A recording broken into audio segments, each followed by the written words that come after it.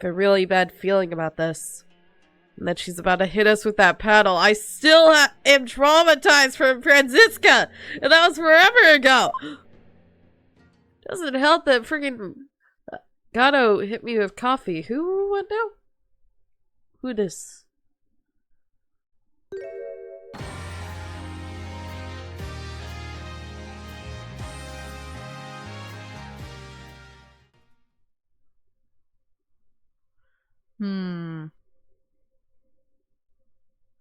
Hello, Granny. That's a lot of hair. Miss Nina, do you understand why you have been summoned here today? That is a lot of hair.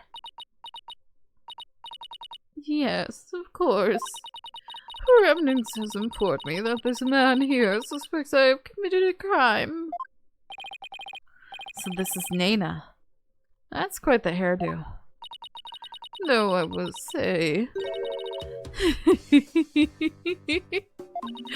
I suppose not as old as I had thought. It was that horned-headed nincompoop who would take me for a criminal. Nincompoop? Making me think of Wendy right now. Isn't that Rafa's favorite insult? I guess Nina rubbed off on her. What with all the time they spend together. You there, young hornhead. Yes?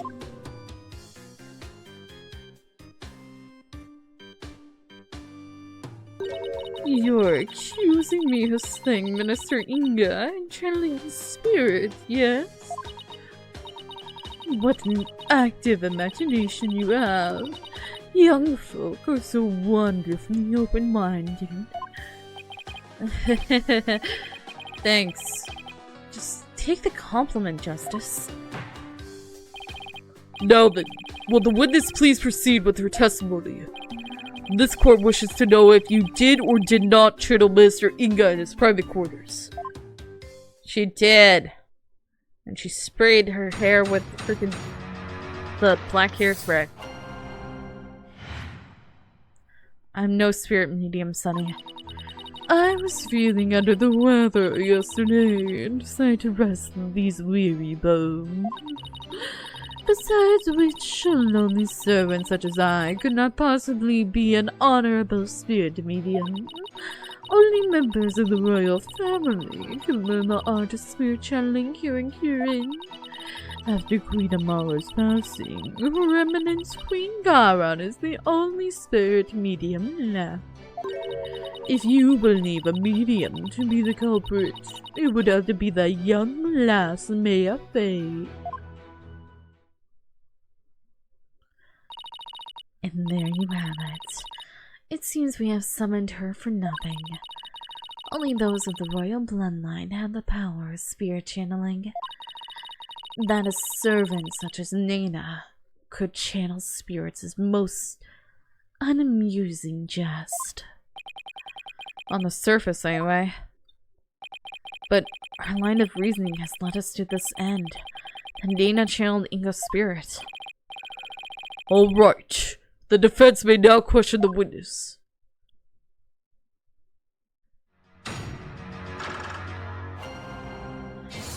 Here we go! Yay! I'm no spirit medium, Sonny. I was feeling under the weather yesterday.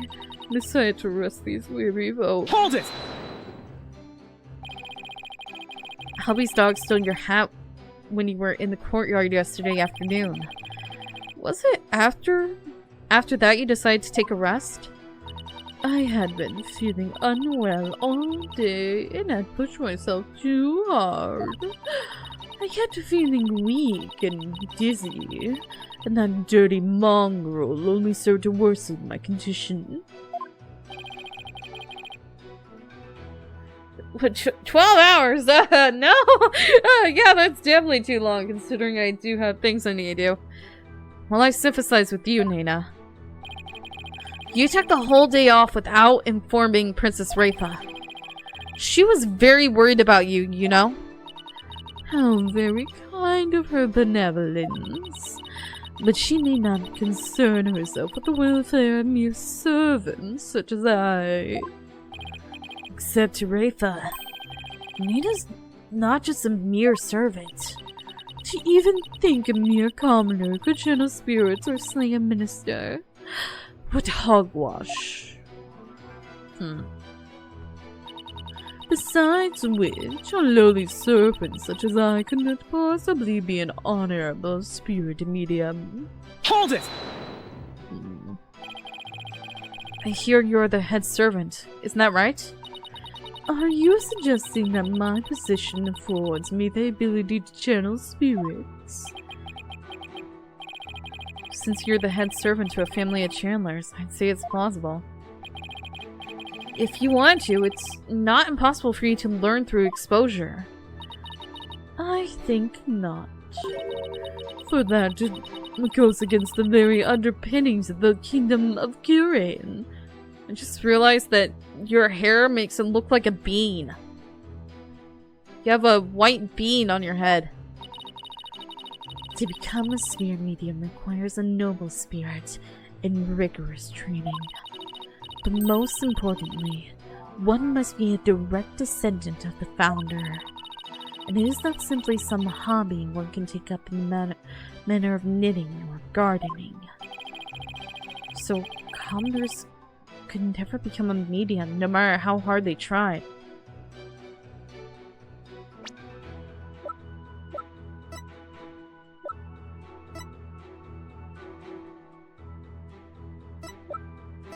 Wait a second.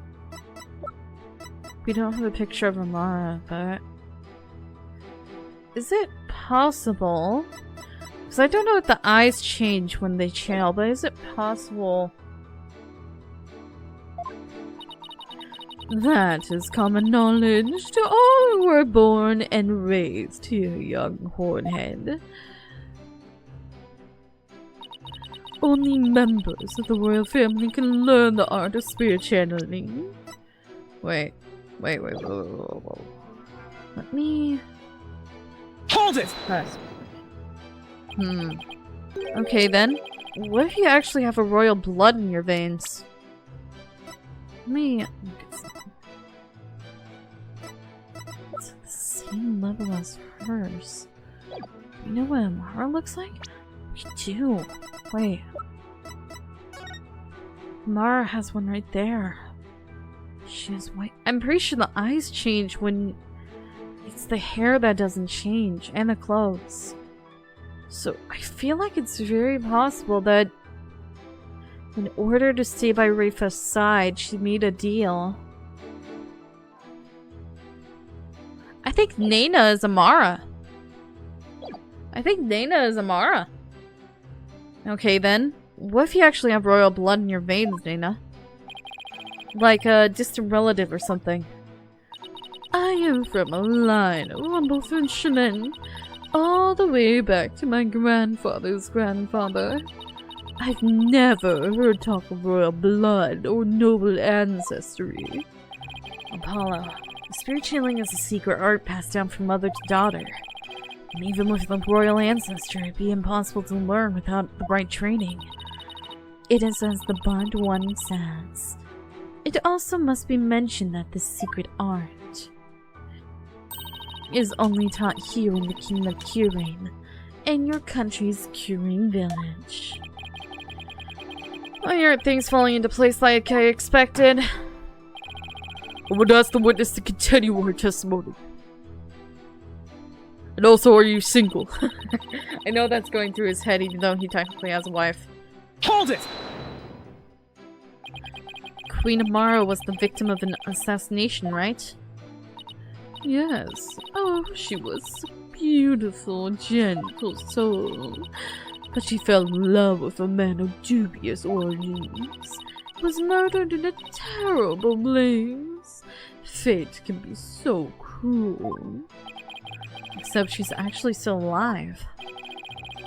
Poor Nena's yet another follower unwittingly praying over an empty sarcophagus. Amara, the queen has been locked away in her existence in this world of grace. The fact that she's still alive shackles Nahyuta to Garen's will. Nahyuta, The only reason you're still standing there by that woman's side is because you're afraid of what would happen if to Amara otherwise, right? You need not recount such ancient history. Let us continue with the witness's testimony. I think you're Amara.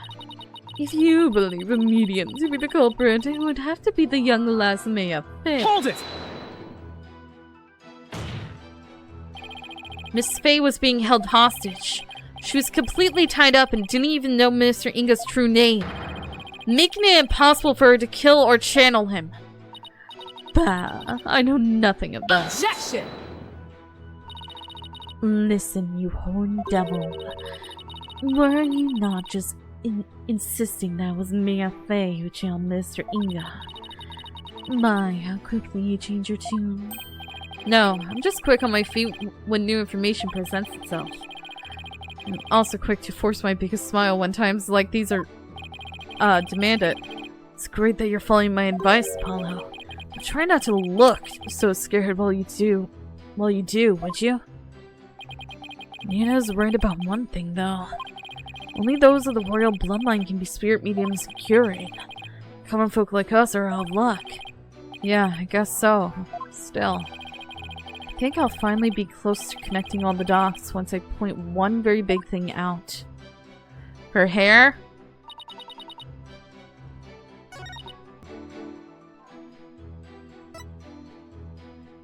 Huh. Objection! Nope, that's not it.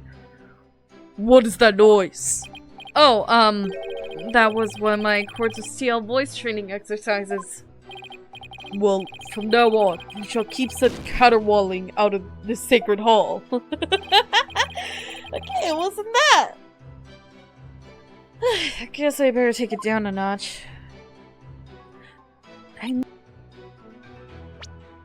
Amara's not dead, though. Amara's not dead. Oh, there it is. Okay. So I presume what makes sense in terms of a direct contradiction? Except I don't know how to make it make sense in the large context of this case. Well, is the defense going to follow up its loud objection with a sound explanation? Oh, sorry. How do I put this? I believe there's a problem with Nina's testimony. Go on. I'm going to reveal to the entire population that Amara's alive. She asserted that she could not possibly be a spirit medium because, in Kirin, only members of the royal family can learn how to channel spirits. I fail to see the problem in that statement, defense. Hold on.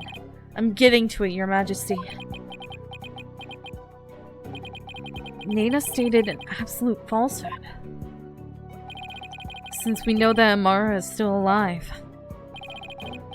At the same time, circumstantial evidence points to Nina channeling Inga. Nina is Amara! Put that together! After all, just after she entered the private quarters. Inga came running out screaming despite having been killed at 2 p.m. That would mean that Nina channeled Inga. Even though supposedly only those of the royal family are capable of doing so. Wait. Is it too late to ask for a refund on my trip down the rabbit hole? Yes. Mr. Wright? You may think I've lost my mind with this bluff, but if I can at least establish the possibility, I think it'll give us the break we need. Wait a sec. Are you going to propose what I think you are? Yes. It's a huge risk, but I think there's a chance I can prove it. Will the court please take a look at this photo?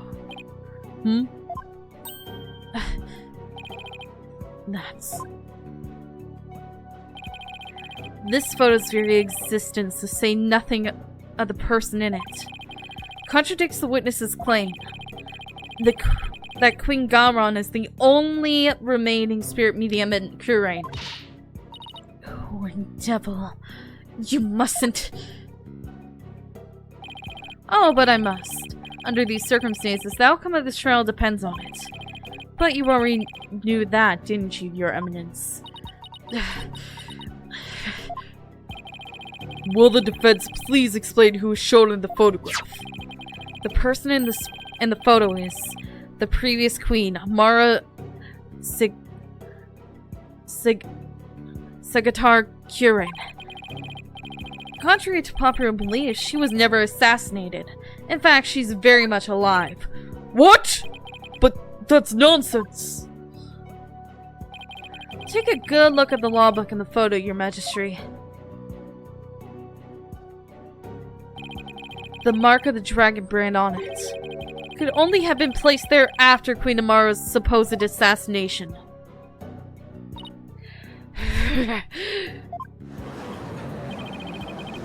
I'm still alive. Has the lawyer gone mad?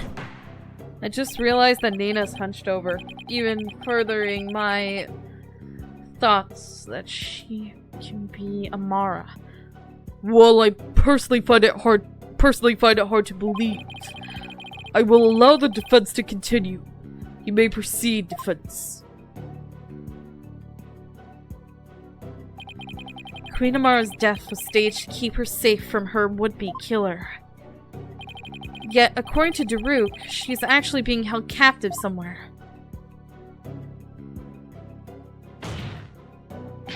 But the real truth is that Queen Amara is not being held in confinement. Rather, she walks freely among us. Here, in this very courtroom today. But how?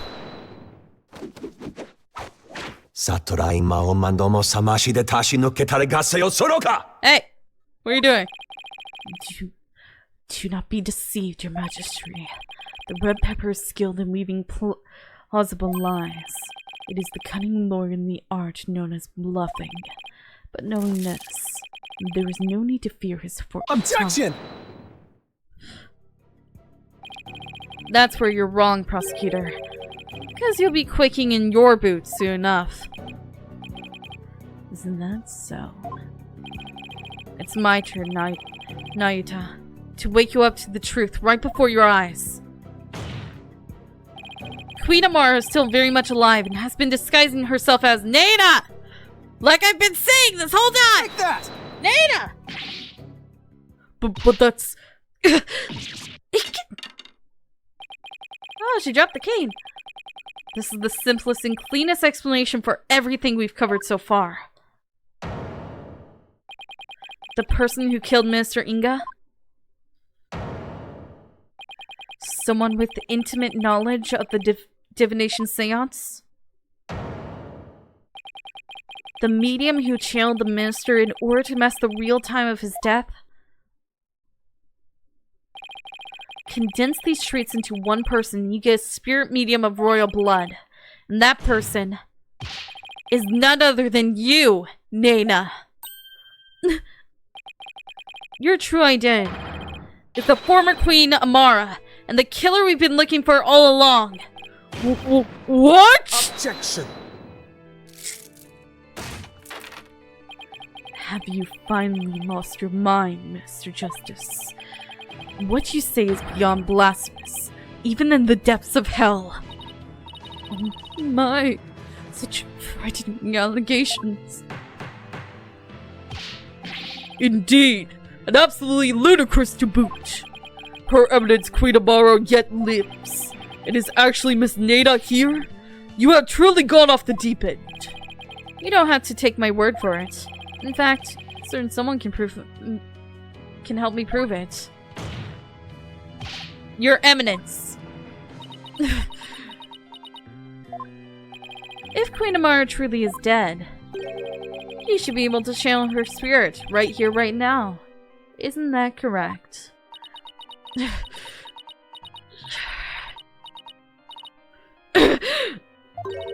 I can deny it no longer.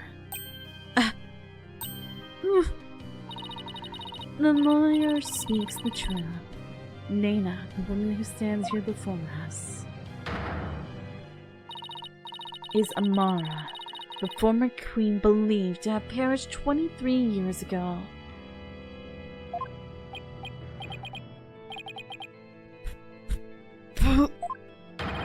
Palunka!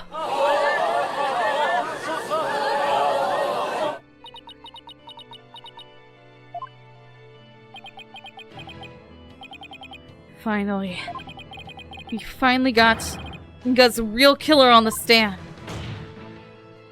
Nana. No.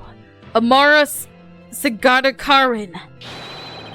Please drop the act and tell us what really happened.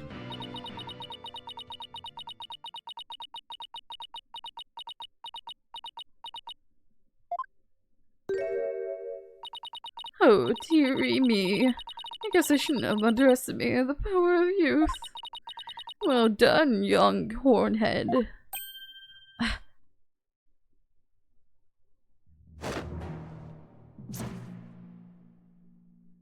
What?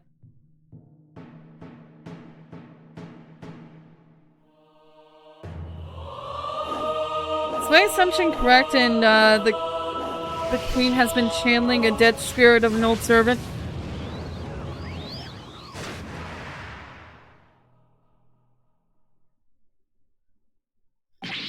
Whoa! Well, I see where Nahyuta gets his flair for the dramatics. Hi! I was getting tired of masquerading as an old woman anyway.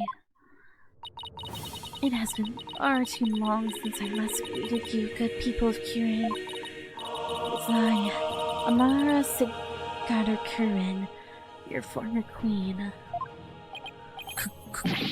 Queen Amara!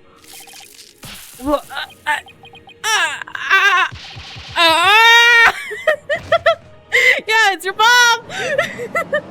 She definitely... Wait, she doesn't disguise! I thought Garen's makeover was extreme. Can it really be true? You are alive and well! It is true. I feel as if I have been called back from the Twilight Realm. I fear I have caused all of you a great deal of distress. Amara, I'm sorry I wasn't able to keep your secret any longer. I hope you can forgive me. What? What's going on? I don't understand anymore. It is quite alright, Garen. I am safe now. Dhruke, the blackguard who threatened my life, will be recaptured soon enough. I need no conceal my identity any longer. Queen Amara! What does this all mean? Were you not killed in the fire 23 years ago? I barely escaped that phase with my life. But though I survived, I knew that scoundrel would make further attempts on my life. Therefore, I staged my death and abdicated the throne to my dear younger sister Garen. But the building of that great tomb! And disguising yourself as a lowly servant! Why would you do such a thing? Garen, I would have you explain. I wish for her to be close at hand. It was the only way I felt I could protect her. And it was the best way to hide her from the eyes in public. After all, who could conceive of Amara lowering her station to that of a servant? She's got that right. Even Dhruke thought Amara was being held captive in some far-off place. He never even guessed she was living as a servant right in plain sight.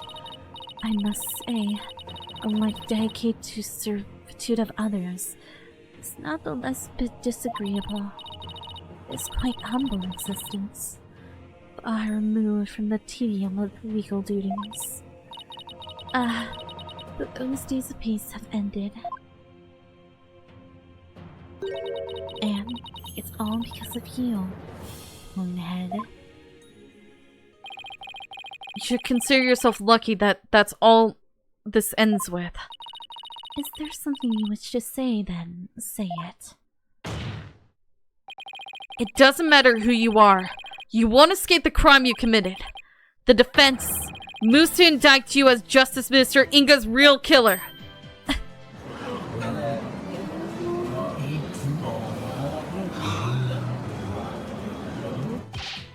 What's this? You would accuse Queen Amara of homicide? A Grand Priestess of Kiranism? You can't do that! She's virtually a goddess in the eyes of her people! If you commit the crime, you better be ready to do the time. Be you a priest, saint, queen, or god. I've never met such an electrian person. Trillion? Queen Amara. In your years disguised as Nana, you would have learned about Minister Inga's disorder. So you knew you could dress in Dhruke's clothes to forge a convincing seance vision. Isn't that right? What a curious character you are. You would label me a murderer? Me, the one who the people regarded as the reincarnation of the Holy Mother herself.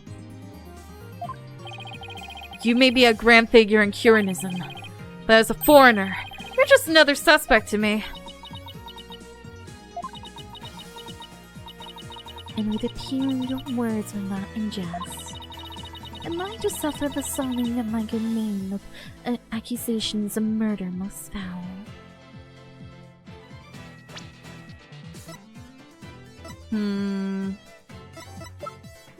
Try to piece something together. I'm convinced. I could be wrong, but I'm convinced it was Garin that killed Inga. Am I to suffer the sullying of my good name with accusations of murder most foul? Please, Queen Amara, forgive his impudence. The lawyer knows not what he speaks.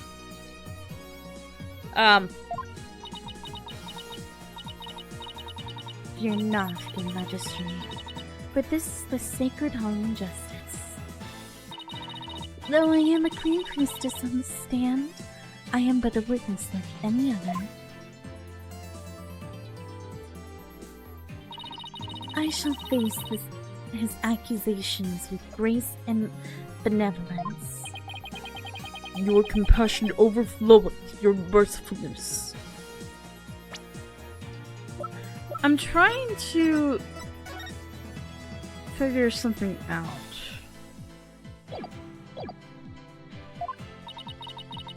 No. Okay. Oh, young lawyer. In my benevolence, I must warn you that your assertion suffers from a tragic flaw. Huh? There's a flaw? Nahyuta. Yes, your mercifulness. Who was present in the tomb when the murder was discovered? Dhruke Samadhi, Maya Fey, and the victim Minister Inga. I see. That is the fatal flaw indeed. It appears Queen Amara couldn't possibly have gone to the tomb as Minister Inga. What? Why not? Do not keep the defense waiting, Nahyuta. Explain how wrong he truly is. Yes, your mercifulness.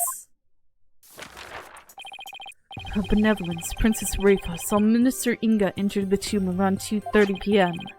Yet you, the defense, claimed the person she saw was the minister being channeled by Queen Amara. However, if her mercifulness had channeled him, it moved to the tomb. Then, once she was done channeling, Queen Amara would have re-emerged and been left stuck in the tomb. Oh, yeah. Had she tried to exit before you all arrived? Princess Rafa, who had been looking down upon the courtyard, would have seen her. However, her benevolence saw nothing of the sort. I think Garan is the one that did it. In conclusion, Queen Amara could not have left the tomb without being observed. And yet, was she there in the tomb when the murder was discovered? Defense. No. No, she wasn't. How now do you see? Your flimsy claim has been uprooted like a sapling in a flood.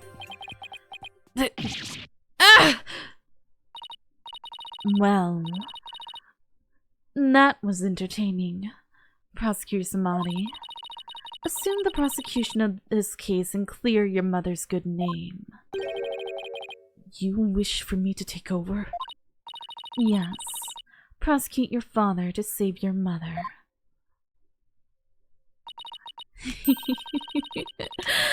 What a pugnant fate you bear, but bear it you must. Are you ready? Yes, Your Eminence. And there you have it, Your Majesty. I shall watch the rest of the proceedings from the sidelines.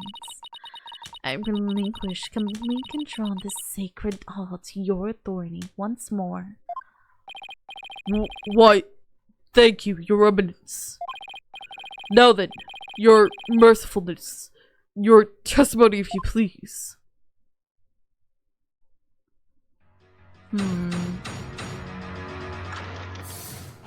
Witness testimony. Why are you doing that? What are you even doing? She's clockwise and counterclockwise. She's doing it so slowly and so gracefully, but it looks weird. Now I shall destroy your utterly absurd and barbarous theory. I was not anywhere near the tomb following the murder. Were your theory correct, I would have been in the tomb once I had stopped channeling. My husband Dhruke is the killer, but he has fled from the sacred hall.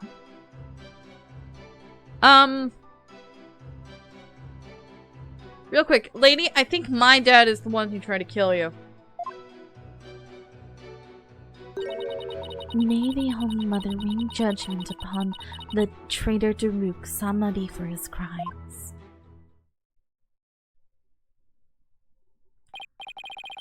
Oh, such a marvelous testimony. You are truly a treasure, Your Mercifulness.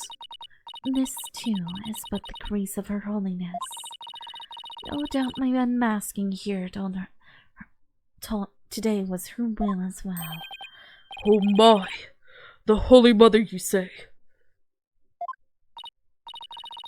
Yes, surely Her Holiness has guided me to the witness stand.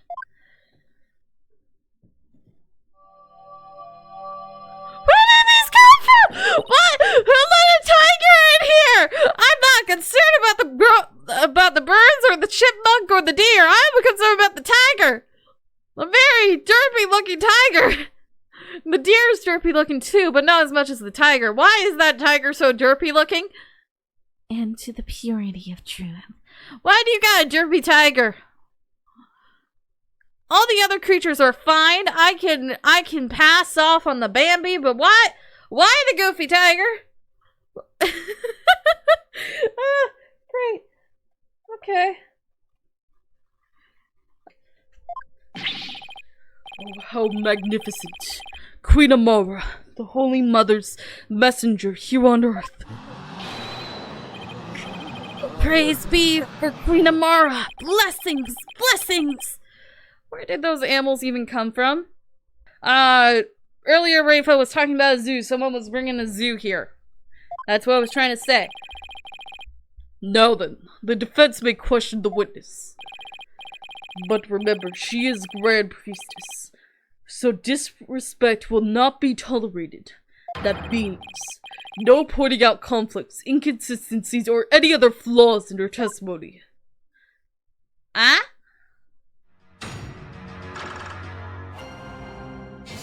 Wait, so I essentially can't cross-examine her. The lawyer's theory is absurd. Now I shall destroy you utterly absurd and barbarous theory. Hold it! My theory is only absurd and barbarous? High-handed, if I may say so. Nahyuta was right to call me putrid wagon. Surely even the monkeys and Mount Bonnie holy waterfalls could devise a better theory.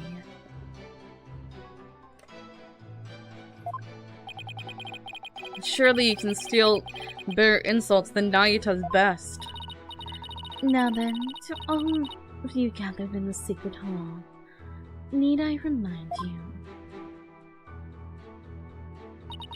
I was not anywhere near the tomb following the murder. Hold it! Well, maybe. You were hiding inside the sarcophagus?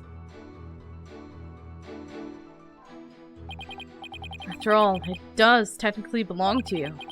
I bet you had no trouble opening it. Since you had the key and all. If I had been in there, I could not be here today. For the tomb has been under constant surveillance since the murder. It would have never been able to leave. Guess not.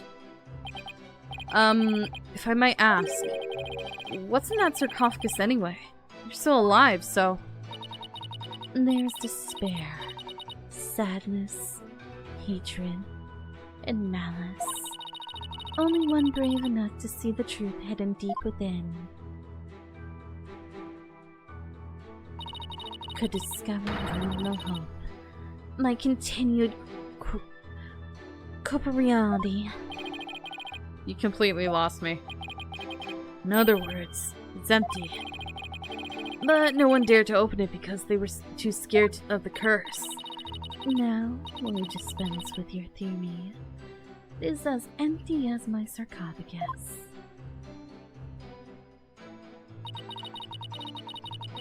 Were your theory correct, I would have been in the tomb once I had stopped channeling. Hold it!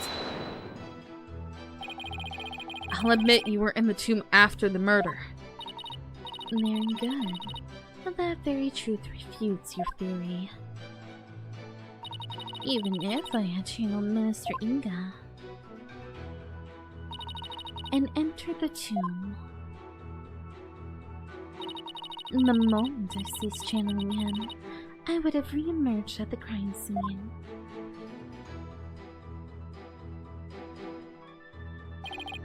Precisely. As you said in your self-defense, Queen Amara was not there after the murder. The only living souls in the tomb at that time were Dhruke, somebody and me, Faye. Be it in this life or the next. There is no escaping such simple truths. My husband Dhruke is the killer, but he has fled from the... Hold it! There must be a reason why he had to make his escape today. A reason? Perhaps. Perhaps what? Perhaps to conceal himself and lie in wait for another chance to claim my life. What's this? He's not trying to kill you. Objection! No. It's definitely not like that, your mercifulness.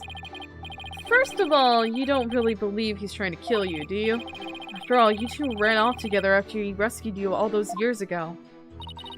That was only because he had the audacity to claim it wasn't me. You must believe me. It was my duty as a wife to her husband to bend an ear to him, was it not?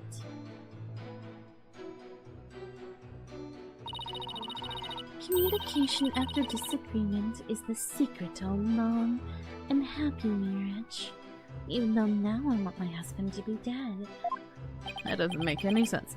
Sure, I guess. What do you think was right? Don't ask me. You never got a girl. That is why I listened to Dhruke.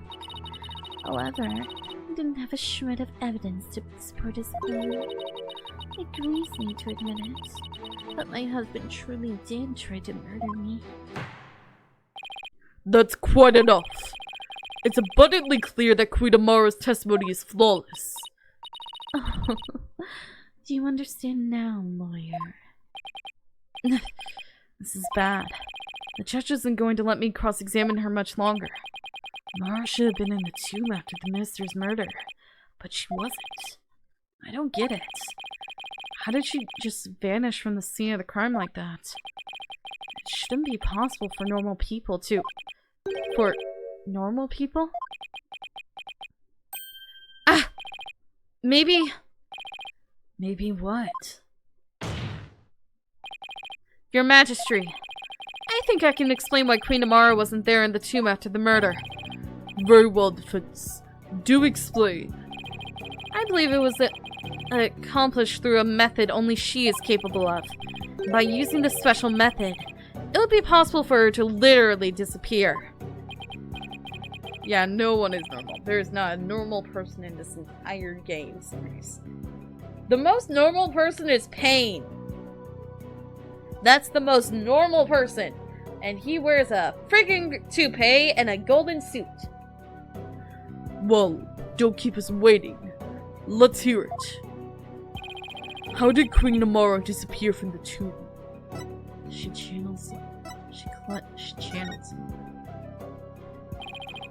All she had to do was channel someone. Then she could easily disappear from the scene of the crime. After all, she would literally be someone else. Why, I believe that actually makes sense. What do you have to say to that, Queen Amara? You believe that I, a Grand Priestess, would use the sacred power of spirit channeling to commit murder.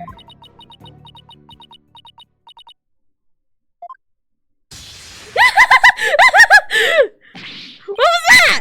What was that? Eek! Mercy, your mercifulness!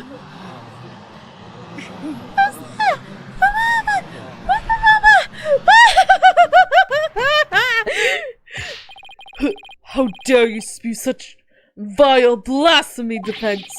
She scared away the tiger!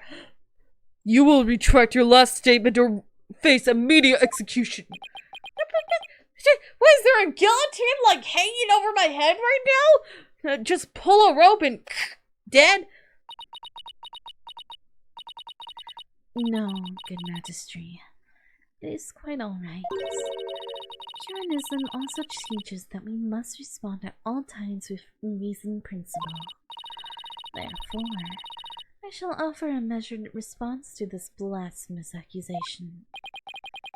You have something to counter with? Indeed. Now, are you listening? It would not have been possible to simply vanish by means of spirit channeling. After all, it would require a deceased person to channel. However, there was only one murder victim in the tomb. And that was Mr. Inga. The only others were right after his murder. Were Dhruke and Miss Faye. Ah. Had I channeled Inga's, you allege? Well, the outcome would have been quite odd, to say the least. For there beside the dead minister, a living, breathing one would have appeared. Even if I had been in the tomb, there was no one to channel except the deceased minister. So you see, I could not have vanished by means of spirit channeling. That's true, but I can't rule it out yet. Because, well, what if there was another victim? Someone we haven't identified yet. How absurd. If you channeled someone other than Master Inga, you could have used their identity to disappear from the tomb. Another victim? Queen Amara. Please, add your last statement to your testimony. This could explain everything. Isn't there some sign of another victim there in the tomb? And yet, why do I sense I'm not going to like what I'm about to find out? Did she channel my dead father? Minister Inga was the sole victim. There was no other spirit to channel until he was... Hold it! What if there was another victim besides Minister Inga? What on earth could you mean? The only body found in the tomb was the minister's. Yeah, but, what about my dad? Mara's counter-arguments are too spot-on for us to refute. Actually, there is one possibility. What's the matter, Apollo? That's one heck of a face you're making. Oh, no. It's nothing, really. Yet, that means... Are you my dad? My husband Dhruke is the killer. He has fled from the sacred home. Hold it! There must be a reason why he had to make his escape today. A reason? Perhaps. Perhaps what? Perhaps to conceal himself and lie in wait for another chance to claim my life. What's this? Oh, right, sorry. Objection! Ah, dang it. We've been through all this before. Channel someone, your soul essentially gets detached, and you could potentially channel the soul that's been detached from the body, but it's not fully detached, so I don't think you can channel it. Well, the only person-related thing that I have that wasn't the pink butterfly pendant or the other thing. Okay, I was wrong. It was not my dad! Dang it. Okay, great. Okay, yep, I know. Okay, great. I know it's gonna be the thing. No. Such items are unworthy of my eyes. Well, if her evidence says so, then I suppose there's no point in wasting time. I should save, shouldn't I? Dang it. Okay, good. Ah! I'm not trying to guess, but it's coming to that point because I don't... Can't think. You go back. That one's wrong. Objection! Don't you think that statement was a little odd? I thought nothing of the sort. Sorry, Apollo, but I had to agree with it. I'm missing something. I know it's that statement. I just need to find the right evidence for it. It's gotta be that statement. Because he couldn't have been the sole person that died. So, is it possible? Objection! What? How makes sense? I can't believe I'm presenting this. But it proves that there was another victim. Still, the only ones at the scene of the crime were...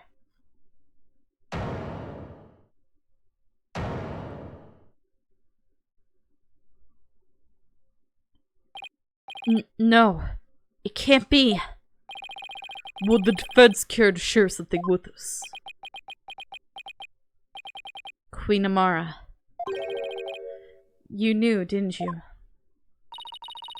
Whatever are you talking about?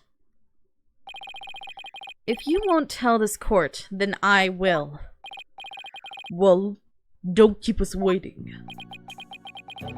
This case includes a second victim. One of the two people found alive in the tomb after the minister's murder was actually already dead. But a second victim, Apollo. Second victim? Apollo? Queen Amara, after you channeled Minister Inga and moved to the tomb, you vanished from the scene of the crime by channeling the other victim.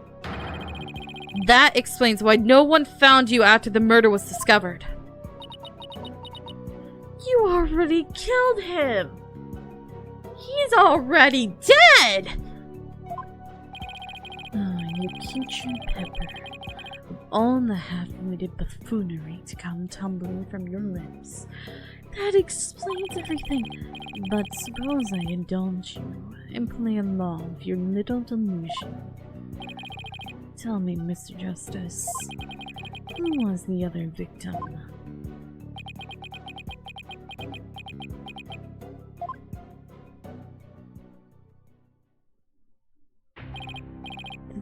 There's no way this can be true. But... no. I can't stop now.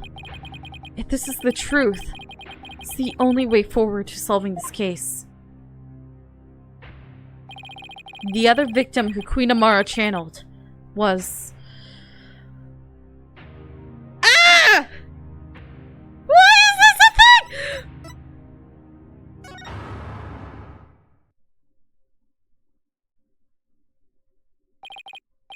Listen, son.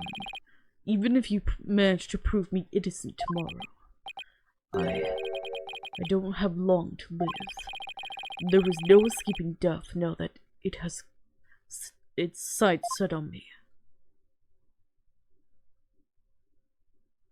Dhruke knew everything, but he couldn't bring himself to tell me. I have one more big secret. I'm afraid I can't tell you what it is. I'd be betraying a certain someone if I did. He couldn't accuse the love of his life. The sad truth is, the other victim channeled by Amara was... Take that! What? You can't... That's not possible! The defendant, Dhruke Samadi, is the one Queen Amara channeled. He's the other victim. This is insanity. Dhruke's body's in the sarcophagus. Polanka! Apollo, what are you? Do you realize what you're proposing? Objection! I demand an explanation, Mr. Justice. I don't know when or why Dhruke was murdered, but the facts and evidence speak for themselves. It does! It very much does! Very one-sided love right now! And this is where they've led me. You see, after Inga's murder, Dhruke and Maya were the only ones in the tomb. But if one of them was actually dead and being channeled by Amara...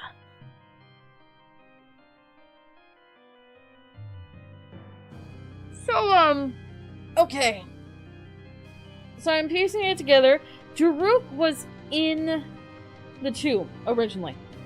And then he was killed by Amara. And then Amara left as Nanya. And then she channeled Inga and ran from Inga's place to the scene where he was killed to give an alibi for 2:30. And then she turned back. And when her husband, whose only concern is her, through all of this, who is searching and giving up everything just for her, when her husband comes into the room and sees her, she kills him. She shoots him. That's the bullet. She shot him and then stuffed his body in the sarcophagus. Maya was passed out. They drugged Maya. And then she took and she channeled Dhruke. Why? This man has done nothing but love and support her. He has done nothing wrong. She's been lied to about him trying to kill her, but that's not true. Wait. Oh! Imagine searching for the love of your life for 23 years and you enter a tomb where you're expecting to do like a hostage situation thing, and there she is, standing there, smile on her face, looking absolutely amazing. She's wearing your clothes, they're covered in blood, you have no clue why. She's standing there smiling, her hair is dyed black. You don't know why. You know it's her.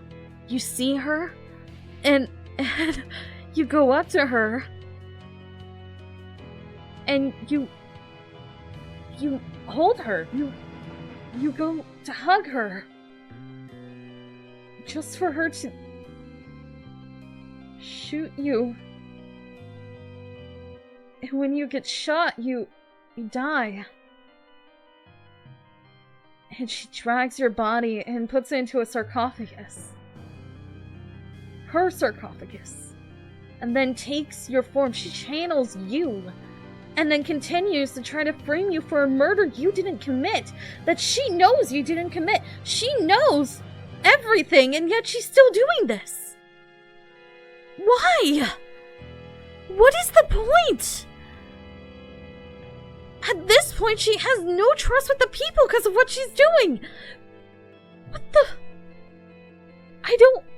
Huh? One of them was actually dead and being channeled by Amara. But it can't be. Can it? It very much...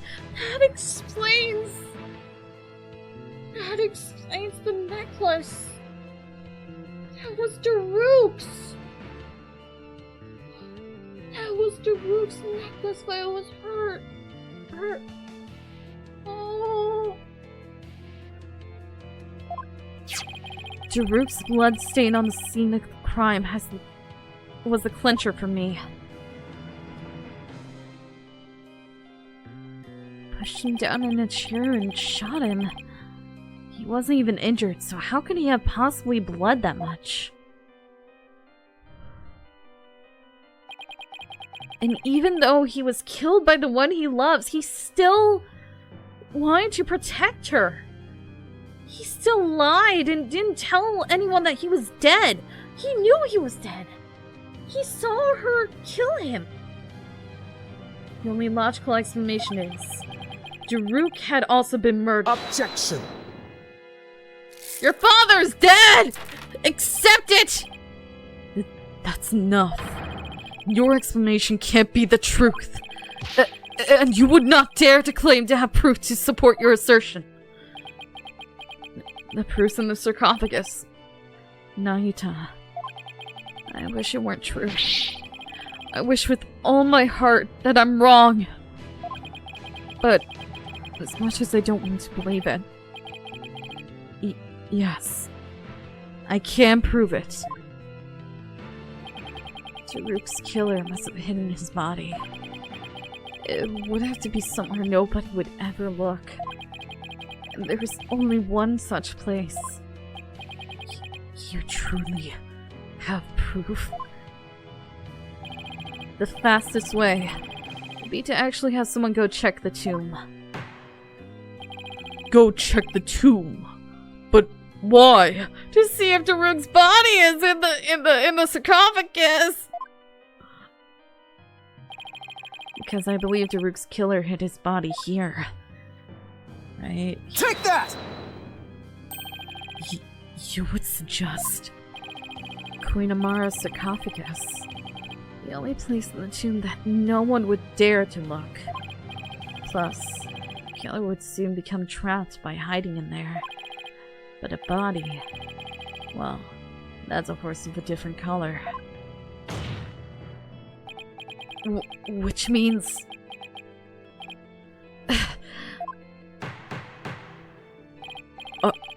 I believe we must search the sarcophagus at once. Your Eminence. Being that Queen Amara yet lives, I trust we may now open it. If we must. Your Majesty, I believe Detective Sky is still there at the tomb. Let us contact her at once and have her conduct a full investigation into the matter. You're evil! You're evil! You're an evil sociopath! Not you, Emma! Not you! Queen Amara is! She's an evil sociopath! And her sister looks like a spider, but she's the evil one, of course! Now then, Detective Sky, your report if you please. I'll start with my findings.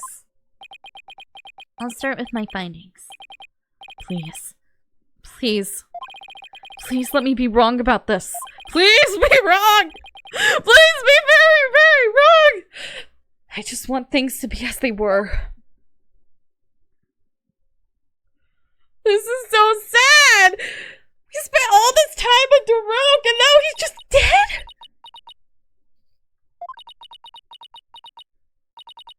A search of the sarcophagus revealed a body that appears to be several days old. Several?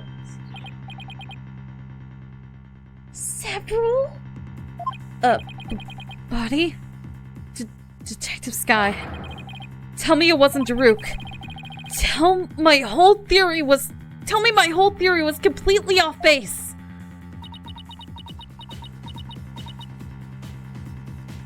Okay, yeah, he died yesterday, but still. I have a photo of the body. And I have positively identified it as...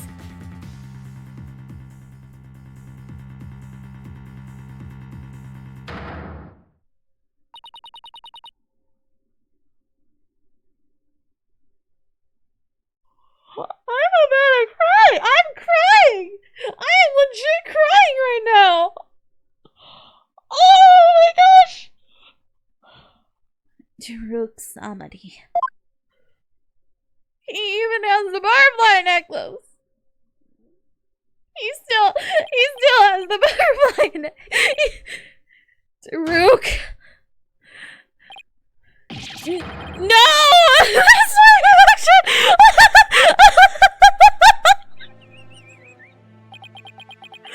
I'm crying!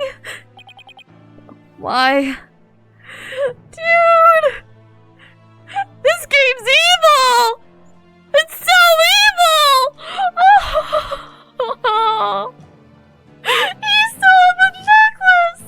And you threw it away, you cruel! Freaking bitch!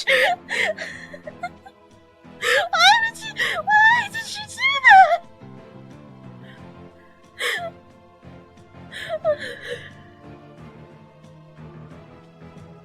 It's my coping thing when I'm crying over something that isn't real, but I still very much feel! I know this isn't real, but I still feel!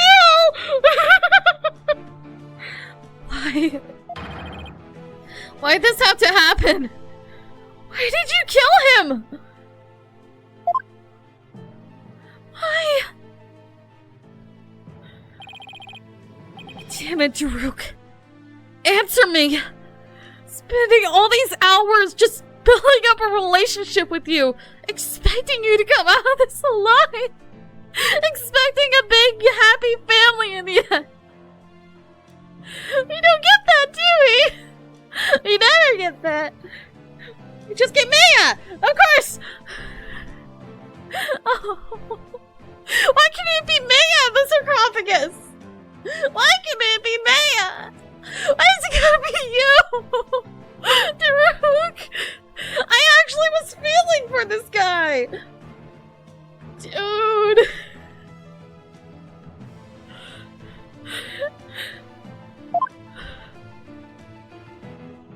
I don't have anyone anymore. Everyone who ever cared for me dies around me. First, my dad, and my mom, and then my best friend, and then my foster dad dies. My foster brother betrays me.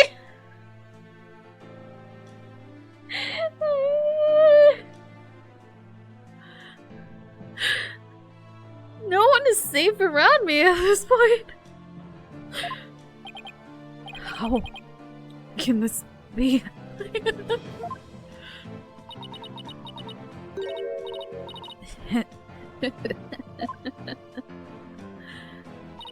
The traitor Snake, the very head of the insurgency, murdered. You evil fucking bitch. Oh, what a joyous day. Those fools shouting for change and revolution will finally turn to whatever rocks they crawl out from under. You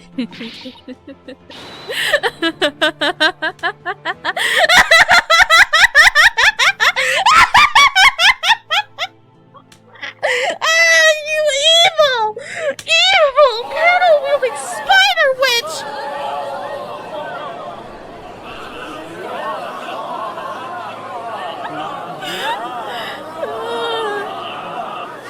Why has it be Dhruke? That laugh turned into a real insanity laugh, to be honest.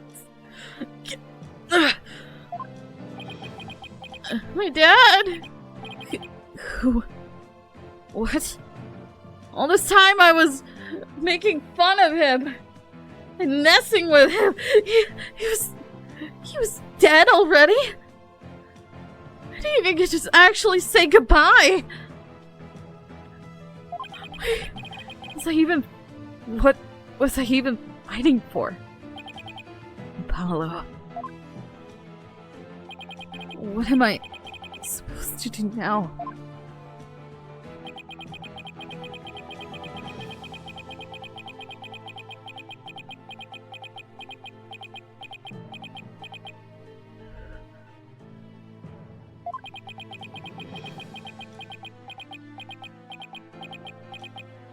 Oh, okay.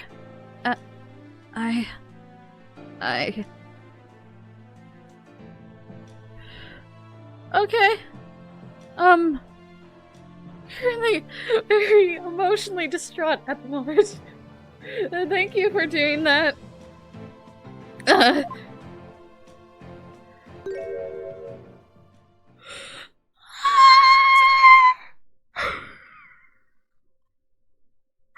don't have a cry emote because I don't cry often. The closest I am is this. It's the closest I am to a cry emote. Son. Dad. Lawyer.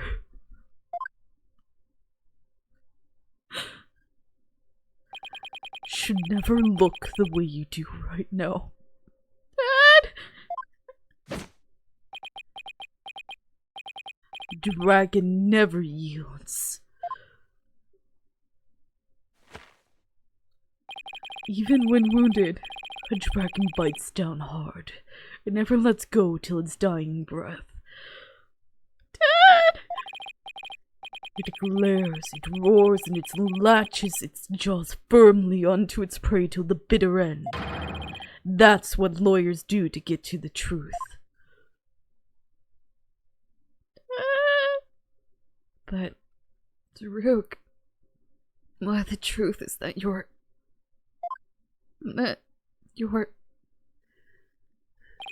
Apollo. In court tomorrow, you may find yourself faced with a truth that is difficult to accept. But I know you, and I know you can handle the truth, no matter what it turns out to be. I know that because I believe in you. You're my son, after all. Dad! I wanna call my dad now!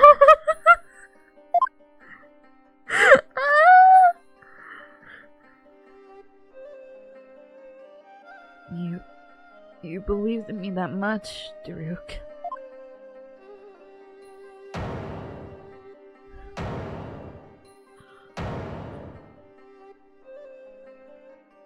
I can't even repay the favor once of you saving my life.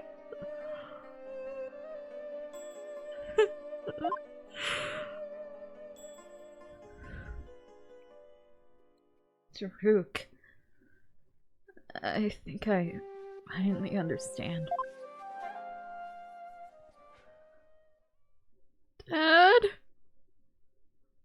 I can't yield. Not now. Not ever. Not after Dhruke believed in me, despite knowing what was about to happen.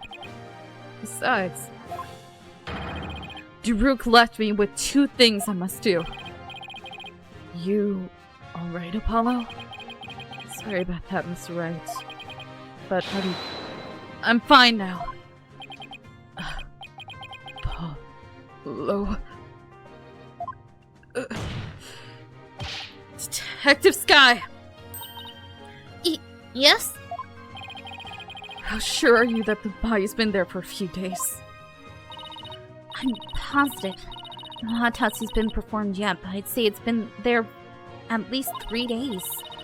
Fortunately, the low temperature inside the sarcophagus kept it from decaying. Oh, and the chest area bore 3 gunshot wounds from a small caliber weapon. I believe they are the cause of death. Dhruke's corpse photo added to the court record. At least 3 days, huh? Which means Dhruke was already dead by the time he came to visit me back in the States. Then who was channeling him? I think it would have to be someone who could get into and stay in the US without arousing suspicion. Yet also have a solid cover story so they wouldn't be seen as missing. I believe this is who was channeling Dhruke when I saw him in the States. Freaking Maya! Maya! Maya! Maya! Take that! Maya. Oh, I see. She was being held hostage at the time, so it seemed only natural that she wasn't around. Okay, I'll try to avenge Dhruke! See ya! Right, and do you remember what you said earlier? So, please, just tell me, what exactly are you hiding? Sorry, but I promised Dhruke I wouldn't say. You made a promise to Dhruke? Mm-hmm. A pretty big one. He's been dead for days! This entire bonding experience has just been with Maya! Ah! Oh no! I'm bonding with Maya! But still, I'm more bonding with Dhruke's soul, so, yes, nah. Dhruke didn't want his own death to be known. The other members of the Defiant Dragons would lose all hope if they found out. And that would snuff out the flames of revolution for good. Miss Faye, Dhruke told you to keep quiet about this, didn't he? I guess it's no use hiding it anymore. Yes, I promise not to tell. Good night, Violet. I'll finish this for us. Dhruke made me promise before we died. So I was right then. Apollo? There's something I need to tell you. It's about, you know, Dhruke's final moments. You were there for that, huh? Of course you were. I'm listening, Miss Faye. What happened in his final moments? It was so soon after I was kidnapped. Dhruke paid me a visit in that tomb where I was being held captive. I'd say it was a few days before Minister Inga's murder.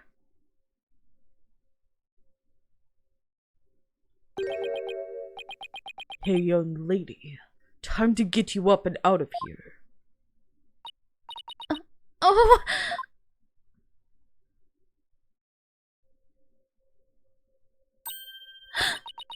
It's that revolutionary guy.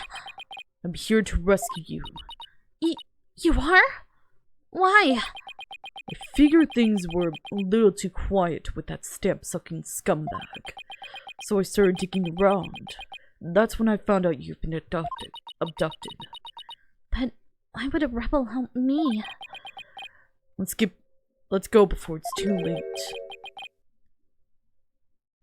Pal? Pal? It already is for you, pal. No, hooray is for you, pal. Long time no see, you rebel blowhard. Okay, for a second I thought it was Gumshoe. Inga, I know you're up to something, and I'm going to find out what.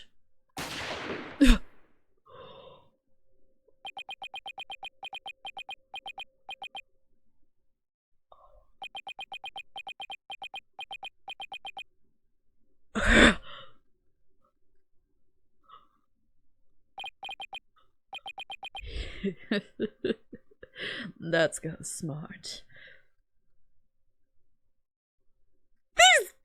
These developer bastards actually animated it!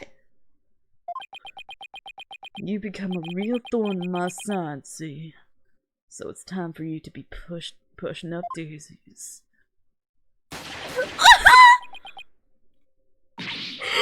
Dhruke!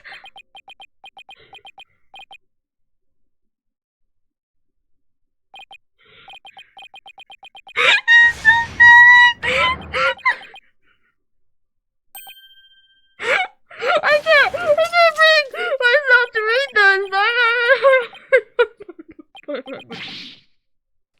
this. That's some kind of freak. Nuts to this.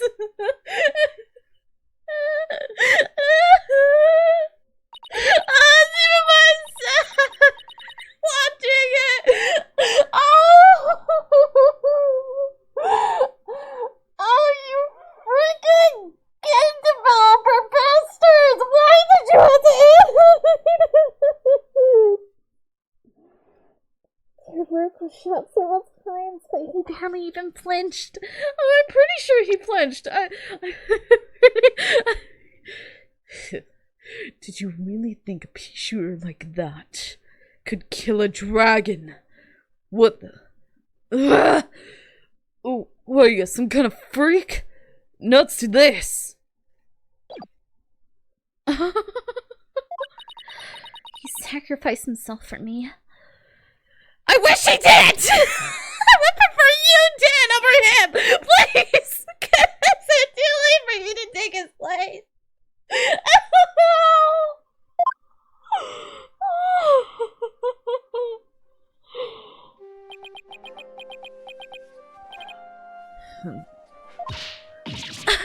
These ropes! I've gotta help you! Relax. It's going to be okay. So many things turned out this way. But it doesn't look like I have much longer. No! Don't say that! You're a spirit medium, aren't you? When I'm gone, I want you to channel my spirit. Stop it! Don't give up like that! If you do, untying a rope like that'll be child's play. No!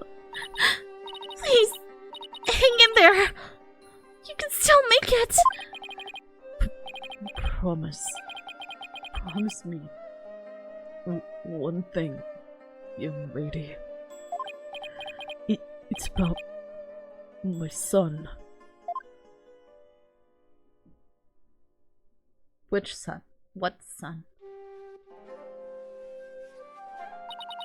Dhruke was talking about you, Apollo. He said he wanted to see you. One last time.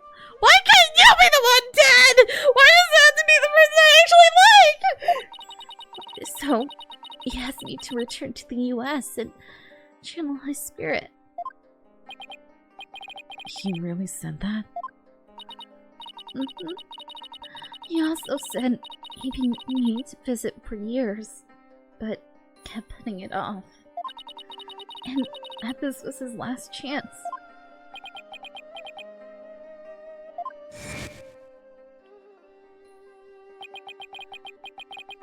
Just show up here without warning after all this time? What gives? I came all this way to see you, son. Come, rejoice, for I am dead. That feels like a thing. An important thing you should have told me. Ah! Right. Why didn't you tell me the real reason you're here? I'm just crying over again. Dhruke, you really did come to the US because you wanted to see me.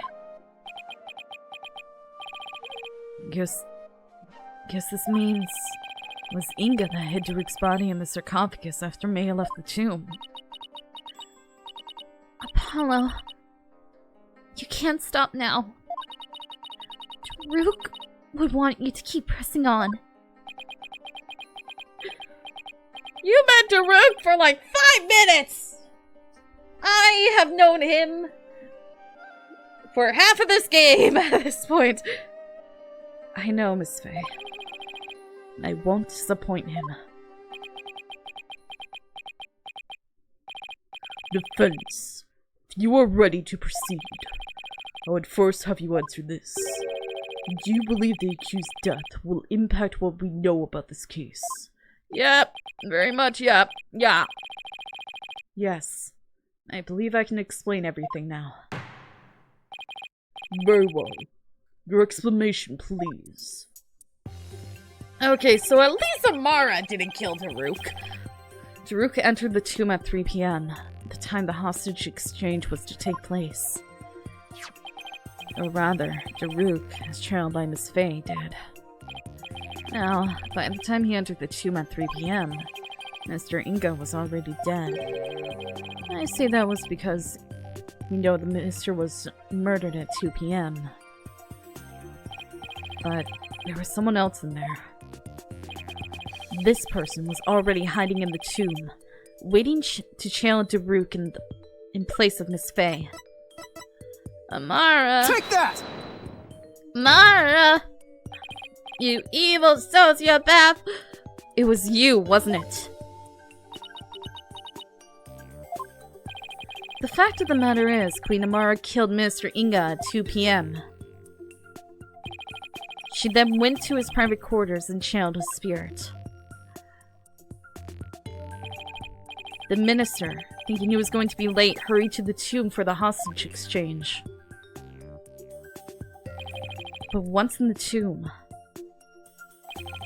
Queen Amara stopped channeling Minister Inga and hid herself.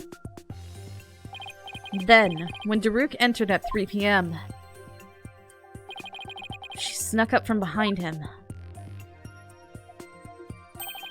and forcibly drove Dhruke's spirit out of Miss Faye's body. Drove his spirit out of her body? Impossible. Objection! Actually, there is a way to do that. With the Magatama of parting, that is. Using one, anyone can drive a spirit out of a person's body, even if it refused to leave. Are you telling me that extra pale brown Magatama in the tomb was...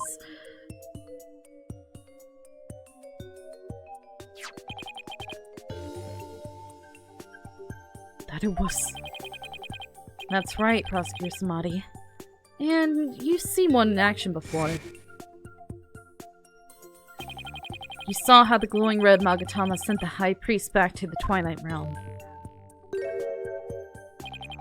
And now it turned a spent pale brown afterwards. Oh. In other words, the brown Magatama found in the tomb looks that way because its power had been used in pushing Dhruke's spirit out of this Faye's body, right? I probably passed out as soon as Dhruke's spirit left my body. I was exhausted after channeling him for so long, after all. After that, Queen Amara must have dressed Miss Faye in her usual outfit and tied her up. I'm not sure where she got the outfit, but we can assume that she had it all planned out. Then, Queen Amara must have changed into Dhruke's clothes, smeared blood onto them, picked up the knife, and channeled Dhruke's spirit. That's how she made it look like Dhruke had committed the crime. And that's how she escaped. Right under our noses. I don't know, Apollo. The whole thing still seems a bit far-fetched. Dhruke, what was going through your mind while all this was unfolding?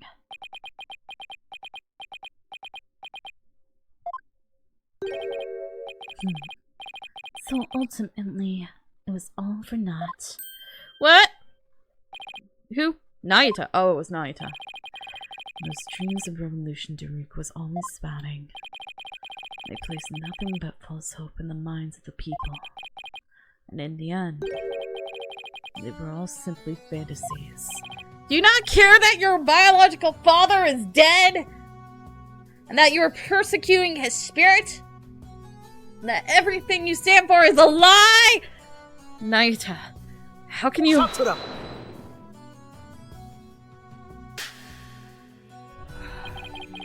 Karma has spoken. The dream of revolution has withered on the vine. Its fate is sealed. The other insurgents will soon wake from their shattered dreams. No. Dhruke's dream can't die like this. I'm not going to sit back and let that happen. I can't, and I won't. Nahyuta, don't forget that Dhruke's been proven innocent. His name is no longer tainted by the charge of murder. Now the rebels and their sympathizers who have been calling for his release can't be charged with obeying the accused. So the revolution is far from over. It's only just begun. Objection. No, Dhruke has not yet been proven innocent. You have merely indicated the possibility of his innocence. What do you mean? Oh, what do you mean? Dhruke is indeed dead. However, what if it was Dhruke who killed Minister Ingam while being channeled by Miss Faye? And while the crime could have occurred at 2 p.m., you have yet to substantively prove it. I have! Or do you have conclusive proof that the time of Minister Inga's death was at 2 p.m.? Well, no, I don't, but... It seems further testimony will be required of me, as it would appear that I have fallen under suspicion. I would like to state my case. Prosecutor Samadhi, the rebellion must be snuffed out once and for all. You must prove Dhruke Samadhi to be the foul murderer that he was, and every last insurgent in their sympathizers must be found guilty under the Defense Culpability Act. As you wish, Your Eminence. Why is Nahyuta doing this? Karin shouldn't have him under her thumb anymore. Mara's not a hostage, so what gives? Nahyuta, what's left to chain you to her abyss? Very well then, Queen Amara. Please proceed with your additional testimony. What is happening? I thought I pretty much proved that Amara did this. You have no proof? Well done, lawyer. You have painted me as a killer with nothing but your silver tongue. However, you have no evidence proving your distasteful theory. Furthermore, Dhruke could have committed the crime while being channeled by Miss Faye. Now, let us end this charade. For the eternal glory of Kirin and its people. He brought back the derpy tiger. Do you understand now, you putrid pepper? There is no point in defending Dhruke any longer. This has all been in vain. Let it go and move on, right? Well, not today. Your theories are but a pillar of salt that crumbles at the slightest breeze. But no more. This ends here and now. The defense may proceed with its cross-examination.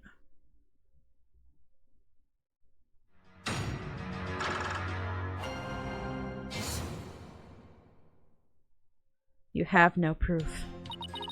Well done, lawyer. You have painted me as a killer with nothing more but your silver tongue. Hold it! Convincing others is all part of a lawyer's trade, so I'll take that as a compliment. You would, wouldn't you? I suppose you have deceived countless souls with your lies. But I should not be surprised considering you learned from him. Him? You mean Dhruke, right? Yes, the man who deceived and seduced me. A grand priestess with his silver tongue. We are still talking about the case, right? Surely you have heard of a lady falling for the wrong man before. Ah, but to think that I, of all people, would follow under the devil's spell. What's up with this holier-than-thou nonsense you're going on with? Wow. How'd they ever get together in the first place, let alone procreate? Twice. I would advise all here today to beware this lawyer's silver tongue. Lest you too be unjustly painted as a criminal as I have been. However, you have no evidence proving your distasteful here. Hold it! Theory. I admit I don't have any solid evidence. Yet. Evidence, yeah. But you're the only one who could have committed the crime. What on earth do you mean? Including Miss Faye, there was only 3 spirit mediums in Kurain. Furthermore, when the crime scene was first discovered, Queen Garam was with me and Mr. Wright, while Miss Faye was tied up in the tomb. That means that Dhruke we saw after the minister's murder could only have been channeled by you, Queen Amara. Insolent. Ick! Forgive us, your mercifulness. Really, your majesty? Objection! Have you considered the following defense? What if there was, unbeknownst to us, another spirit medium? Objection! A fourth? Oh, come on! What are the chances? You lack the evidence to support your claim that Queen Amara is the killer, which is why you have had to use the process of elimination to zero in on her. It therefore stands to reason that you would have to rule out all other possibilities as well. Well, can you eliminate the possibility of another spirit medium defense? Of course I can't! Under the circumstances, Apollo, there are 2 ways to establish Amara's guilt. You either prove she killed Inga, or prove she was in the tomb. Which one can I actually prove? Prove she was in the tomb. I can prove that Queen Amara was in the tomb when the murder occurred. It seems you were ever bent on painting me as the killer. Well, if the shoe fits. Very well. Let us see some evidence that proves I was at the scene of the crime. You do have some, do you not? There was nothing to prove I was even at the scene of the crime. Hold it! By simply changing into Dhruke's clothes and channeling his spirit, it is a fact that the killer altered the crime scene. How very perceptive of you. In trying to accomplish everything, the killer would have been pressed for time. It may have committed an error that would prove crucial to this case. And sometimes the significance of certain pieces of evidence can change. In the face of new facts and circumstances. Why don't you take another look at all the evidence we have? You think I'll see something in a new light? Is there anything from the tomb that's taken on a different meaning now? Only one way to consider each piece based on our current understanding. Yeah, the necklace. I know it is. It's the necklace, but I'm still pressing. Hold it! You're saying that Dhruke who entered the tomb is the one that killed Mr. Inga? I am. I stand firm with the prosecution's original charge against the accused. The only issue is whether that Dhruke was alive or not. Alive or dead. That's a pretty major issue. Oh, I beg to differ. For here in Kirin, death is not the end. It is merely a change in one's address. For the Twilight Realm is only the next door over. Is it really? It is. Those who have only recently passed away may call upon you in the night. Such occurrences are quite common in our kingdom. She's kidding, right? And all the time I've spent here, I'm happy to say that's never happened to me. Me neither. You need not fear death. Embrace it along with your guilt. Then may you begin your journey to the Twilight Realm. Now, let us end this charade for the eternal glory of Kirin and its people. Hold it! Its people are being suppressed and killed. Eternal glory? Once the King of Traitors has been judged and the rebellion quelled for good, peace and prosperity shall return to our fair kingdom. Then shall the blessings of the Holy Mother usher in an age of eternal glory. With Queen Amara as the Grand Priestess of Kirin once more, the people would be freed from their subversive elements. Faith would blossom anew. Oh, you are too kind. But I have no intention of resuming my position as Grand Priestess. What? I relinquished my position as Queen and Grand Priestess to my sister Gala. And now that my would-be assassin is gone, I am truly free at last. Oh, perhaps I shall take a trip, or expand my horizons with new training. Under a waterfall, perhaps, just like those commoners in America. Queen Amara! Looks like she's totally over being Grand Priestess and Queen. In that case, I shall introduce you to some very wonderful classes that I'm taking. If Amara channeled Dhruke, she must have been at the scene of the crime.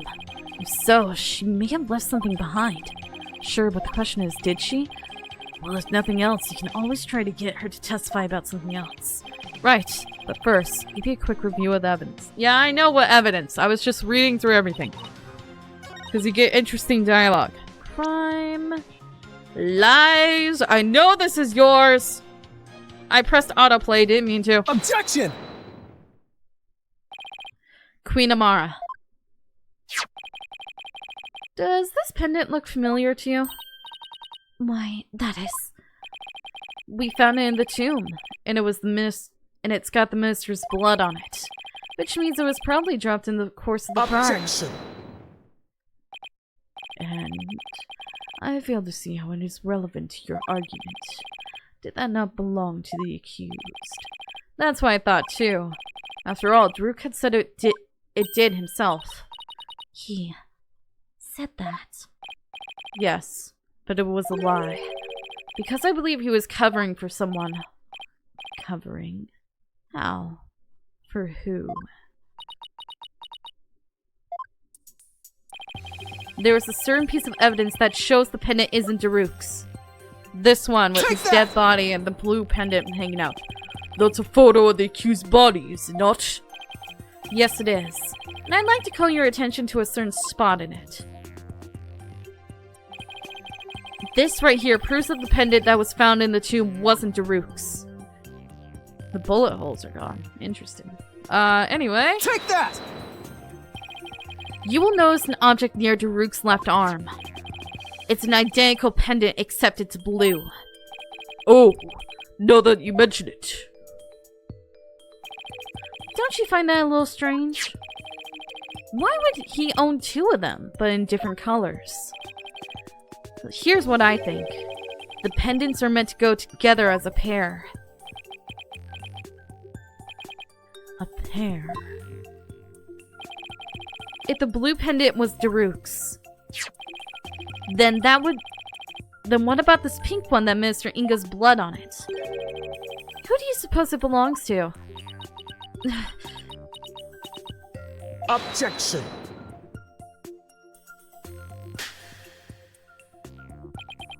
Sorry to disappoint, but no fingerprints were found on the pink pendant. Therefore, we have no way of knowing to whom Objection! it belongs. Ah, but that's where you're wrong, Prosecutor Samadhi, because the fingerprint's inside the pendant! I'm guessing you didn't know that this pendant is actually a locket. Come again? Now this is where it gets interesting. When we open this locket up, we found a faint fingerprint inside, on the back of the lid to be exact. What? No! So, now the question is, to whom does the fingerprint belong?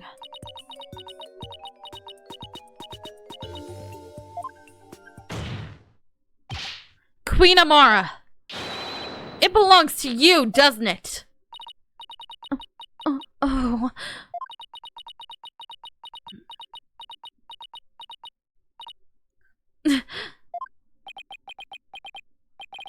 It seems I've truly rendered the witness speechless this time around. This cannot be! Mother! Tell me it does not belong to you! Mommy, I just got you back! Nahyuta.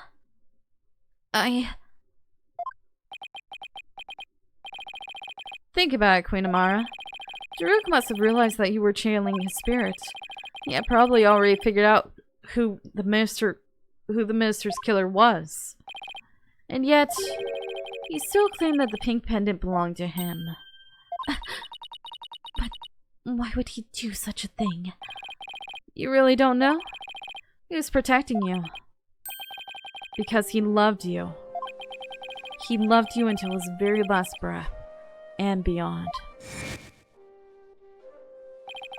I have one more big secret. Afraid I can't tell you what it is. I'd be betraying someone if I did. Oh, hi. You missed the fact that Dhruke's dead! He's been dead for 3 days! Dhruke knew everything. Even that he was being used. But he kept quiet. All for your sake. Dhruke. Why do you always... Well, Queen Amara? Dhruke, the one whose love for you never wavered all these years. Even when you betrayed him. Are you going to betray him now?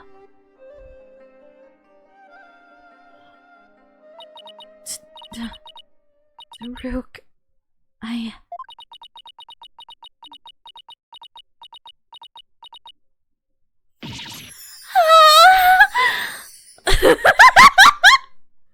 Was not expecting that.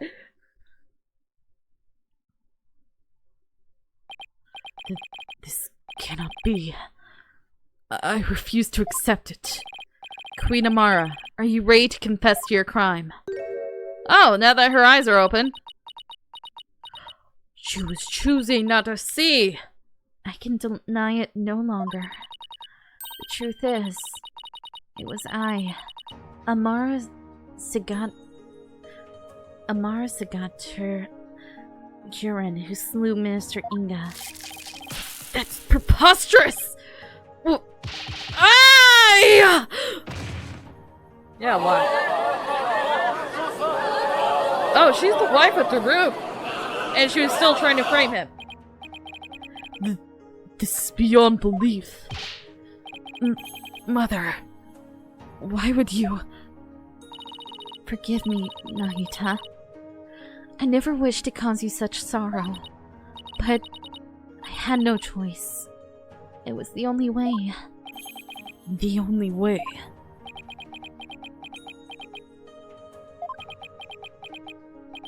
So, in the end, Queen Amara and Dhruke Samadhi.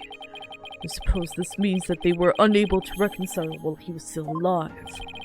I don't think the state of the kingdom nor the incidents of the past would have allowed that. They were prisoners of their shared history, so to speak. Queen Amara, there's something I need to know. You had staged a near-perfect crime. So why did you bring this pendant into the tomb with you? You should have known it could come back to haunt you. I do not really understand it myself. I had nearly been assassinated by my own husband. Yet, I could not bear any hatred toward him. I was unable to discard this, or part with it for even a short time. As with Dhruke, I had never stopped loving my husband for the past 23 years. Mother. So she really believes it? That Dhruke tried to assassinate her? Pink butterfly pendant update in the court record. Your Majesty, is it not time? Time to declare Dhruke innocent. I would ask that you do this for my beloved, who now dwells in the Twilight Realm. Very well then. Your Eminence, Prosecutor Samadhi, if you have no further objections. This cannot be. My mother. I have no objections. Dhruke, I did it. I finally did it. I proved your innocence. But... Very well then. Being that Queen Amara yet lives, we can no longer charge the accused with the assassination that never came to fruition. As for the murder of Mr. Inga, the truth has been laid bare for all to see. Therefore, I will now pass judgment upon the accused, Mr. Dhruke Samadhi. Hold it!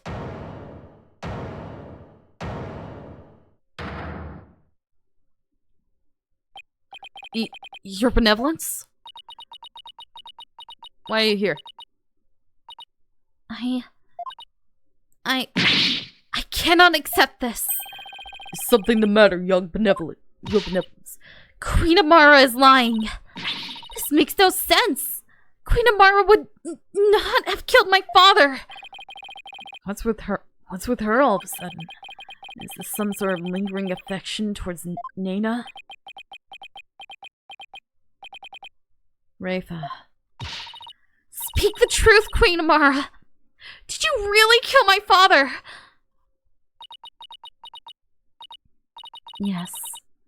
There was no mistake. She has confessed to the crime, thereby clearing the accused of all suspicion. As such, I see no need to continue these proceedings. Barthead! Hornhead! Are you going to let this stand?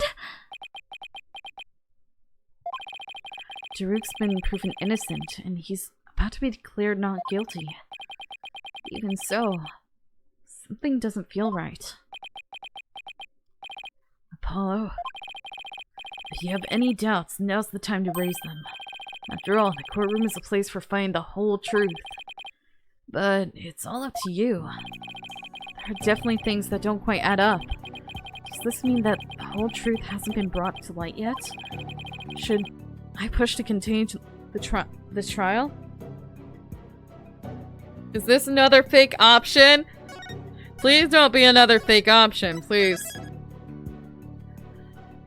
Beyond despair. Despair?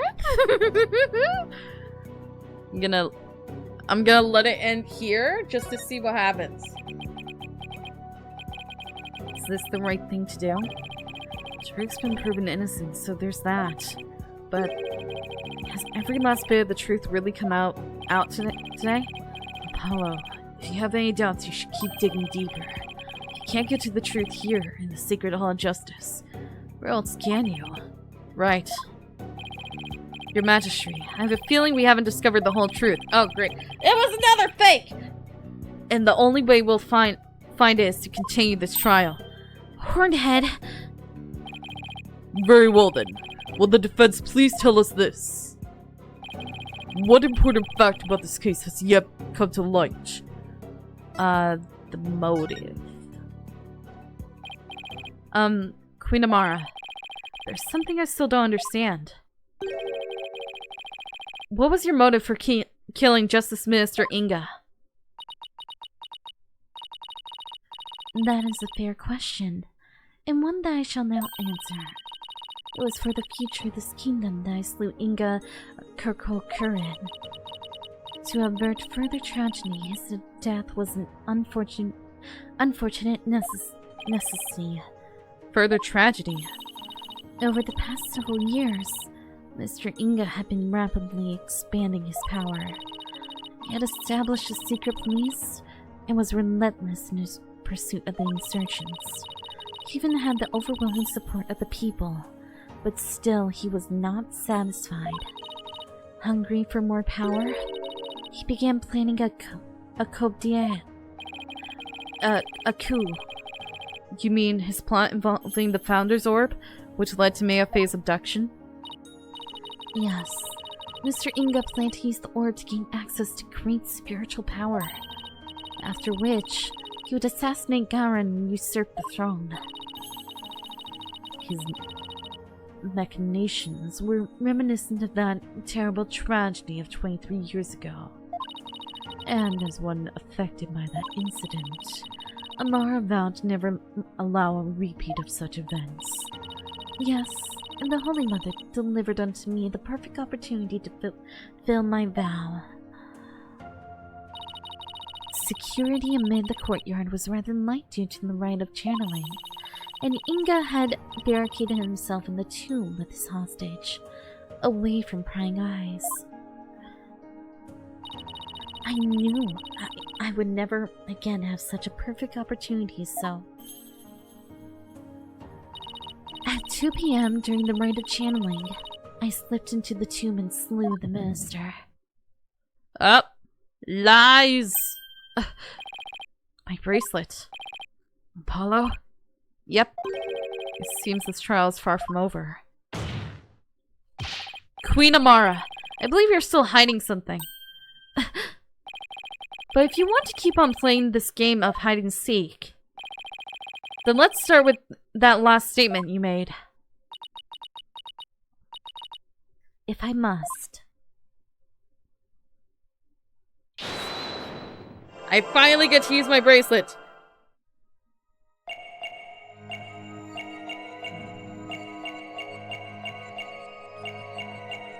Her finger's twitching.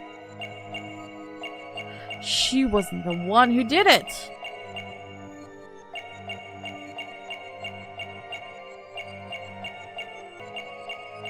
I found it. I know what it is. I had to make sure it was the right thing. Gotcha! Kinda quick.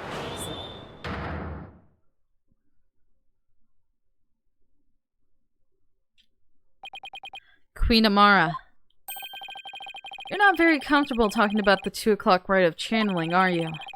I can tell because the finger on your left hand twitched almost unpredictably when you did. Oh. And that pose you make, is there something about your chest that makes you nervous?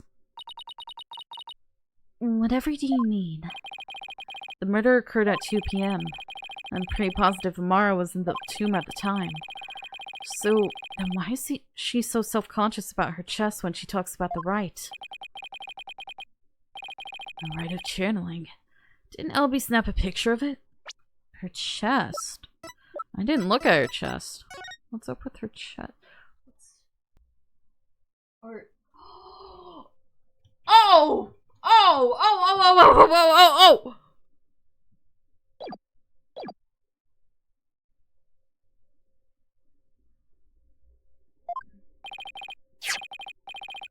Queen Amara, I have here a picture of the rite of channeling. It was secretly taken by a certain individual. Objection!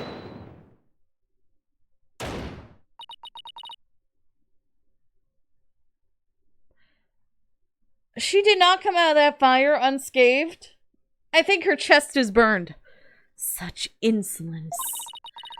I would have the perpetrator's name at once. Sorry, no can do. You see, I just happened to find it on the ground, so... Do you take me for a fool? How about we discuss the photo's origins a little later, because right now there's something much more pressing at hand. I believe this photo merits further examination. I just wish there was more to see in it than darkness and more darkness. I might be able to make out a few more details with some image adjustments. Let's ask Emma if she can help. Bailiff, please summon Detective Sky to the Hall of Justice. Yay, the most helpful sidekick ever! Emma, come on through! Well, Athena's also helpful. Everyone but Maya is helpful. Here you are. I was able to obtain a much clearer image by raising the brightness.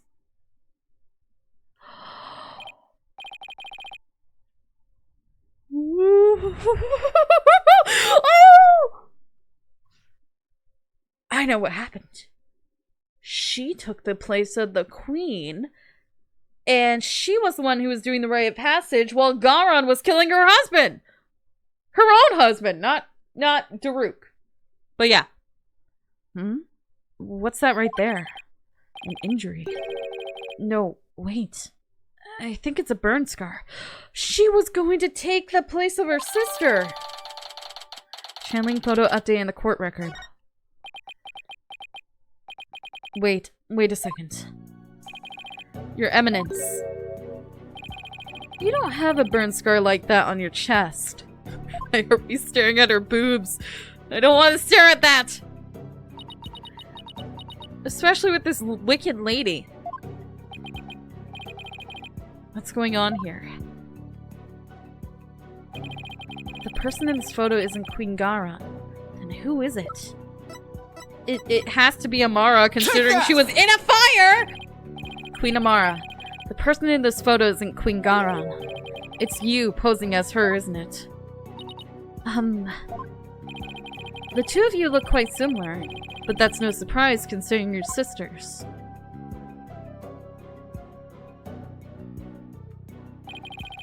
Even the shape and position of your facial tattoos are almost exactly the same. And you're both capable of channeling spirits. Therefore, it would have been easy for you to impersonate Queen Garon.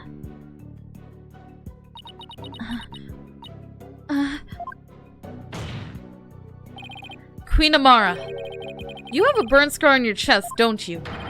Please remove your round mandala so we can see what's behind it for ourselves.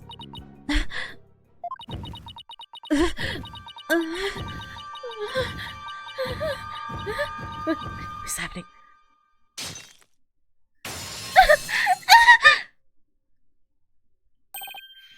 Look! Boobs!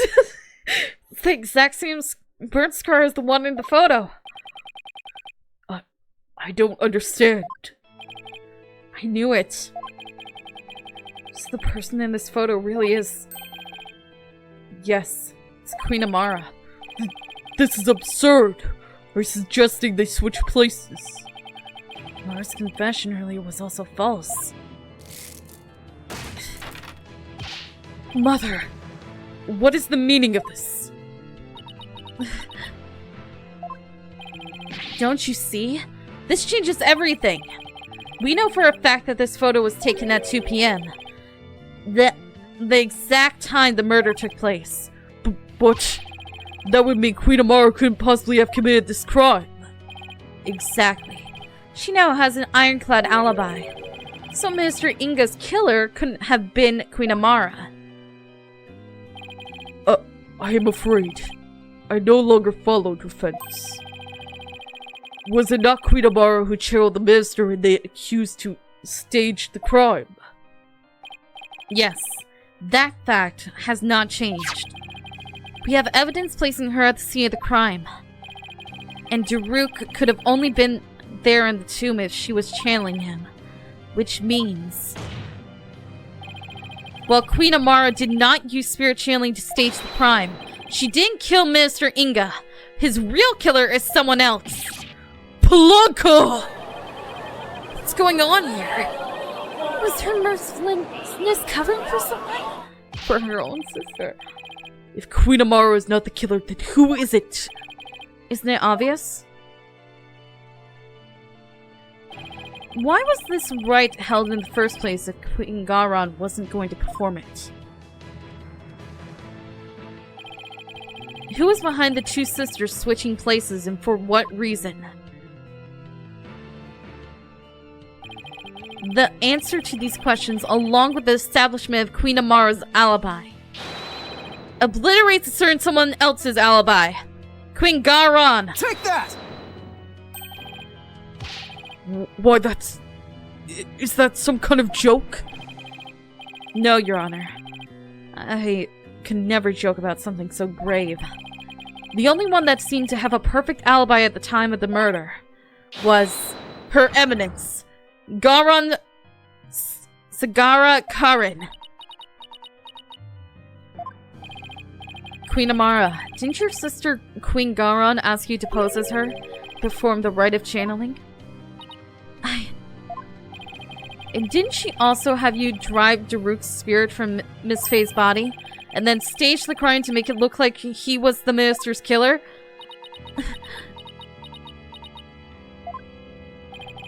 And at 2 p.m. while you were performing the rite of channeling as Queen Garon, didn't she kill Minister Inga while disguised as Dhruke? Well, your mercifulness? It's no use trying to hide it any longer. Oh, thank goodness she didn't kill her own husband. You need to tell us the truth now. Mother.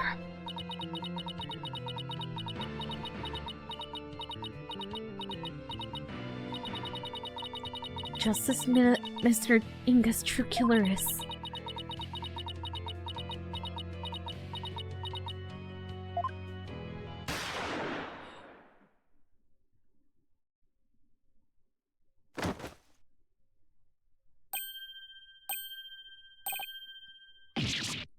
Mother! No! Who shot her? You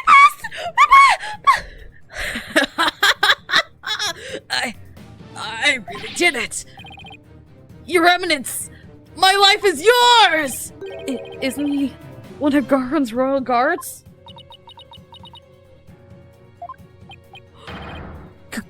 Queen Amara! Bailiff, arrest that guardsman! Mother! Garon couldn't have... Could she? I knew it! It was Garon all along! Someone, call for an ambulance! Quickly now! It was Garon all along!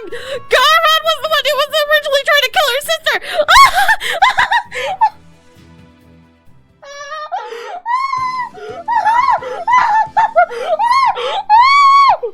Why did they end there?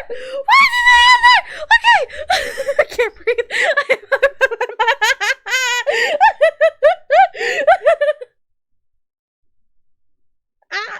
Okay, I was right from the beginning that the sister was the one that did that tried to kill her sister originally. Oh, and that would explain everything. She was trying to set up Dhruke and make her sister believe that Dhruke was the one who killed her when her assassination attempt of her sister failed, and she found her sister, and then she made him go into servitude. But now that she's revealed, and then the queen's. Oh, that. Okay, so the real evil one is the truly evil one is the sister, huh? Oh my gosh, that explains everything. Oh! Oh! Oh, no.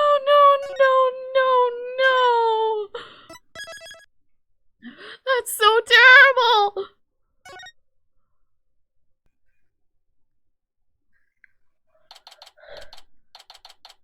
So she was shot by a subordinate of Garon.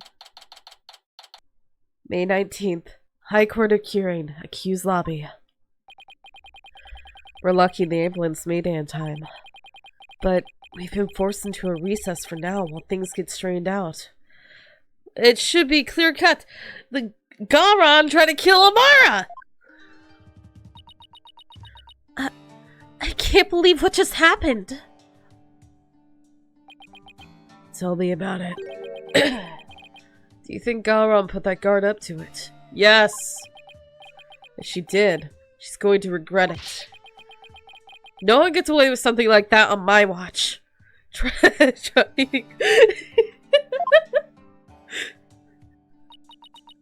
Rafa! We will avenge your mother! Rafa, that is your mother! Amara's your real mom! I know it's not Garon! Garon does not care about you at all! She literally has been calling you a waste of space this entire time when you're not! Rafa! Poor Queen Amara. Your benevolence? Any news on her condition? She's undergoing surgery at the hospital as we speak. They're giving her a 50-50 chance of survival, though. Garon! Justice will be served! Why? Why did this happen? Just as we were finally reunited. Oh, Queen Amara. What was that being about? Reunited? Oh, it's nothing. Yeah, you are the daughter of Amara, aren't you? I know the truth! Freaking Garon's barren as frick, or she never wanted to go through childbirth. Either way. Right. How are you, Hornhead? Dhruke Samadi was your father in all but blood, after all. Thank you for your concern, your benevolence. But I'm fine. Right now we still have a trial to see through. So that's what I'm going to stay focused on.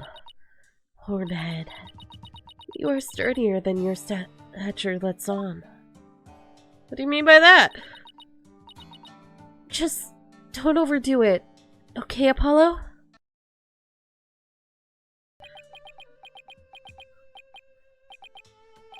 Dhruke. That was a real shocker, alright. Oh, Larry is finally sad! Oh! This is a first! He's always smiling or having this overly dramatic expression. This is the first time I've seen him sad! Are you okay? Kieran, Larry? Can't believe the dragon is dead. That's... Say, AJ, I was wondering, when Dhruke disappeared after I freed him, that's because Amara turned back into herself, right? Yeah, I suppose so. But I don't know if it was because Dhruke's spirit willed it, or if it was part of Garon's and Amara's plan.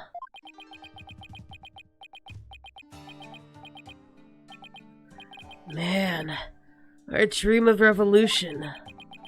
Now what are we gonna do? Is this it? Don't give up yet. There's a very good chance that Garon is the real culprit in all this. And if we can prove her guilt in court. Hey, you're right! That could be just the push we need! The dream lives on!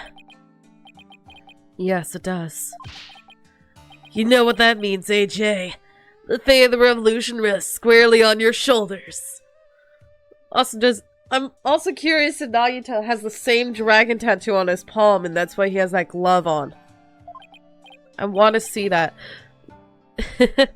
All in a day's work. Who am I kidding? That's a ton of pressure. But this is what Dhruke gave his life for. So I have to do this for him. Technically, he gave his life for Amara. The Honorable Rebel Dhruke Samadi. I would have loved to have spoken with him while he yet lived. Really?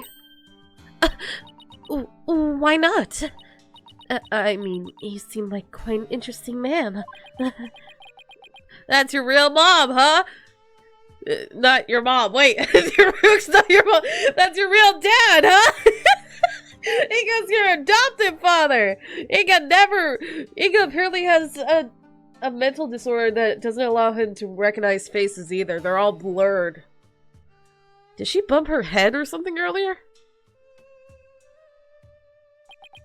The trial is about to resume. The defense is to report to the courtroom at once.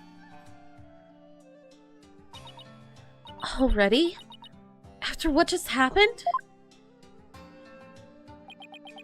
The first thing God will do is respond to the last accusation. So you better stay on your toes, Apollo. I will, Miss Wright. Ready or not, Garon. Here comes justice!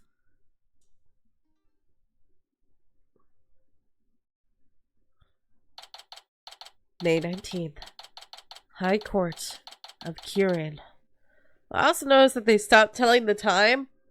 It's just telling you what day it is. Oh, hello, Spider Ant Lady. Now then, let us resume today's proceedings. Huh? Where's Nahyuta? Probably went to go see his mom in the hospital? Everything in that? Considering that's his only living parent now and she got shot in front of him? Not even that man is completely heartless, dude! I must offer my apology. I must offer my apologies. I never imagined a royal guardsman would do such a thing. What? He wasn't acting under your orders? How dare you cast such suspicions upon Her Eminence? It is quite all right, Your Majesty. Suspicion is only natural under such circumstances. But rest assured that he acted alone, for I knew nothing of his plans. I don't believe that for a second. Now then, Your Majesty, regarding the murder of my husband, Mr. Inga, I would like to offer a new possibility. A new possibility, you say? Indeed.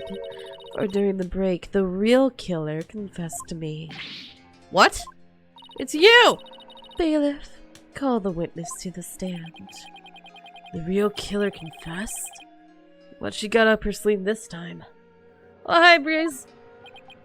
Yeah, she is very much a witch. She is... her hair's even moving like as if it's alive as a witch. I have a really bad feeling about this. And that she's about to hit us with that paddle. I still am traumatized from Franziska! And that was forever ago! Doesn't help that freaking Gato hit me with coffee. Who went now?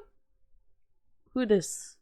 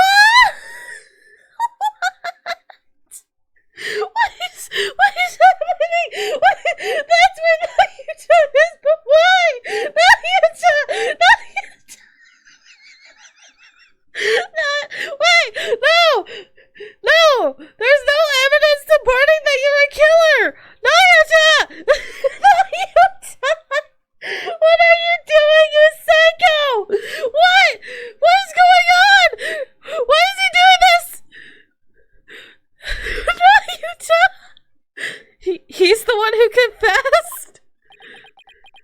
Why? You didn't do it! Are you confessing to the murder of Inga or the attempted assassination of Amara? Because both you didn't do. You didn't do either. You were literally...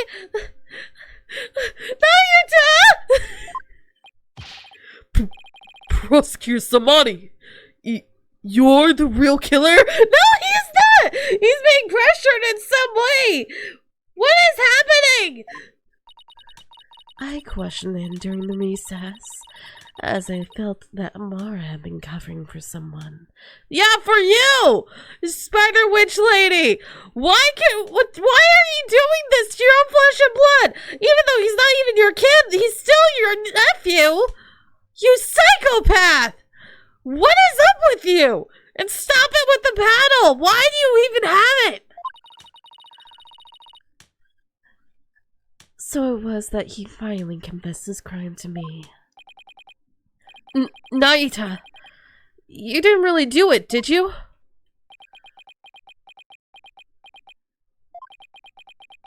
Nahyuta, I know you didn't do it. Her evidence speaks the truth. No, whose murder are you confessing to?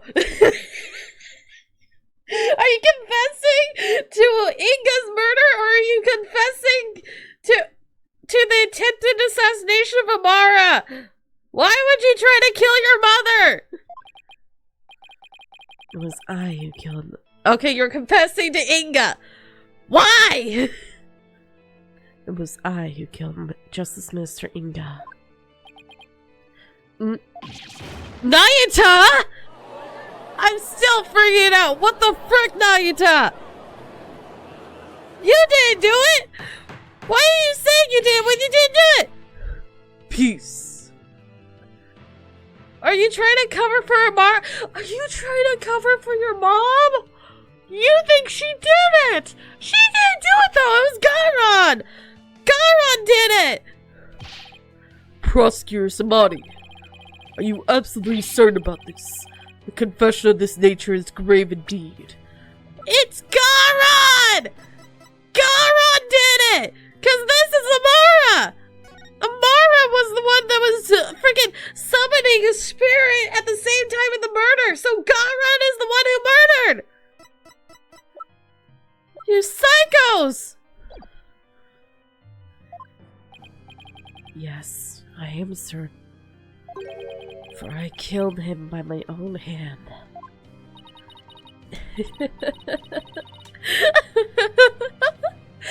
At last, the real killer has been revealed. You're the real killer! You psycho lady!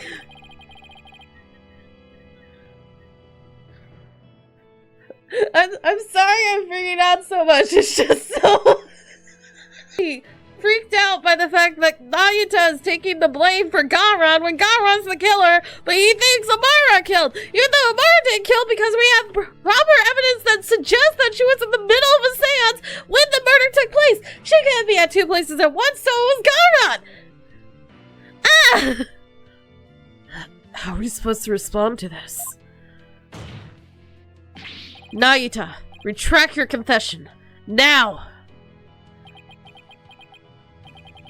Mr. Justice, it is not yet time for your cross-examination. Who cares about that? Admit it! It was Queen Garon who put you up to this. She forced you into giving a confession, didn't she? Yes! You were out of line, Mr. Justice. Learn some self-restraint. But... Or do you have something that might prove that I did not commit this murder? That is... What do you think you're doing, you idiot? Truly, the truth can set us free. Looks like Garon got him somehow. I definitely didn't see this coming. Nahyuta, why are you doing this? Why would you sacrifice even your life to do Garon's bidding?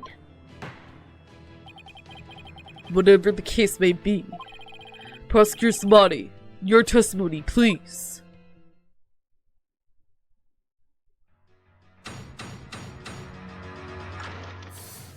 Witness testimony.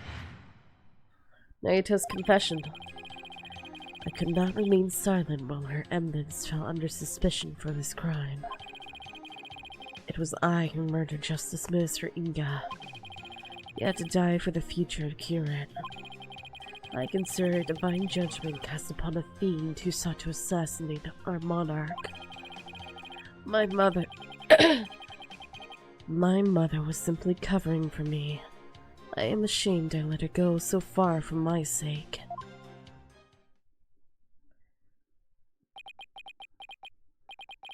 You do understand what you're doing, right, Nahyuta? You're sentencing yourself to death if you're found guilty. If that is the court's verdict, then so be it. I must obey the law above all else. You're currently committing perjury! The law, Nahyuta? Or the queen? And don't give me the bullshit answer of the queen is the law. Objection! And don't you dare throw that at me. Enough. This blather has nothing to do with the witness's testimony. Please, address any issues you may have during the cross-examination defense. Oh, I will. I'm going to blow his problematic testimony to smithereens. Rafa, come in here and tell them that you know that you're his sister! Rafa! Nahyuta's confession. I could not remain silent while Her Eminence fell under suspicion for this crime. Also, Phoenix has still not told me that my mom is that singer lady! Oh, frick. Hold it! You kept quiet all this time, even though you were the real killer? Yes. And I accept that what I have done can never be forgiven. But I never imagined suspicion would fall upon the queen herself. What? Yeah, it's true! Freaking Phoenix knows the fact that I'm Trucy's son? What? Brother! I'm Trucy's biological brother! Like, half-brother, and he still hasn't told me, or the fact that I've literally met my mom! He has not told me that at all! Phoenix knows this, and he hasn't said a word! He has not told either of us about our real mom! I now know about my dad more than I know about my mom, because Phoenix has yet to tell me! I'm still mad about that! Why hasn't he told me? Prosecutor Smati has placed the future of our kingdom above his own life. He is taking responsibility for his crime and is showing his loyalty to the queen of this country. Without a monarch on the throne, Gurren would be plunged into chaos. I can never wish that upon my homeland. That is why I had to let the truth be known. Let the truth be known! The fact... A bunch of baloney. I'm going to ask you again, Nahyuta. Did you really kill Minister Inga? Yes. No matter how many times you ask, Mr. Justice, the truth is immutable. It was I who murdered Justice Minister Inga. Hold it! It's not too late. You can still retract your confession before the verdict is rendered. There is no retracting the truth. One either tells it or does not tell it. It is that simple. Ugh. Why do you always have to be so stubborn, Nahyuta? I hate how you never listen to reason once you get like this. I think we'll need to find some evidence before we can get him to retract his confession. Either that, we'll have to force a retraction off him by appealing of what's in his heart. It's not going to be that easy either way. Prosecutor Smati, what was the motive for your crime? I had reason not to kill Minister Inga. He had to... why was I talking like the judge? He had to die for the future of King. Hold it! What do you mean by that? Minister Inga was planning to assassinate Her Eminence in a coup d'etat. I had to nip this evil in the bud, even if it cost me the purity of my soul. So you're saying that the death of another is as reasonable price to pay to protect the queen?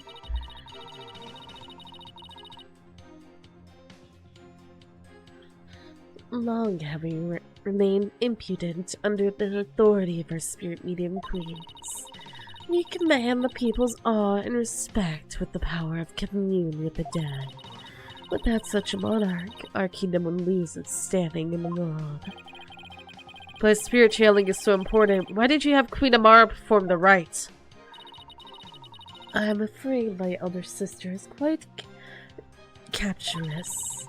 She would fulfill her duty only when the desire struck, as sporadic as that was.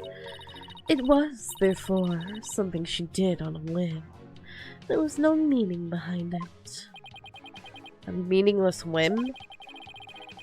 It's hard to press a statement like that. Now, if I may return to my testimony, I consider divine judgment cast upon a fiend who sought to assassinate our monarch.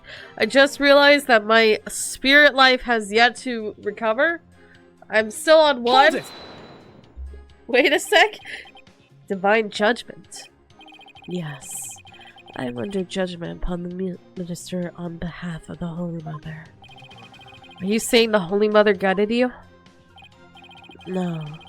Her Holiness would never condone killing in her name, regardless of circumstances. As such, I believe my defiled soul will be damned to hell. I do not regret what I have done. I willingly sacrifice my soul to protect this kingdom's future. Ugh! Step out of it already, Nahyuta! So his motive comes from a place of faith, huh? Why does that sound completely credible when it's coming from him?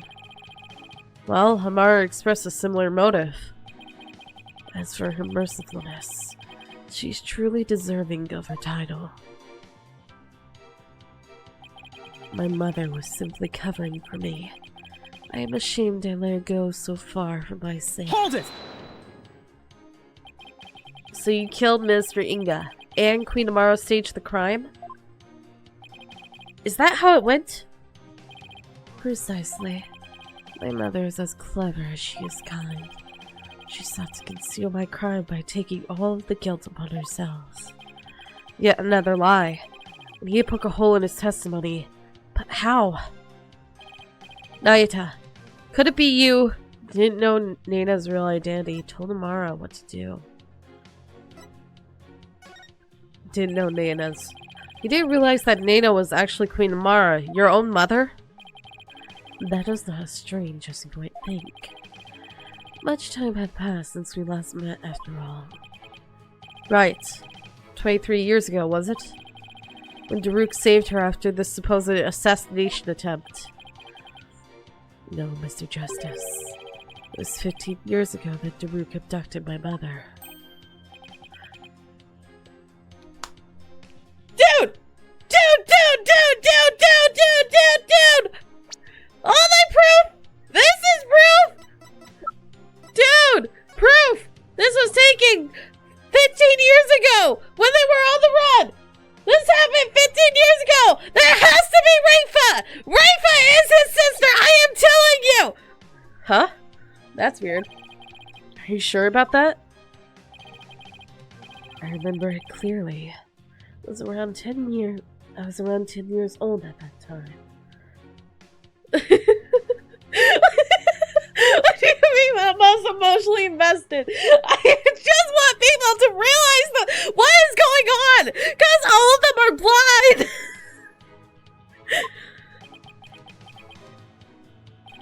Nahyuta, please add that last statement to your testimony. I was reunited with my mother, Queen Amara, 15 years ago when Dhruke abducted her. Hold it! 15 years ago, huh? That's around the time I left for the US. What happened after Dhruke helped Queen Amara escape? Agents of the Crown pursued us relentlessly. So we had to live a life on the run. Oh, I hit the thing. Mr. Justice. Know that Dhruke sent you away so that you will not be caught up in that life we led. I see. Thanks. Right, I went to space camp. I can't believe it's been 15 years.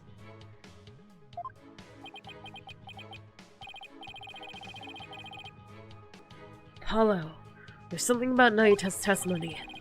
Yeah, that discrepancy is a bit hard to miss. But what could it mean?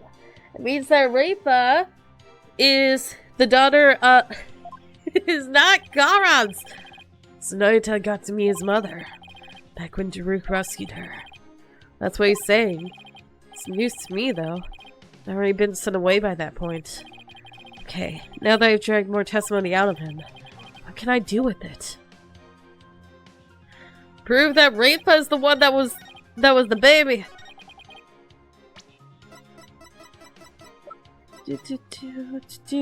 Objection!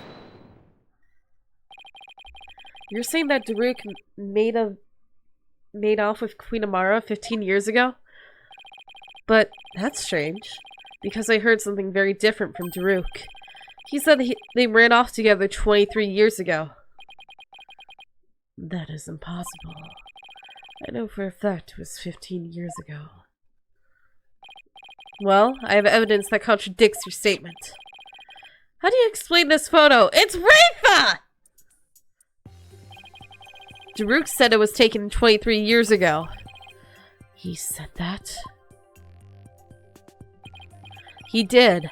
But if we take what you just said as fact, then there's something in this photo that doesn't make any sense. The baby! Who's Rafa?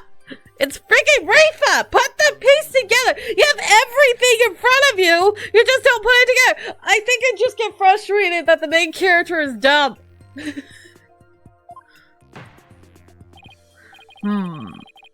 This isn't making any sense to me, so I suppose I should ask.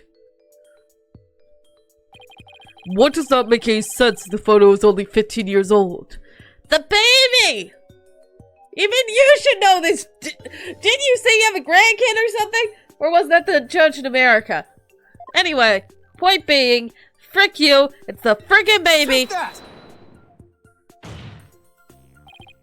Nahyuta, this discrepancy may not be directly related to this case. I don't think we can simply overlook it either. Dhruke said the baby in the photo was you. But that doesn't make any sense if the photo is only 15 years old. After all, you said you were all around 10 then, right? He's definitely sweating bullets over there. Over something. Rafa! Rafa! Think about it! Put it together! Apollo, this baby isn't Nahyuta. It's Rafa! Wait, you don't mean... It's Rafa! Yes! Did Queen Amara have another child while she was on the run? Yes! Rafa! I've been saying that this entire time! What? Just what if that child were being held hostage? She doesn't look like she's being held hostage! It's freaking Rafa! I'm being driven crazy! Nahyuta, is that why you obey Queen Garon's every command? Rafa, dude! I think even Rafa knows that she's the daughter of Amara, but you have yet to put it together even though you have all the pieces in front of you, including the fact that she's freaking out over something, and she's talking like, oh, I wish I could talk to him for once before he died. Like as if she knew that that was her real father! Inga is not her real father! You presume too much. It's Rafa! Ah, that's why Queen Amara was trying to take the rap as well. To protect this other child. Rafa! Rafa! Put it together! Who's freaking 15 years old right now? Huh? Who's 15 years old right now and associated with the royal family? Only one person, it's Rafa. I woke up the cat. Hello, Tinkerbell.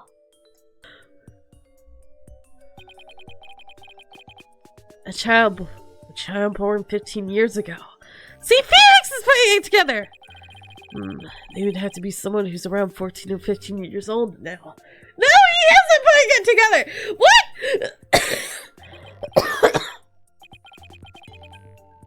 This is just a guess. I believe I know someone who fits the bill. Rafa! Like I've been yelling for the past 10 minutes! Rafa! This also explains the strange behavior. This is the child who was born to Dhruke and Queen Amara 15 years ago! That I've been yelling about for 10 minutes! Freaking Rafa! All those strange statements she kept making. Now they all make sense. I heard a bang. I might have woken somebody up.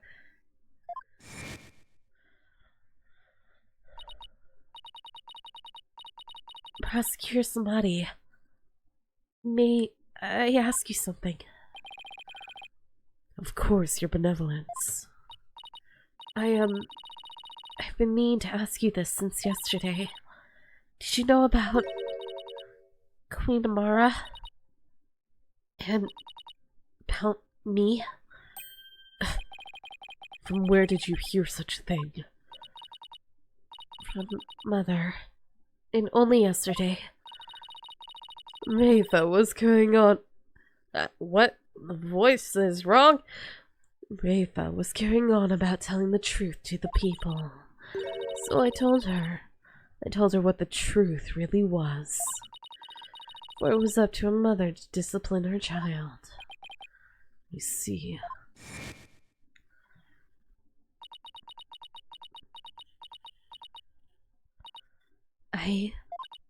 I cannot accept this.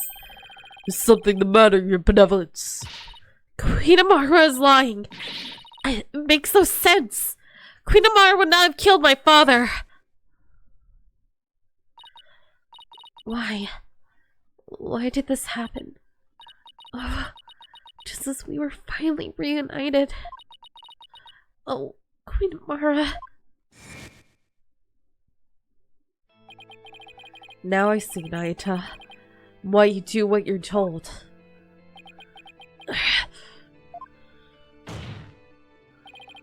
The other child born to Dhruke and Queen Amara was... Who's holding me? Hey! Don't you hold me!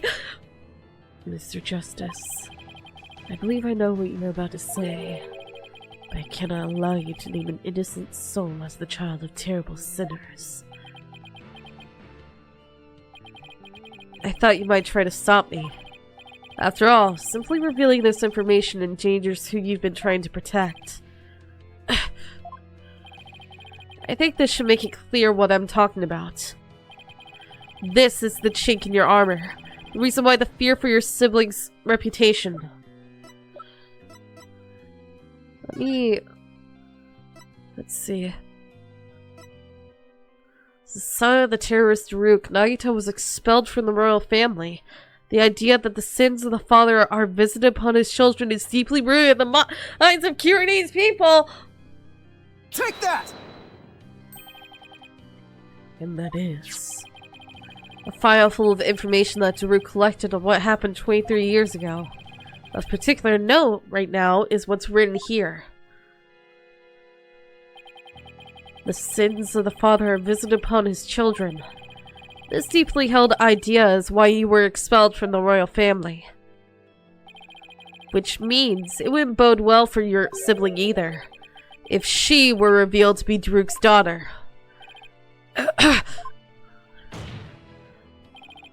You became a prosecutor to bring down Queen Garan, but at some point, you came to serve the very regime you despised. And that was because the queen found this chink in your armor. That's how you came to use your how she came to use your sister against you.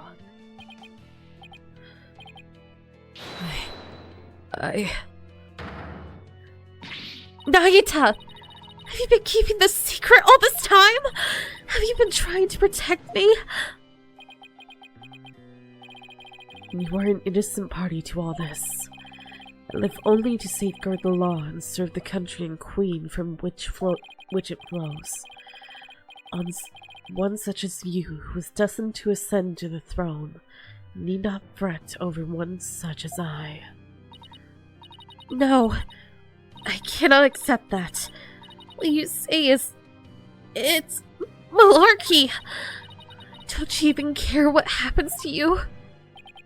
Before country, queen, law, and everyone's future, my personal feelings are of no consequence. That is why I resign myself to my fate. I know I must accept the status quo without any thoughts of change.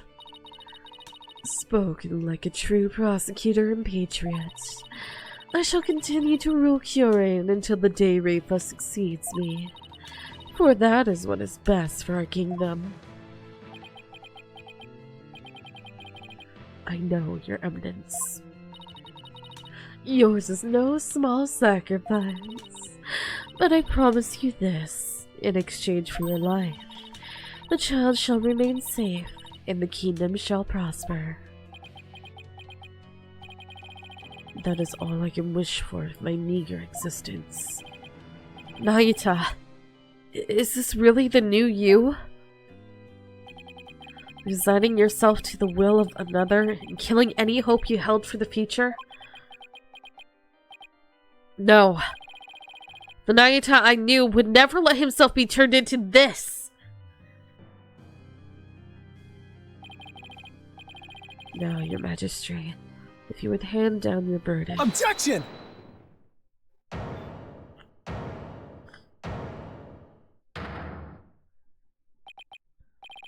You can say you're simply accepting your fate, Nahyuta. But I know that deep down, there's still hope in your heart.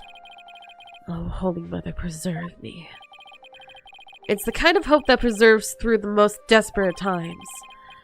And it's what binds you, me, and Dhruke together. As a family.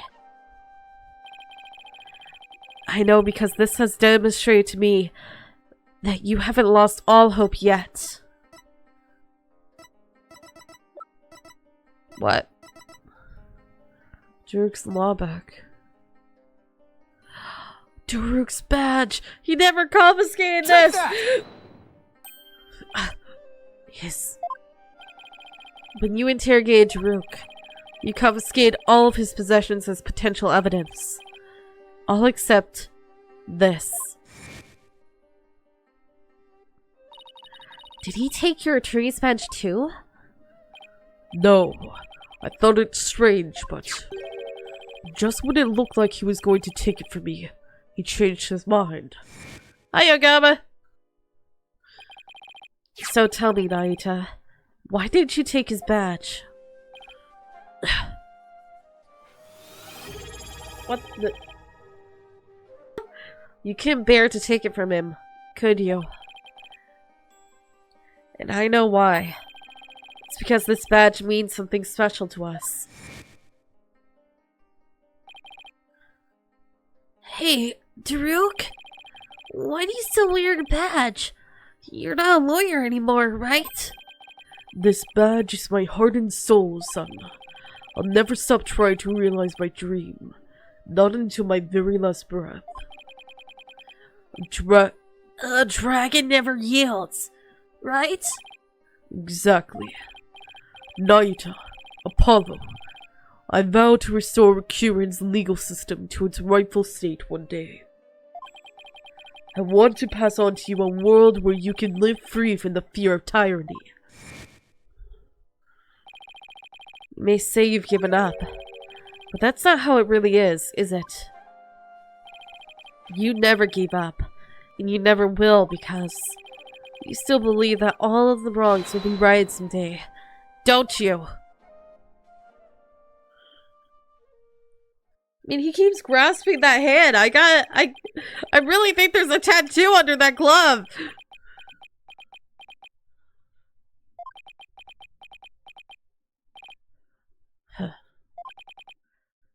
You are very perceptive, Mr. Justice. It may very well be as you say. Why did I not confiscate this badge? Even I did not know. Until now. Perhaps I was waiting for him to save me. Well, I'm here to save you! Save you? Yes, save me.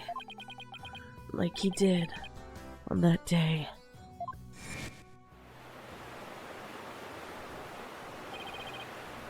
Nahyuta! Apollo! Hold on! I'm coming!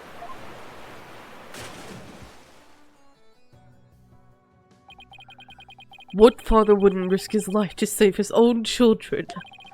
Nahyuta, Apollo, don't you ever hesitate to call when you need me. Understand?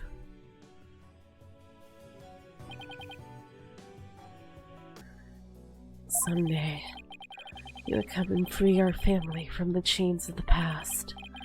Perhaps, deep down, that is what I believed.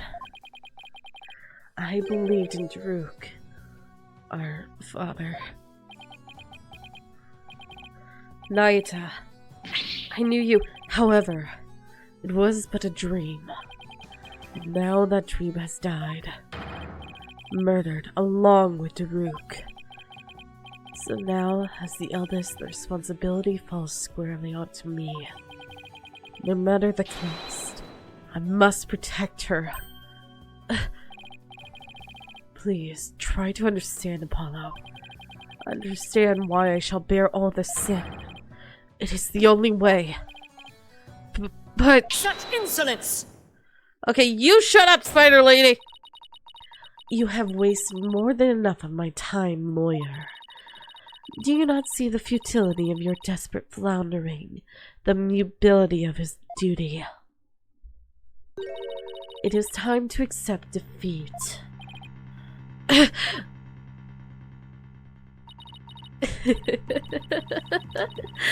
Now watch as the hammer of justice comes down upon your dear brother. Your Majesty, the verdict, if you will. Yes, Your Eminence. Objection! Wait a second. What do I do? Does the defense wish to raise an objection? There's gotta be some way to save Nahyuta. Apollo. It all goes back to that incident 23 years ago. It's branded him the son of the criminal. Son of a criminal. So if we can once and for all prove that Dhruke didn't try to assassinate Mara. Right. Nahyuta and Rifa's father would no longer be viewed as a criminal. Oh. I thought there wasn't any evidence left, because it was all destroyed in the fire. Dhruke investigated the matter for years, never managed to learn anything new. Really? Nothing at all. Can an exceptional lawyer like Dhruke try that long and really uncover nothing at all? Yeah, no, over 2 decades, Apollo. Huh? He's right. I doubt Dhruke would have gone to his grave without discovering something new. He must have secretly planned something to topple Garan with somewhere. It's the picture of your father!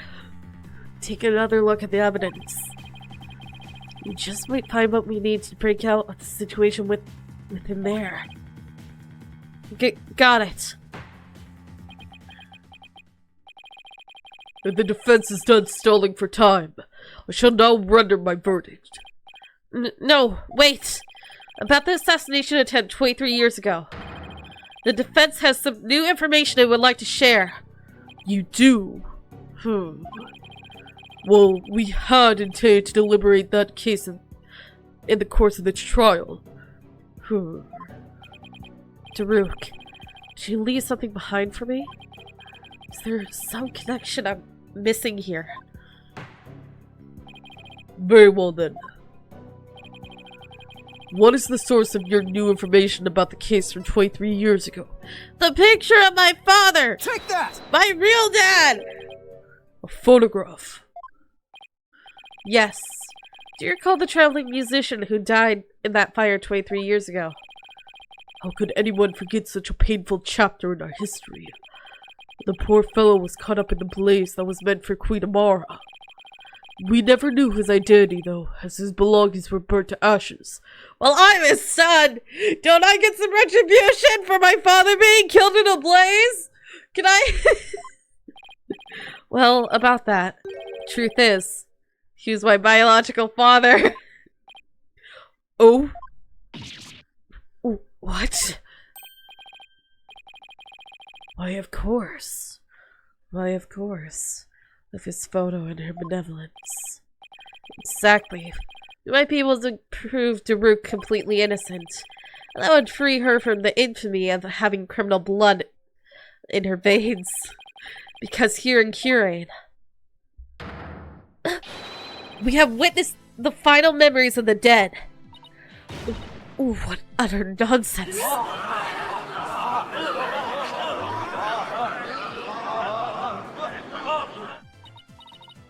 There was no evidence left in the wake of that blaze. I ensured it. That's what you think. But Dhruke went to the ends of the earth to bring this little souvenir back for us. He did. Yep. And boy, this is the best piece of evidence ever. He knew that with it, we'd finally be able to conclusively settle the matter here in court. And save his children. Your Majesty, the defense requests that we hold a divination seance for this new victim. What a waste of time. The events of 23 years ago past have already been deliberated at length. Objection! But wasn't Dhruke on trial for that incident as well today? So we would be doing our jobs if we failed to look into the new lead, would we? As the preceding judge, I will now share my thoughts on the matter. The attempted assassination of Queen Amara is a case that can ill afford to leave open, and I believe that the final memories of the victim will prove to be very important. Therefore, it is the opinion of this court that we should conduct another divination seance. Why, Your benevolence.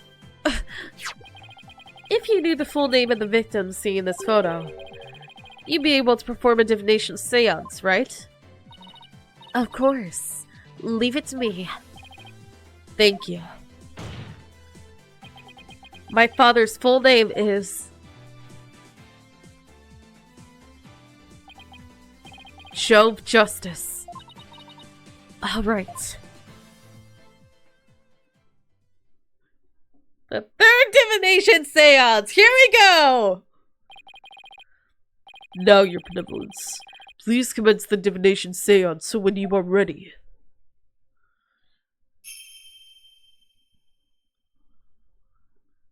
O Holy Mother, we hold this divination seance in your name. I am expecting this one to be interrupted or her to get shot Let this the time. eyes of everyone here be clear and our ears be unstopped. O dance of devotion, guide the victim's soul to me, so that we may receive their final memories in the pool of souls.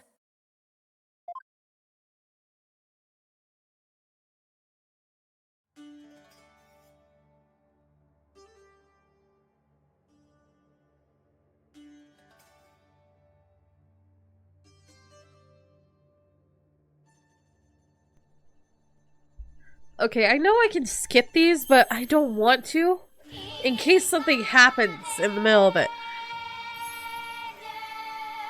And of course, we can't have a court case without a divination seance. There's always a divination seance. I'm still expecting her to get shot.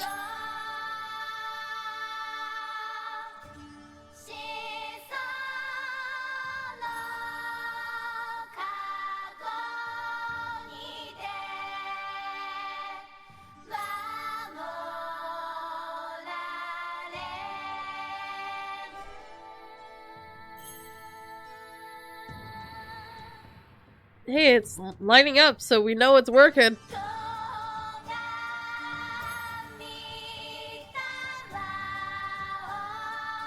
Where's the gun? Someone is planning to shoot you. I know it.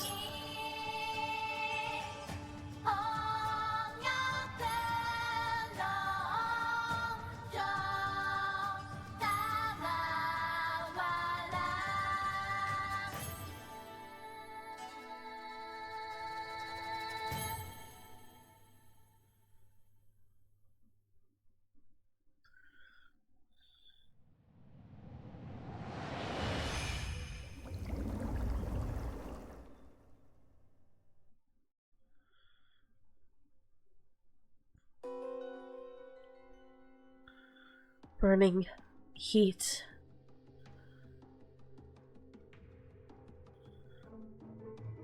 Crying.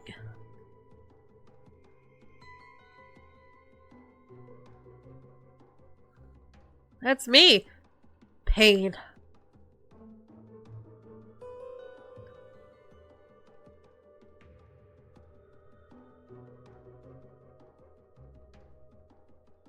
Metallic sound.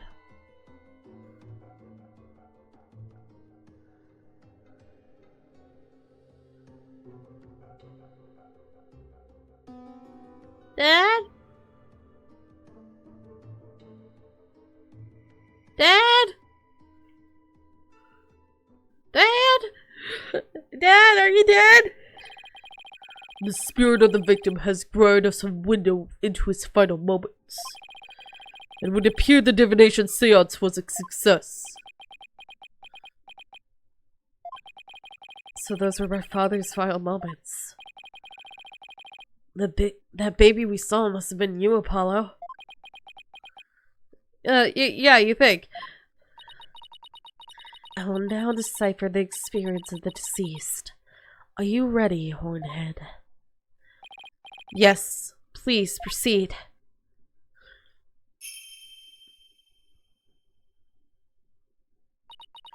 Very well. Here are my interpretations of the facts as gleaned for the seance vision.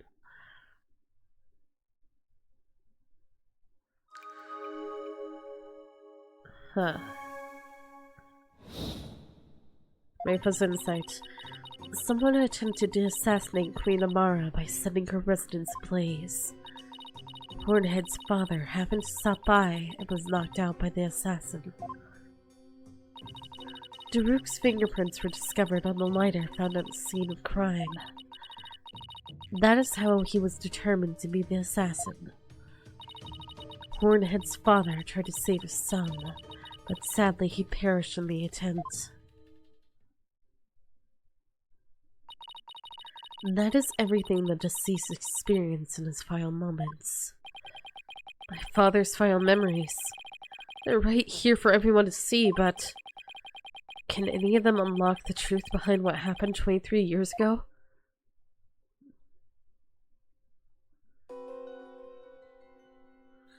Someone attempted. Pause. Select. Select. Objection! Oh, dang it. Your benevolence. This insight is inconsistent with the vision. Oh, please do tell. Where exactly does this inconsistency lie, Hornhead? Well, it's kind of hard to say, especially when you put me on a spot like that. I need the vision to clear up. Oh, great! I'm found guilty. I have heard enough. The trial need not be drawn out any longer. In light of the fact that Queen Amara was, in truth, still amongst the living, the charge of murder against the accused Dhruke Samadi for the attempted assassination 23 years ago will be dropped. However, with regard to the murder of Minister Inga, the defense has failed to invalidate the confession of Prosecutor Samadi. Therefore, this court must accept his confession and hand down its verdict. Ah, great.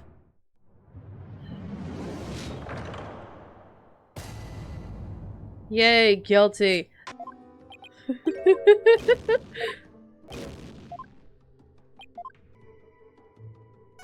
I'm missing something. There's literally a hand staring at me, but I can't point it out. I'm missing something here. What am I missing?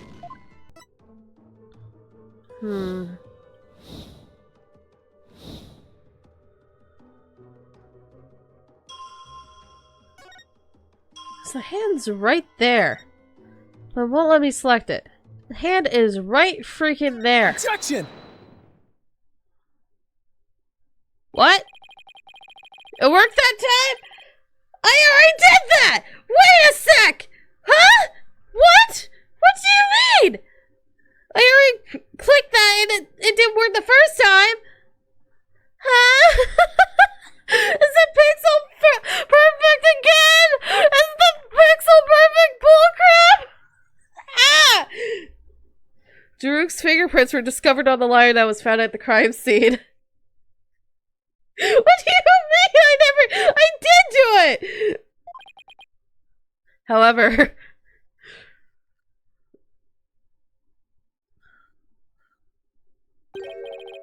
the hand holding the lighter in the seance vision appears to be gloved.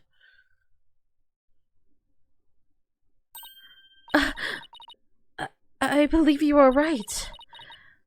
What could this mean? It calls into question whether the hand in the vision really was Dhruke's. If only we can make out the details a little better. Very well. I will attempt to focus a bit more on what the deceased saw. Perhaps that will help her find the seance vision. Right, I clicked on the lighter! I didn't click on the hand! Ah!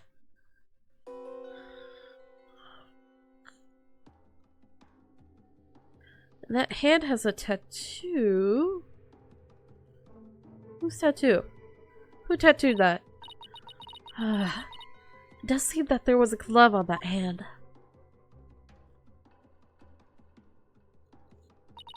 Still, what significance could that have had? Could that have?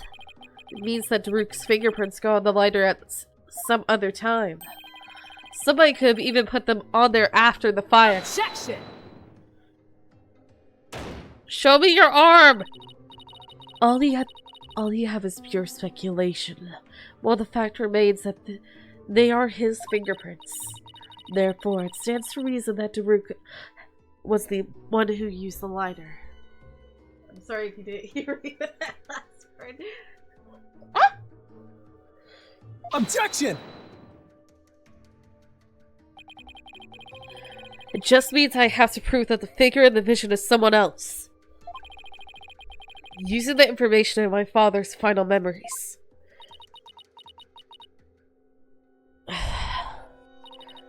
Either way, it seems that I must revise my insights. Insight revised. If someone had put the prints of the liar after the fact, then we know not to whom it belongs. Huh. Okay, she's updated her insights. Time to go over them and see if there are any new inconsistencies to be found.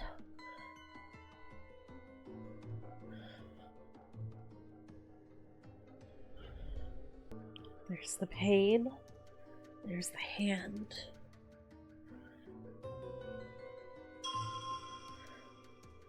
Whose tattoo is that?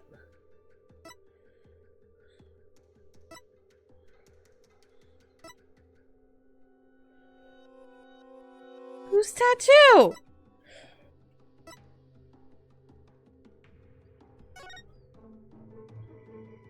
Who tattoo? Hey, come back here, hand. Okay, whose tattoo is that?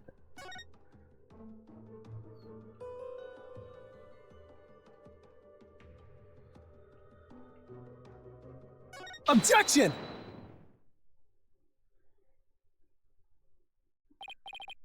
Oh, wait.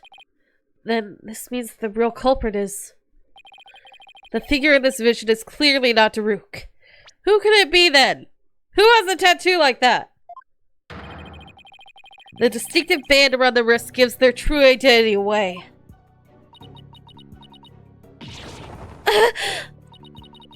That design... It can't be. This will prove just whose hand was captured in the seance vision. What? That's Inga! Take that! Inga! That photo. So you do believe the culprit to be... That's not a tattoo, that was his sleeve! It was his sleeve the whole time! Justice Minister Inga had cuffs with the exact same pattern on them. You're referring to the cuffs of justice, correct? Yes. I hear they're a traditional part of a Kirinese Justice Minister's attire. But at that stage, Galron was the one wearing them.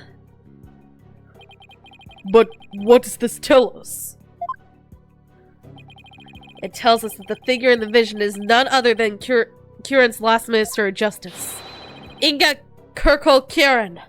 It's not. No. It not. No. He wasn't Justice Minister then. Not my father! So he plotted the assassination of the former queen as well as the current one.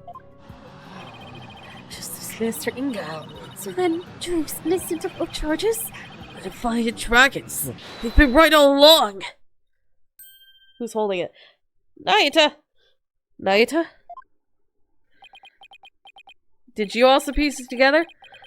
What you've proposed is not possible, Apollo. From back then, Inga Kirkle Kirin was not the Minister of Justice. What? Yeah, the Minister of Justice was Galron! The Justice Minister 23 years ago was... you, Queen Galron. Like I've been saying this entire time, she's the murderer! What? Oh, right. She served as the Minister of Justice before succeeding the throne. I guess she also prosecuted the assassination attempt 23 years ago as one. So then, the figure in this vision is actually... your evidence. It's you, isn't it?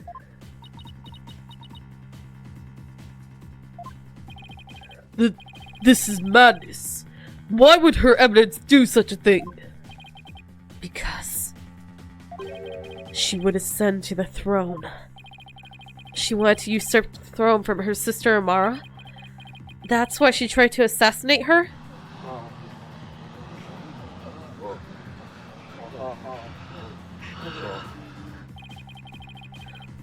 I find this very hard to swallow.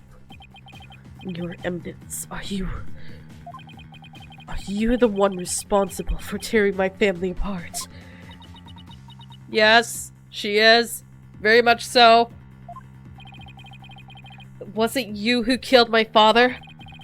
Well, Your Eminence, I'm asking you a question. You not only killed my father, you killed Reifa's... Inga killed Reifa and Nahyuta's father, my adoptive father, and then you killed Reifa's adoptive father. Subsequently, you killed 2 people, but still I'm counting the third. I'm counting Dhruke's murder on you! Such insolence!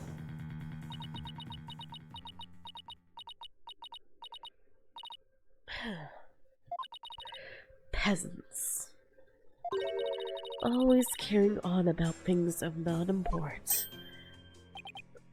You do not deny it then. You conceal the truth and use me for your own designs. Oh, Nahyuta, spare me your feeble-minded line of questioning. she is. Even if Dhruke were clear of all charges, it shall still be I who decides Reifa's fate. You do wish for her to be queen someday, do you not? You just told everyone in this courtroom that who the daughter is. Remember, the child lives only by my good graces. Now, kneel before me and fulfill your end in the bargain by offering me your head.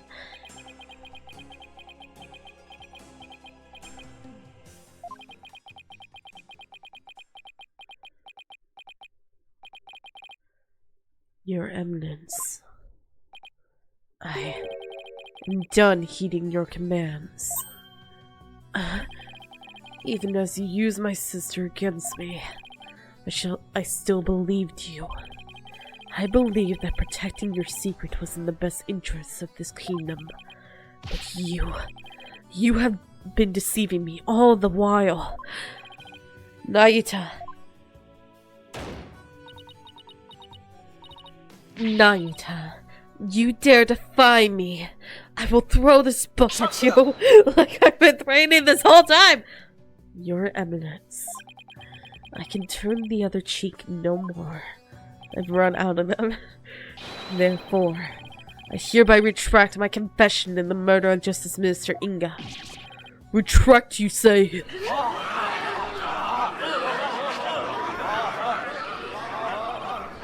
Dhruke, final piece of evidence you left behind has released Nahyuta from his suffering. And now, he's really free. Take off the glove. Take it off. Take it off! Oh. In all this time, not once did I reflect on my own conduct, for I believed all was fate. Lost my own sense of resignation, was unable to wake from my despair. But you, Apollo, you have awakened me with your demonstration of our father's creed. Take off the glove! Take it off! I knew it! I told you there! A dragon never yields. I knew it! I freaking knew it! I knew it was there! There was only one reason you had that glove on! This entire time! It's because of the dragon! I was worried about the dragon! Why are you hydrating me? Stop it! I'm hydrating, okay? I will carry on Dhruke's legacy. Fulfill his dream. Hear me, Garan. I will cast you down from your bloody throne. Long live the revolution!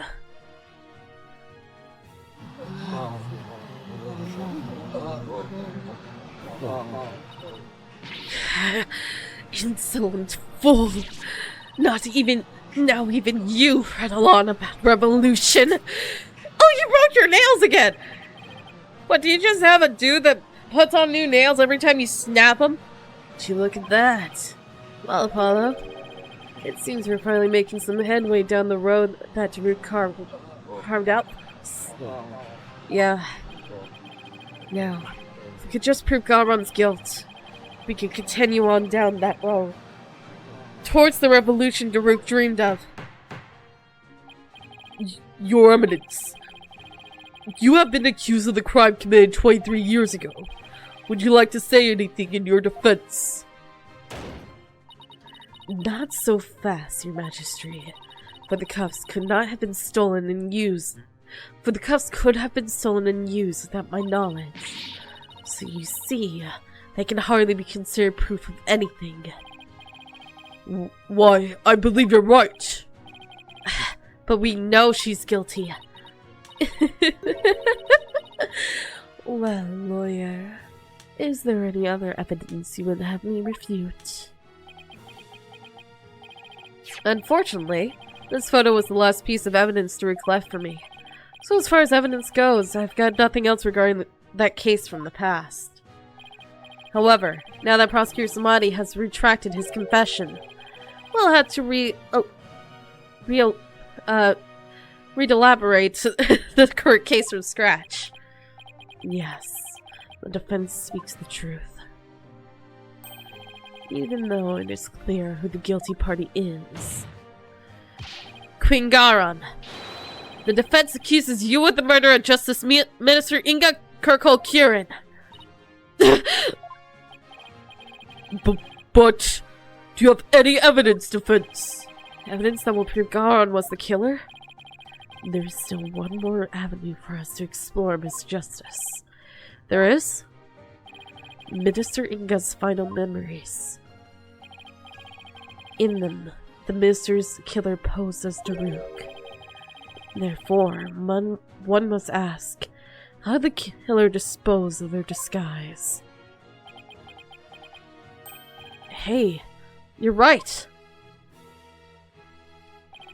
A lot of blood was splattered onto the killer, so the blood so close would have been dealt with somehow. If they're still around somewhere, then— Objection! I was wondering what absurd idea you would concoct next. Clothing can be disposed of most anywhere. I doubt you could find them there. Objection! Then you don't know us very well. Your benevolence. Yes? On the day of your father's murder, you had been watching the courtyard around 2 p.m.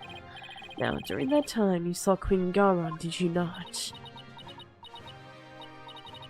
Yes, I did. I saw my mother entering the palace from the courtyard. But I was told not to mention it because it had nothing to do with my father's murder. Rafa! You would not dare! When the queen headed into the palace, did she have Dhruke's clothes in her possession?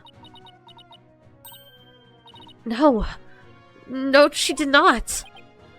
So, maybe she disposed of them somewhere in the courtyard. The police said they were asleep at the area following the crime, but they did not find anything resembling Dhruke's clothes. But you knew that already, didn't you, prosecutor? Yes. Admit no clothing was found. So you admit that you were merely speculating, chasing phantoms and illusions of evidence that never existed. This makes no sense. Clothing doesn't just disappear like that. If Garon wasn't carrying any clothes, she must have gotten rid of them somewhere. Somewhere she thought they'd never be found. Where'd they never be found, huh?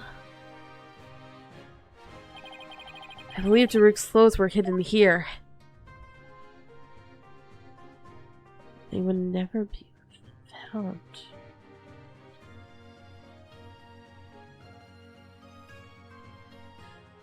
Take that! Inga's quarters. Impossible. A thorough search was already made of this entire area. But you could have at least... No. Ah, dang it. I've heard enough. The trial need not draw on any longer. The defense has failed to sufficiently establish Queen Garon's culpability. Though a few issues remain unresolved, this court will leave such matters to the police for further investigation. Well, I'm not guilty. This trial may have proven Dhruke's innocence, but he failed to prove who Mr. Inga's true killer was. The truth of what happened 23 years ago remains shrouded in mystery. It was all because we failed to prove Garon's guilt. I'm sorry! Oh, hi!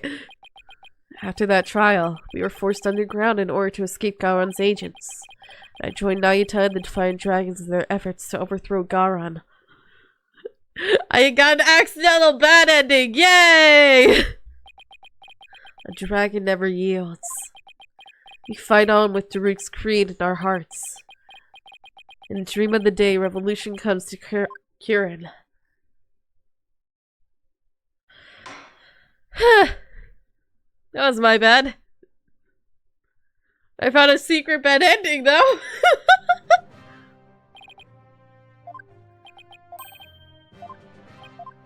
Somewhere they'd never look. So, it could be Rafa's quarters. Take that! Impossible. Huh. After a search of the area, if we ever hope to locate Dhruke's clothes, Mr. Justice, it has to be someplace that was beyond her benevolence's field of vision.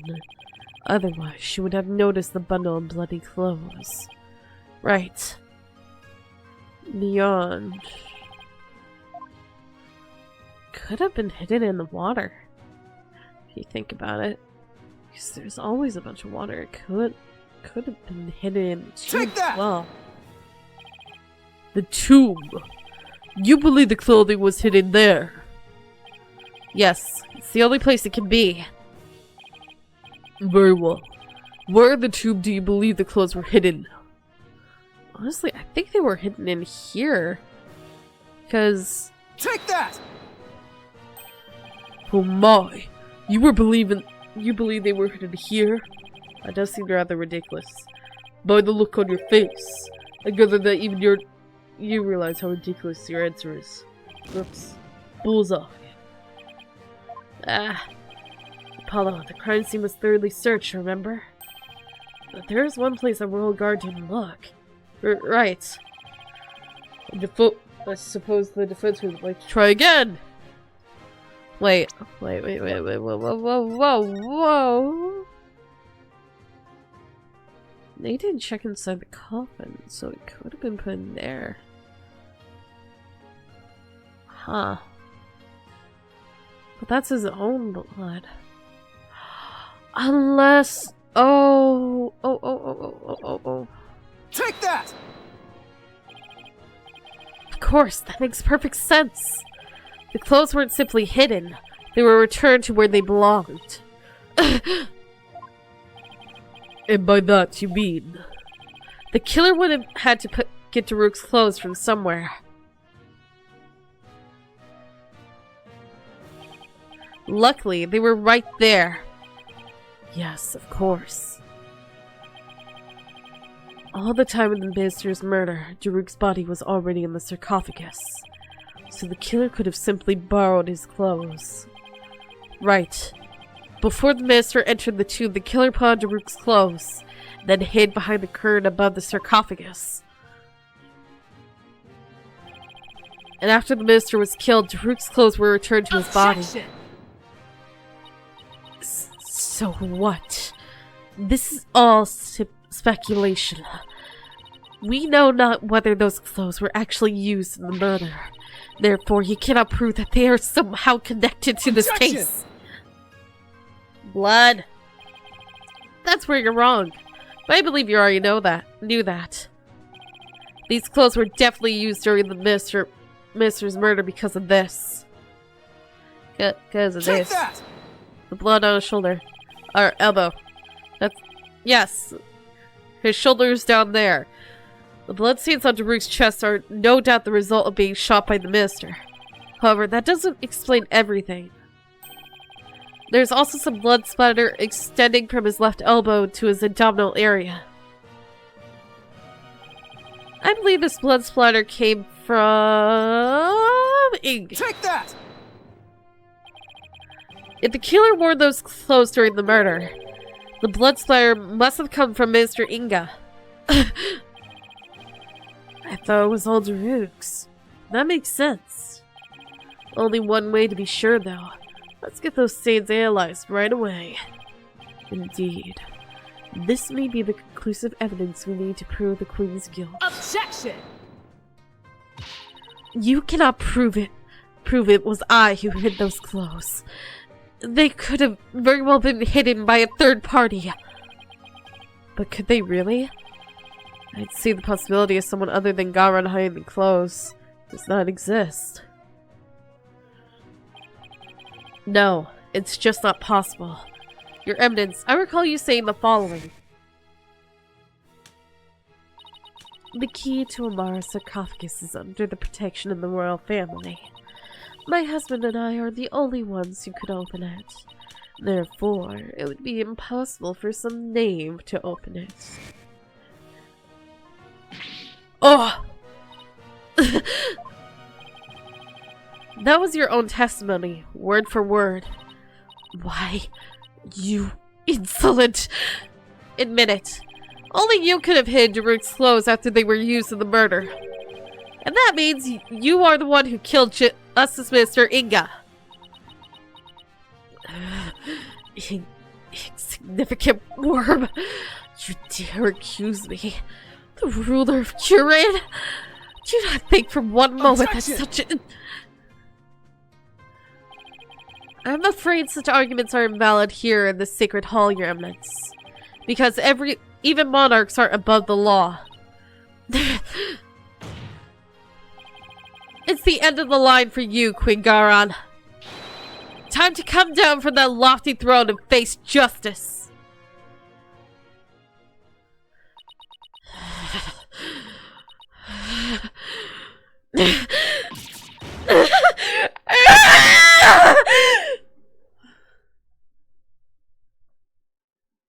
Did she poke herself in the eye with one of those nails? Finally?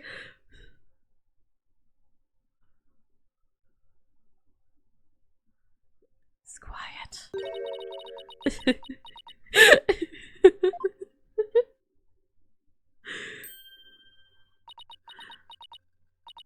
Me? Face justice. Surely you jest. You are in no position to force my hand, lawyer. Oh? Surely you haven't forgotten about the Defense Culpability Act. Those who would support criminals will be deemed just as guilty. In short, should I be convicted of murdering my husband, your dear brother who delivered false testimony in my defense shall also be found guilty. What? That can't be. Can it? By delivering false testimony in the course of protecting a guilty party, he would certainly be judged by this court of having supported a criminal.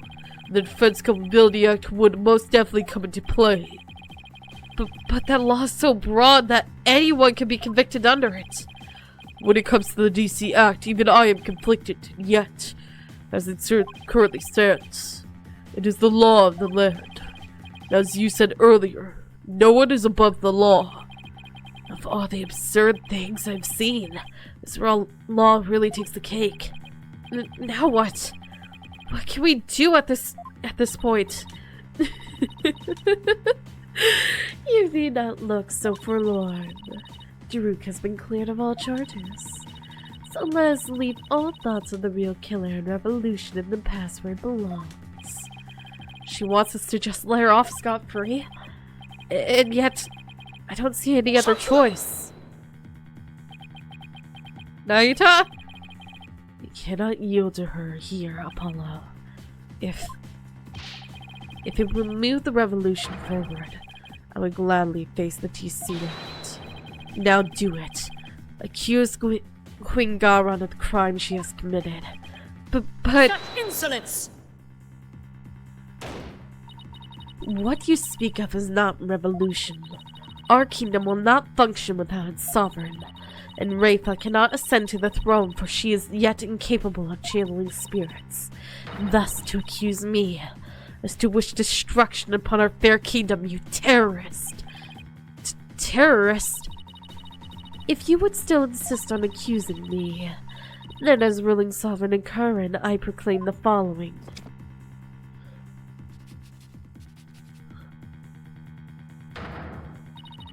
All who imperil the crown, no matter the reason, shall be subject to immediate execution upon the Queen's order. What? Immediate execution?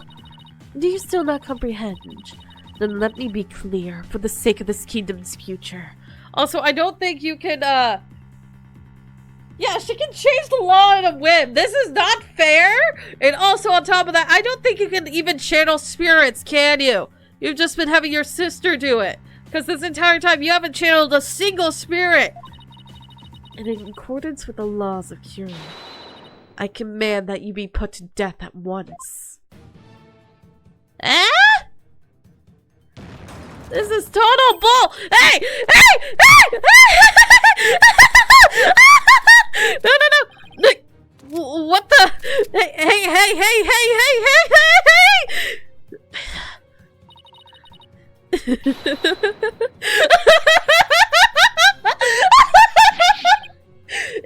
Isn't this going a bit too far? Why is the Garon rolling guard?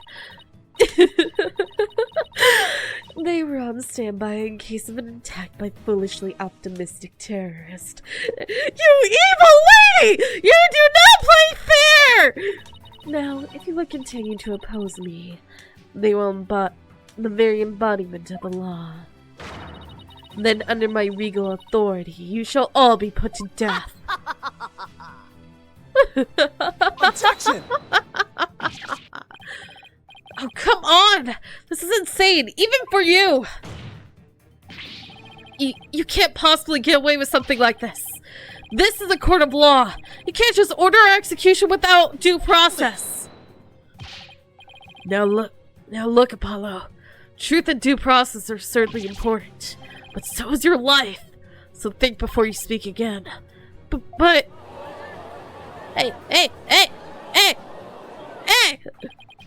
Please, Apollo. Do not make this any worse than it already is. I cannot lose you to the Twilight Realm too. You've been trying to put me to the Twilight Realm this entire time! What am I supposed to do? How do I win against an opponent that can rewrite the law as she sees fit? How can I even bring her to justice? Is this really how it all ends? It is your life or your accusation, lawyer. Cannot hope for both. It is time to cease this insanity. What do I do? Should I accuse Queen Garon? Yes, accuse! Accuse! I know what I have to do. Mr. Wright, you know that saying you're constantly reminding me and Athena of? The worst of times are when lawyers have to force their biggest smiles. You never fail to surprise me, Apollo. And Nahyuta, you know that creed we've known ever since we were kids. A dragon never yields. Apollo. They are not merely words. They are what's carried us this far. So now, it's time to honor these words and the memories of the ones who gave them to us. I couldn't agree with you more, Apollo. Those words are more important to me than you know. And if there's any time to remember them, it's now. It would seem, Apollo, that not one, but two auspicious creatures dwell up deep within you. A fierce dragon, and a virtuous phoenix that shall scatter the clouds hiding the heavens. I shall join you in your death-defying bluff. Bluff? What bluff? This is real! What bluff? I think I finally understand what those words really mean, and the resolve they embody.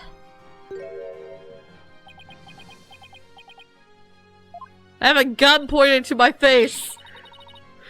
Are you smiling? Even in the face of certain doom, is there no end to your defiance? Unfortunately for you, no.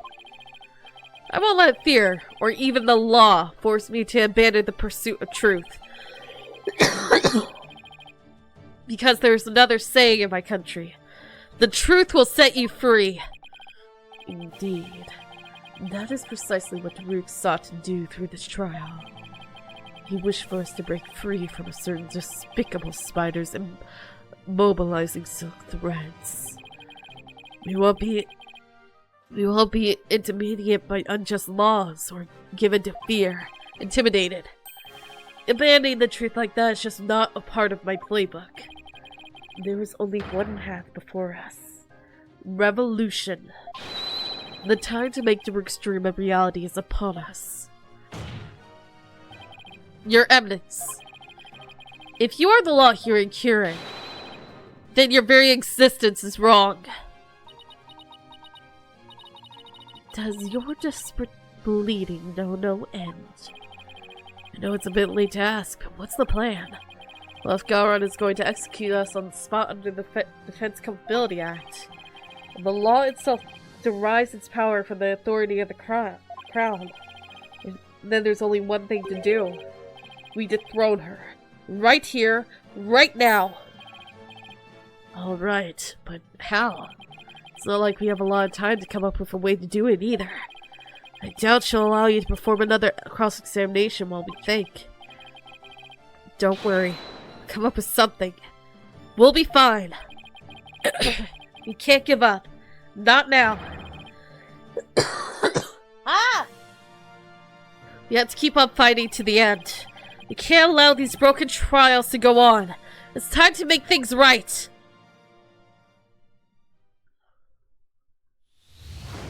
Train of thought! Here we go! The final one.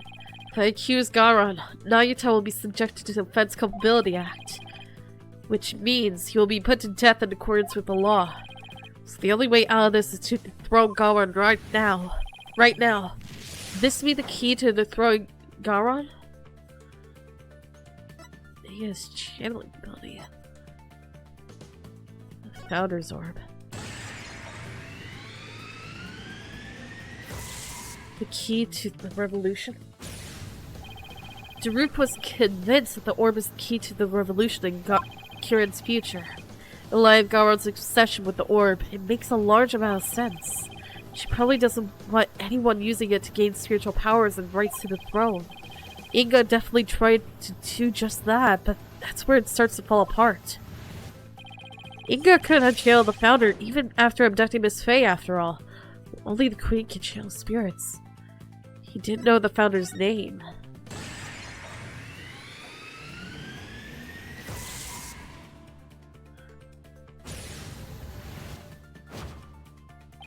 The name of the Founder is only known to those who become Queen.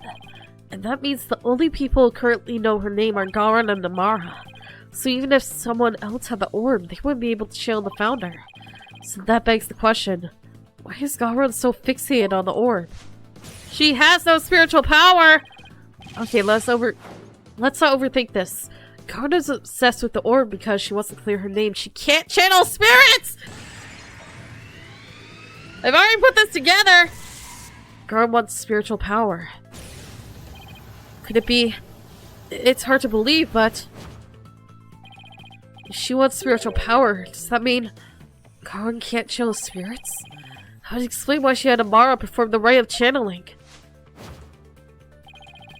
Is that why she left Amara live? To stand in for her when the time came to channel spirits? So, Garon can't channel spirits.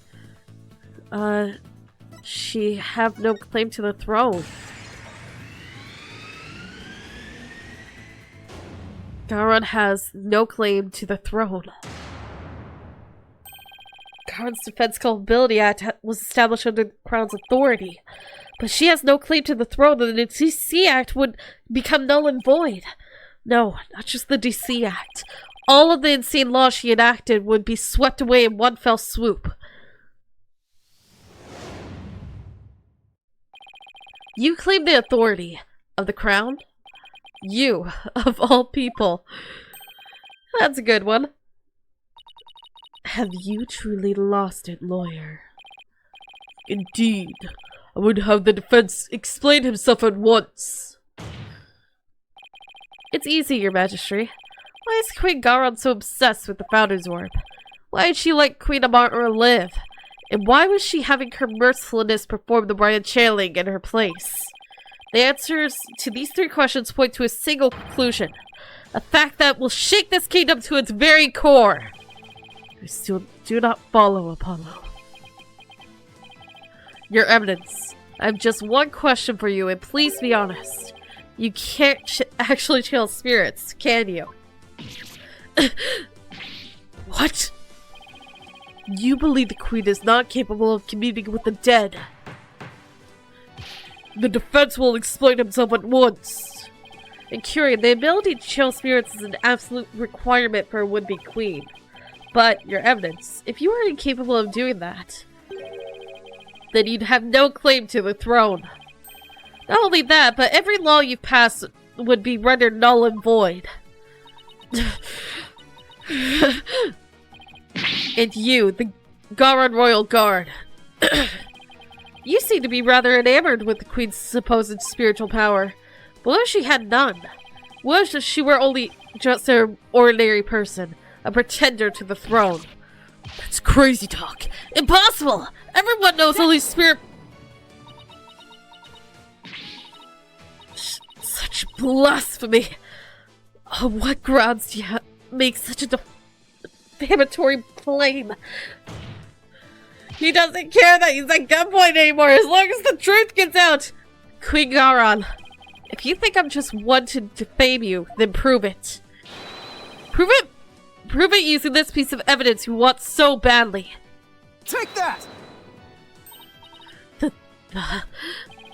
All the conditions for summoning the founder should be in place. With the orb, we know what the founder looks like. As queen, you should know the founder's name. Now, if you would, your eminence, please show us the great spiritual power you bear as Grand Priestess of Kirin. Oh, to witness her eminence's great power with our own eyes. The Holy Mother will appear before us. Oh, great miracle of miracles! Praise be your eminence! May your mighty spiritual power show us the way! They look so happy when she looks like she's about to kill everybody here!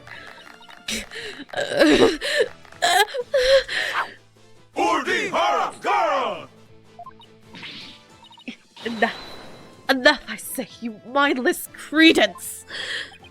Your eminence, can it be that you cannot...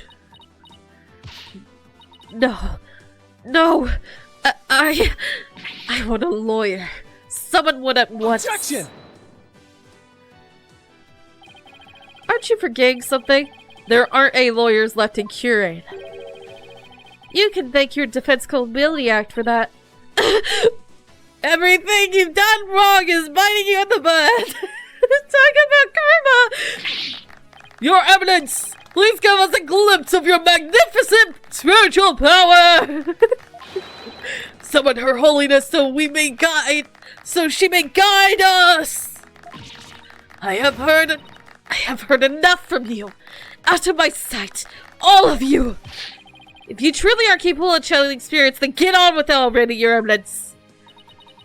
You sneaky, underhanded wretch of a lawyer! That reminds me. You said something to this effect earlier. It is time to cease this insanity? Don't you feel stupid for saying that now? Indeed. With all the things she has said, I can think of nothing more ludicrous. Apollo, teach this deceitful, putrid queen a lesson she won't soon forget. Gladly, because it really is time to cease this insanity.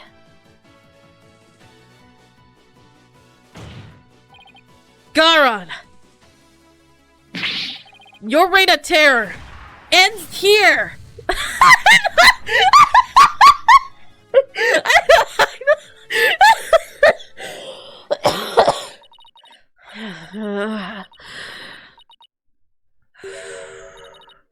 Very well.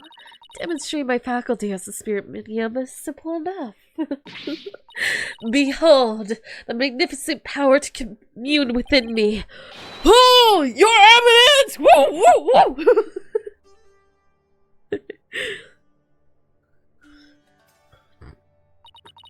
Oh, great spirit of the founder who dwells in the Twilight Realm, heed the secret covenant of the orb, and appear here before us. Oh, here it comes!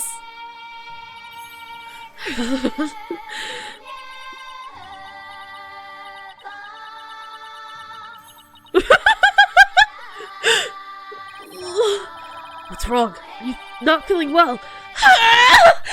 The spirit of founder graces! The time is now, I beseech you! Appear before us! Heed my call!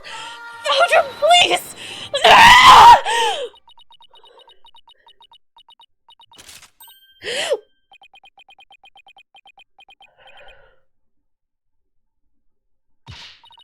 No!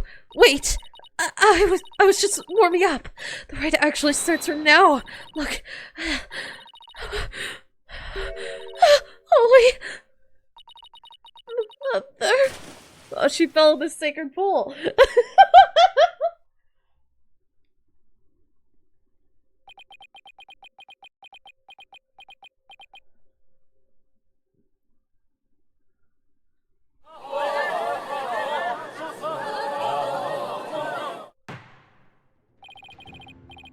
Prosecutor Samani, how is her eminence? It seems She now believes that she herself is the Holy Mother. I see. But her attempt at spirit channeling failed, did it not? Sadly, she seems unable to accept the facts. I fear it will be quite a challenge to question her later. And what, if I may ask, was her motive? I understand she killed Mr. Inga in order to prevent the coup. But what of her attempt to assassinate Queen Amara 23 years ago? To become queen herself? Maybe she just craved power and attention. She likely developed a psychological complex from her inability to channel spirits. That is why she kept Queen Amara alive to perform the rite of channeling for her. In that way, it would seem as if she had great spiritual power.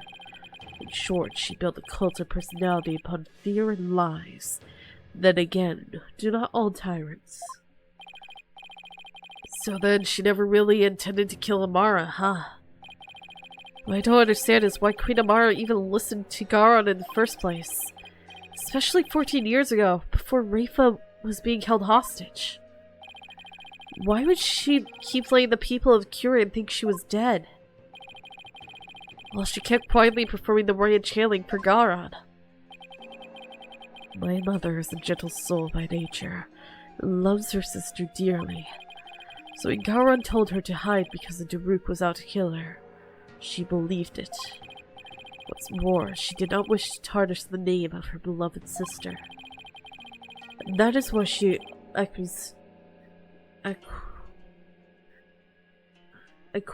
so obediently to Garon's request to keep channeling for her.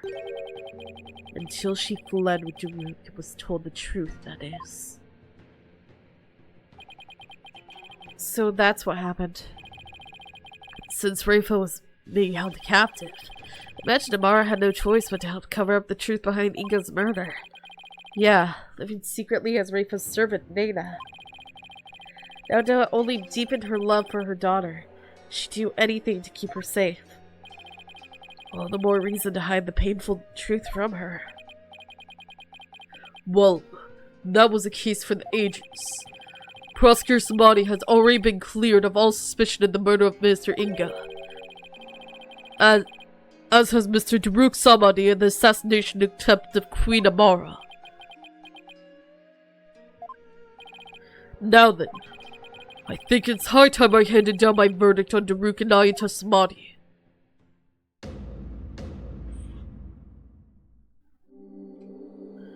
Not guilty. Wait, did this happen last time? I don't think it did. What is going on?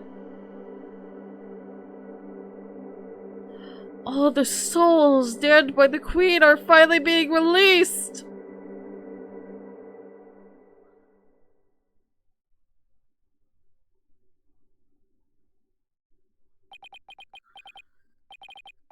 Dhruke, I hope you're watching. I proved your innocence. Nahyuta's smiling again. And that revolution you've always dreamed of is finally happening. With this, may I finally say, this court is adjourned.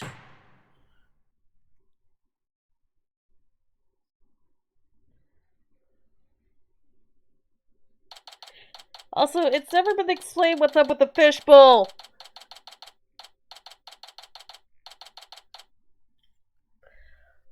May 19th, High Court of Curin, accused lobby. Way to go, Apollo! I was on the edge of my seat when those guards stormed the courtroom. Why are you here? That was a shocker, alright. Can't imagine anything like that happening back home. I know, right? I was ready to go on down there and teach them a lesson myself. I wish you did, so you get shot in the head. Please go away. Really? No. I was barely able to hold her back. Hold me back? You were about to go ballistic after a while there, Athena. Yeah, well, I was thinking about helping you smack a few of them down, to be honest. Remind me to never say or do anything to deserve a Maya Athena double suplex.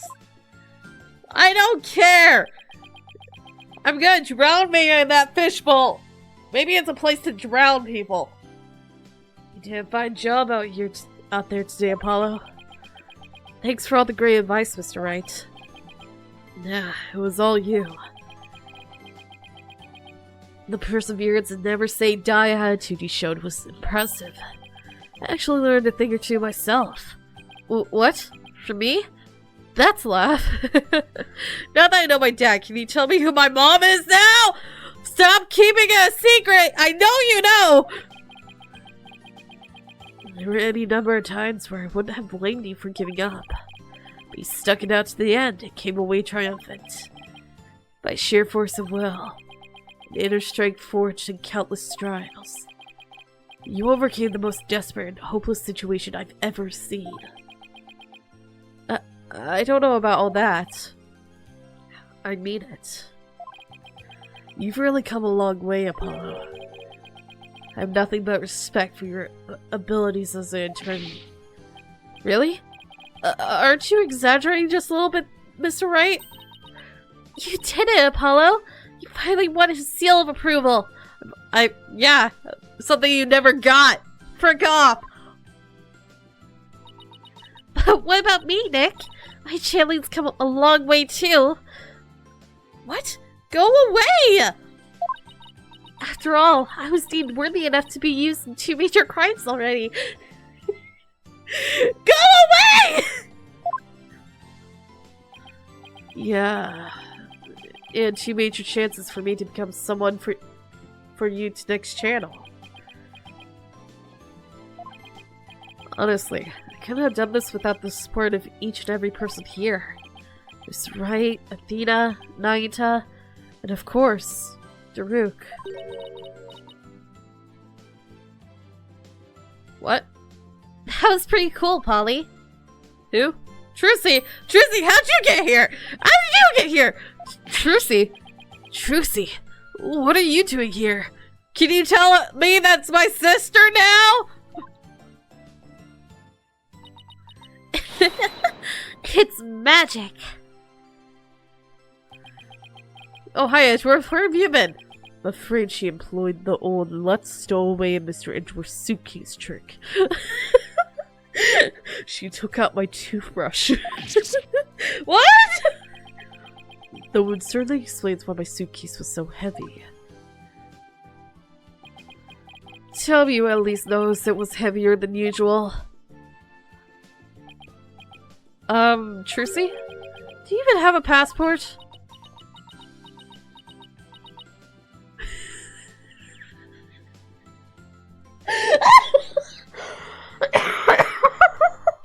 You illegally entered this country? My magic panties are an extra dimensional space. It's like a mini universe in there. I can produce a passport at the drop of my hat. Right.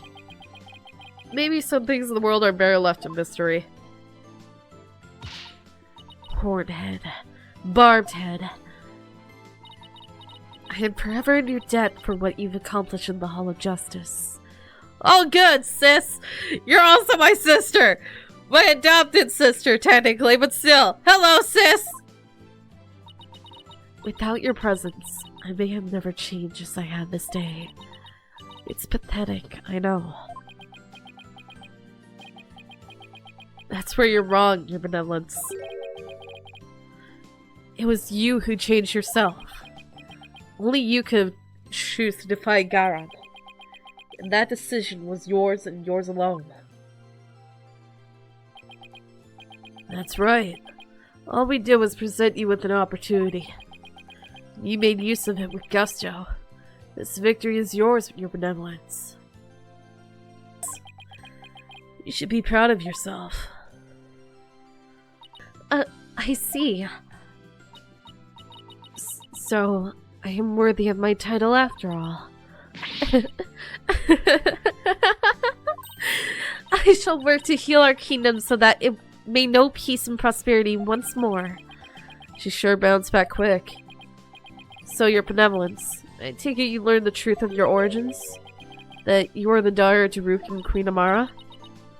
Yes, my mother, I mean, Her Eminence, told me. She said it was a part of my disciplining. If you can call it that. Sounds more like blackmail. Keep quiet or tell everyone you're the daughter of a criminal.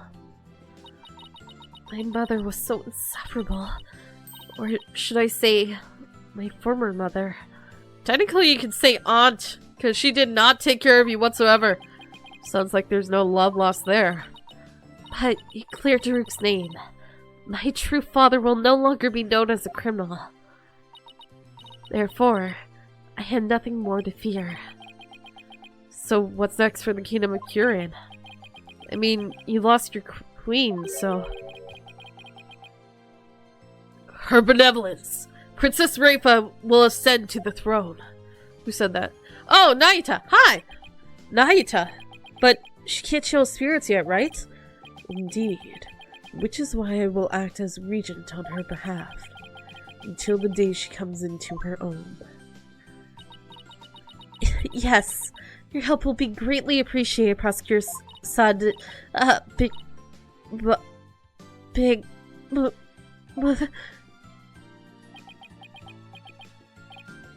Nah.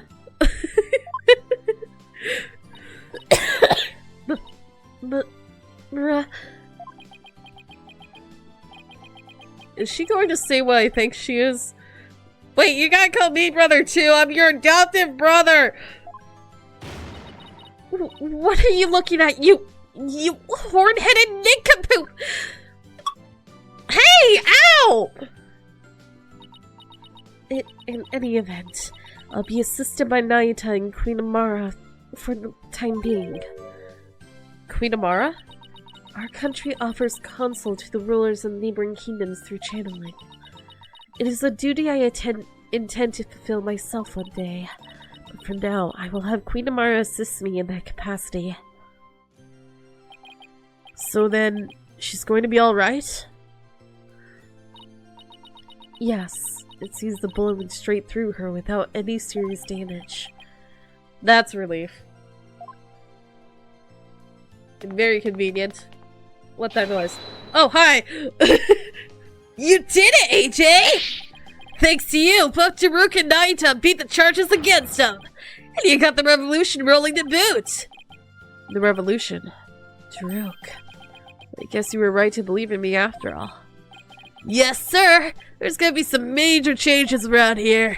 The legal system's gonna return to its rightful state, like how Dhruke always wanted. Yes, we're going to miss our mountain Larry. And the names of apollojustice will go down in Kirin's history. Yeah, you're right. Oh, Nahyuta, before I forget, there was something I wanted to give you before I head back home. You wish to give me something. Yes, as Dhruke's birth son, I think you should have this.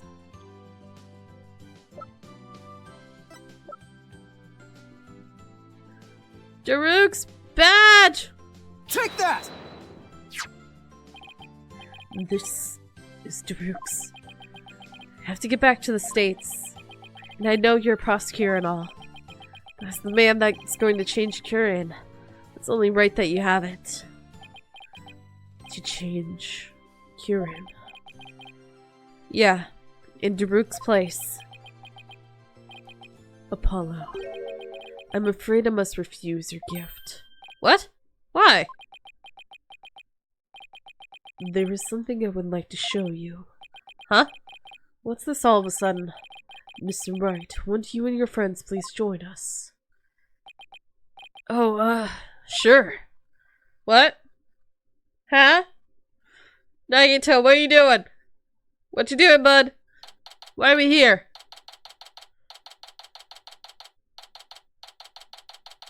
Former Samadi law offices. Why are we here? So why did you bring us here, Nahyuta? Apollo, I want you to stay here in Kirin. What? But why? We have lost our queen and our kingdom stands at a crossroads. Most of all, we will need to rebuild our entire legal system. Naturally, that includes the reintroduction of lawyers to the court. Oh, wait. You're not asking me to... Yes. I want you to take over this law office. With you as a lawyer and me as a prosecutor, we shall rebuild Kieran's legal system from the ground up. You want me to help you rebuild the legal system? That's a lot to take in. Apollo, I cannot do this without you. As a lawyer, you are Dhruke's spiritual heir. And having studied in America, your legal knowledge will be indispensable. This is way out of my league.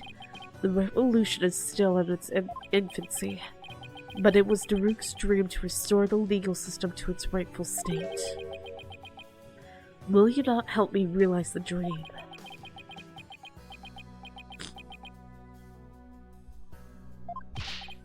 Come on, AJ! You know it's what Dhruke would have wanted.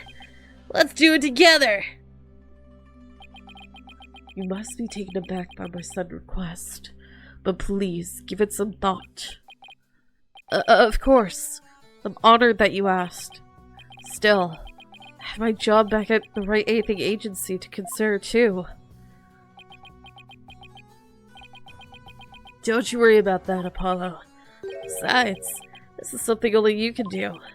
Something only I can do? I mean, to be completely honest, our office would be a bit short of firepower without you around, but hey. Mr. Wright. Actually, I'm sorry, but I can't get on board with this. Athena? I mean, there's still so much I want to learn from you, Apollo. That's right. I won't be the same without you. And everyone back home would really miss you too. There's no way I can agree to this. Still, if you really wanted to stay... Yeah, Athena's right. It won't be easy, but... Athena. Trucy. Apollo. No one but you can make this decision. Now that I know that I will not question whatever choice you make. Our flight leaves tomorrow morning, Apollo. Think you can make up your mind by then? I'll try. Talk about a difficult decision. Can you please tell me who my mom is before you go leaving me in this country? Should I go back to the US and continue working at the rewritten agency? Or should I stay in Kieran and help Nahyuta rebuild the legal system? What's the right thing for me to do?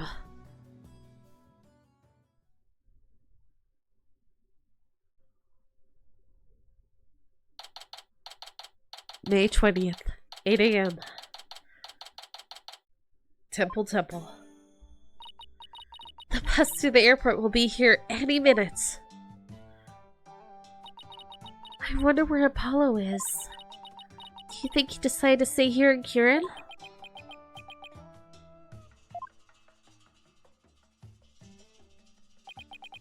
I bet he was up all night thinking. This is a life-changing decision after all. But whatever he decides, I have to accept it. I guess this means no more courtroom battles alongside him. Hey! Guys! I know that booming voice anywhere!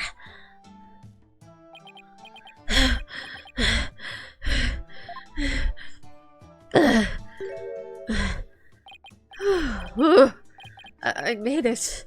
Apollo! You're here! Does that mean you're coming home with us? Well, about that.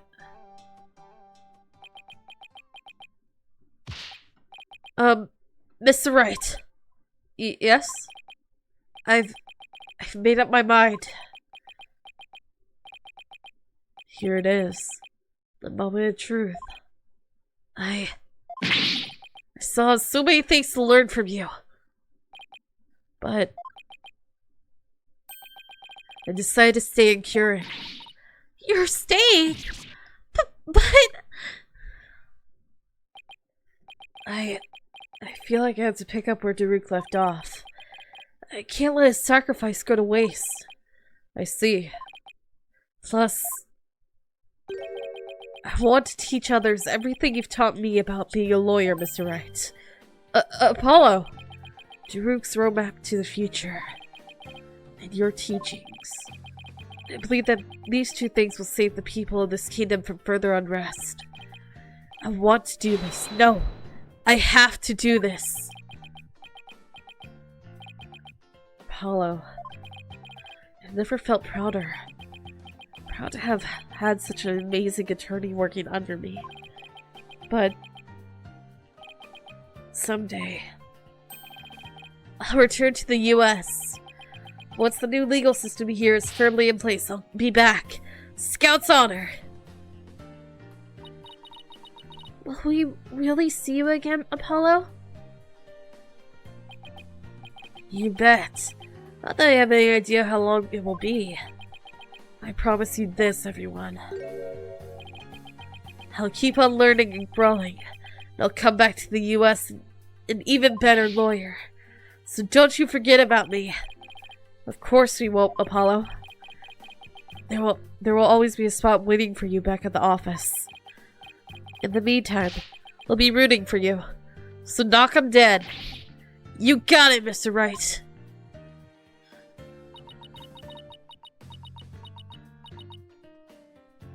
Tell him that you're his sister! I'm gonna miss you, Polly. Little bro. Say it! Come on! You're older than him, right? No! Wait! Huh? How'd that happen? How am I older than her? But this is it. I'm going to support your choice all the way. I'm gonna miss you, big brother. Thanks, Jersey. Good luck with your magic act. I know you'll do Troop Grimmaray proud. I'll be cheering for you too, Apollo. But don't think you're the only one with room to grow. The next time we meet, you probably won't even recognize me. In other words, game on. You bet! But I'm gonna win. I'm going to miss you too, Apollo, but I can't wait to see where your new adventure will take you. Tell him who his mother is! Well, there's our bus. Don't! Phoenix! Phoenix, you friggin'... Ah! He's known for 2 games now, and he has yet to tell either of them who the mother is. Screw you, Phoenix! I guess this is it, Apollo. Well, what's all this stuff about the truth, but yet you have yet to tell it? I'll never forget everything you've done for me, Mr. Wright. I don't know how I'll ever repay you. Here's to seeing you back in the US again someday. Until then, you know where to find me. I know, right?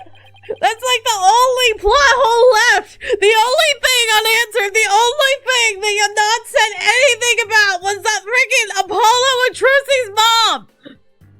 They haven't even said, oh yeah, you guys are siblings. You're half siblings. They haven't said that at all. It's been 2 games! What do you mean, patience? The legacy of those who came before us.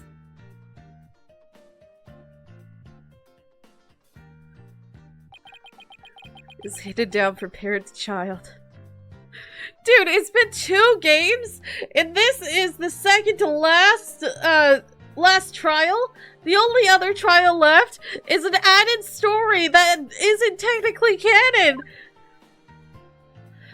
It technically is canon, since the first one was.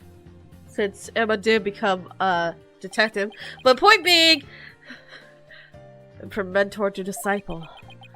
must never stall or stagnate, but continue to grow and change. All that we've been taught, the beliefs and convictions that have been passed down to us, we must continue to nurture them so we, in turn, can pass them on to the next generation.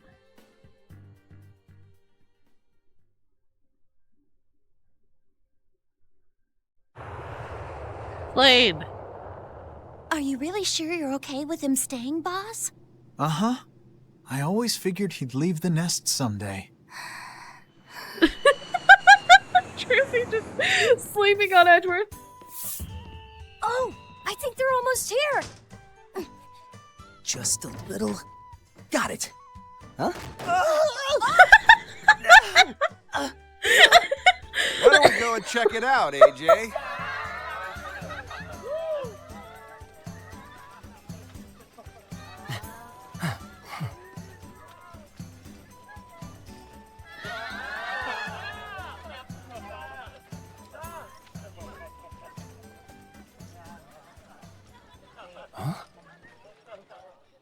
Dhruke? Dhruke? Dhruke! Oh, Dhruke!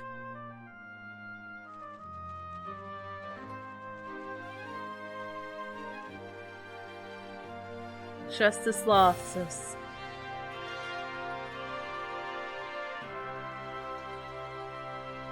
Very run down, but we're working on it.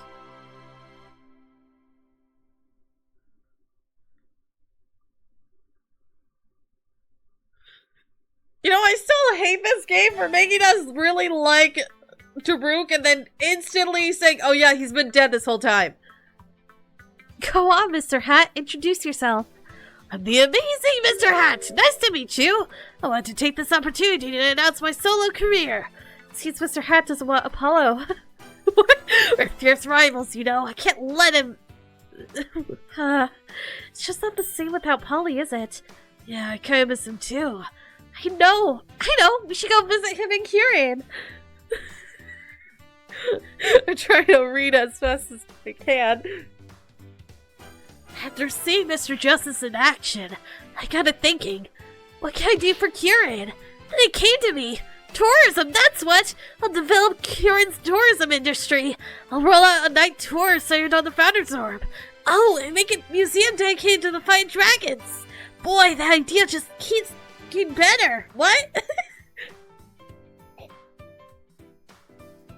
Takeshi Yazumaki.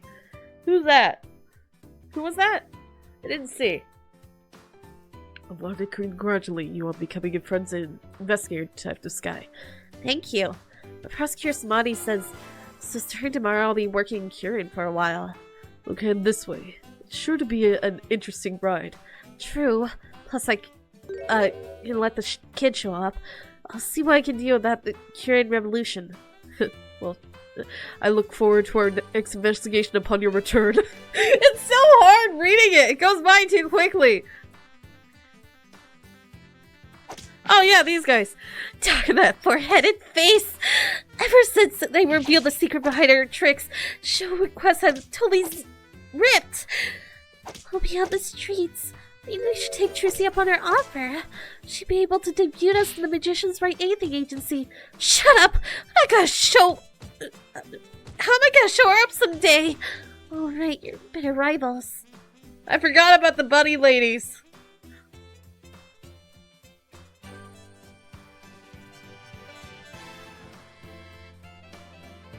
Oh, hello. You have a baby! Kirin is just like this child right now.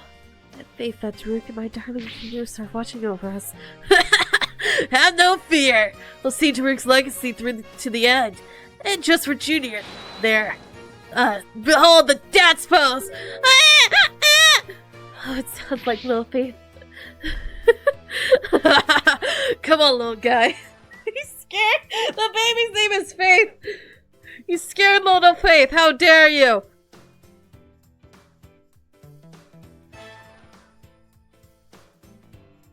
I've been pulling double duty ever since Apollo left, but that's okay.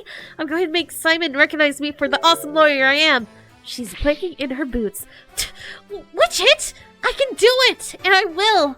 Mr. Wright will be calling me his right-hand woman from now on. Let's do this! Everything's chaotic right now. I'm trying to work out what they're saying. Oh, hello. Bucky, how dare you deliver my order in such a sorry state? Don't be mad, Sammy. What should make a huge party for? But that should still taste fine. Every time, you great big pillock. I just lost my appetite. It's hard to find good help these days. Would you say so, old chum? Old chum. Who's the old chum? Phoenix?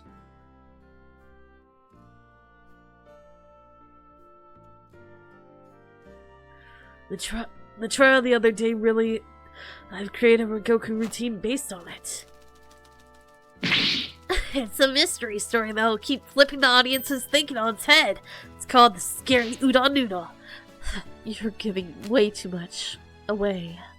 Keeping the Tanida school going. It's our way of paying penance and repaying our debt. And Kuhn's Goku training to our kid, Owen. Owen? Oh, right, Owen.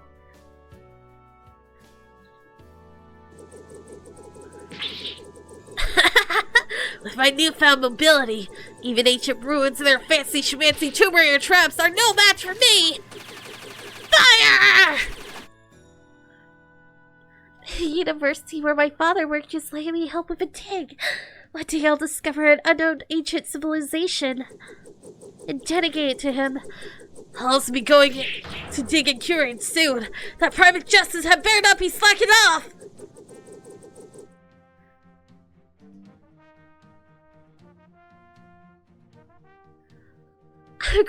It's going to be super busy now that I'm the head of Faithland. Don't worry, Mystic May. Maya, I'll do whatever I can. Thanks, Pearly. First order of business will be to revolutionize Curing Village. Oh, I like that idea. How about opening a store where we can buy City Girl clothes? You're grown up now. I think there are a few more pressing matters to take care of first. Yeah, you're right. I guess it'll be a while before I get my revolutionary coworker. What? Get Pearl her clothes store! How dare you, Maya! Pearl deserves her gift shop! Mother! Now that you have stopped being Dana, I knew Dana.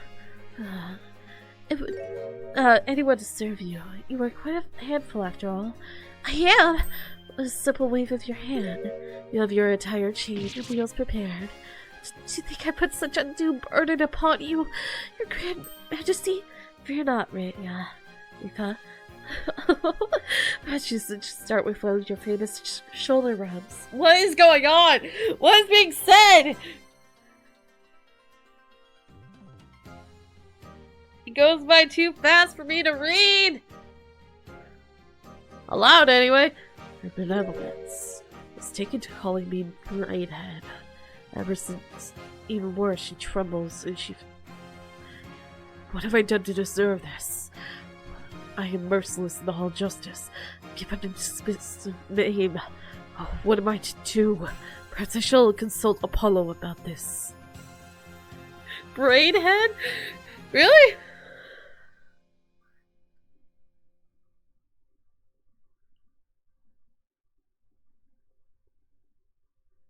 What's going on? How's he doing, Mr. Wright? Great. He's a respectful lawyer of his own. Even has his own practice called Justice Law Offices. Thank you. Oh, before I forget, I made a copy of this photo for you. A photo? Oh.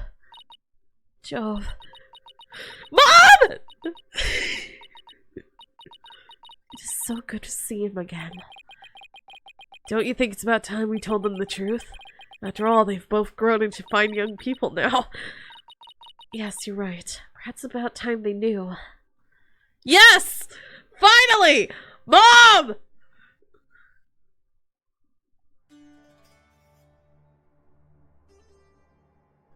Oh, what? What is this? Oh. It's just credits. Going through all of our battles in Curran. So they finally tell us right at the end! Ace Attorney 7! What are you talking about, Ace Attorney 7? Oh, I forgot about that guy.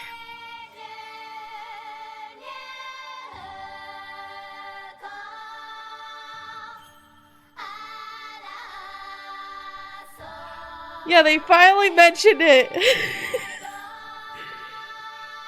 Oh, please tell me they don't. Please tell me she doesn't. Oh my gosh, that would drive me crazy. They finally find out who their mother is and that they're half siblings for once.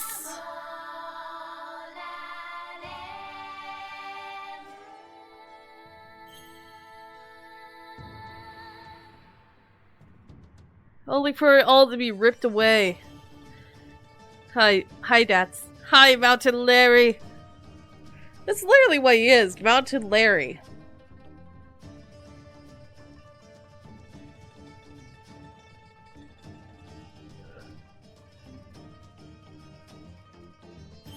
Okay, bye-bye, old man soul. I forgot she was pregnant too. That boy was pregnant.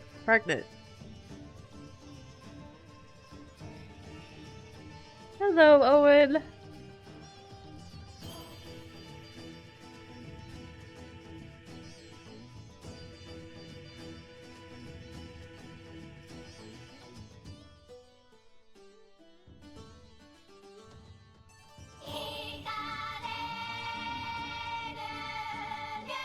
Just wait to see if there's anything new or interesting gonna happen. Gonna be revealed in the end credits.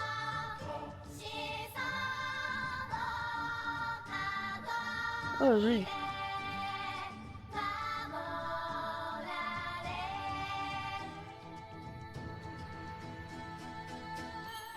Official website. I forgot about that.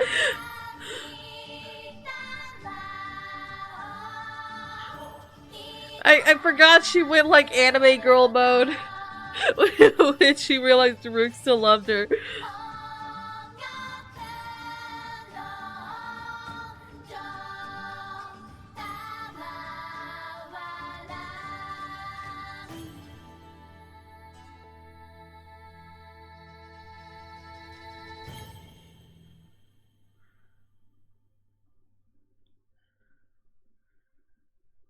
Huh? There was something at the end. What is this?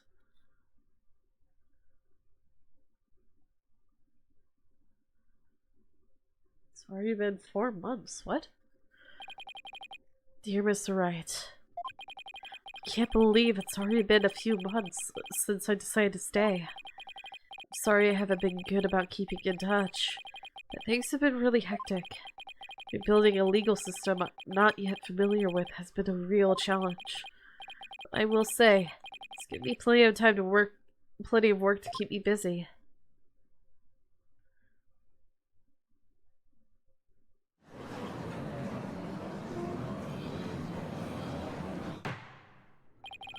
Have you not given the autopsy report even a courtesy glance, Mr. Justice?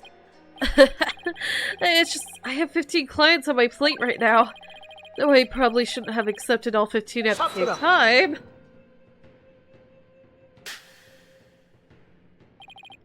Oh, please.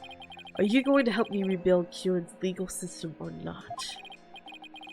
If you are, you need to move through this case backlog faster. Yeah, I know, but... Besides, those 15 are only the beginning. There were 10 more awaiting your services. Huh? I too have friends and acquaintances seeking legal representation. And being that you are the only lawyer in the country, I told them to contact you. I estimate it will only add about 16 clients to your caseload. Huh? Huh? Oh, wait just 1 minute! I have been handing out advertisements for your new office. They read, from legal advice to investigating extramaterial affairs, even yak milking. For a limited time only, These services and more are free down at Justice Law offices. Free! I'm not being paid at all again! I have already received requests for 380 new clients. Free? I'm going to have to say something, aren't I?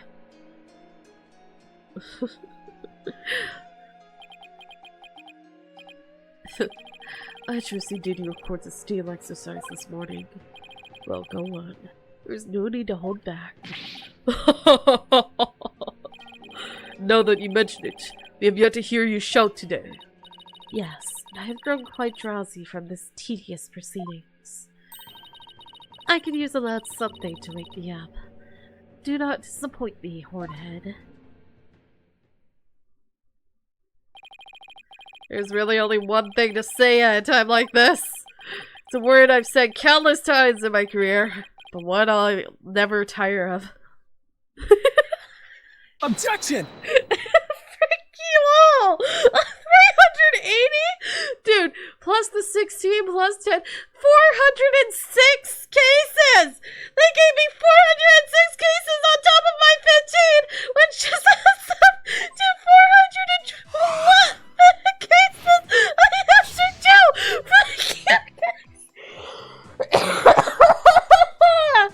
Oh my gosh! Okay.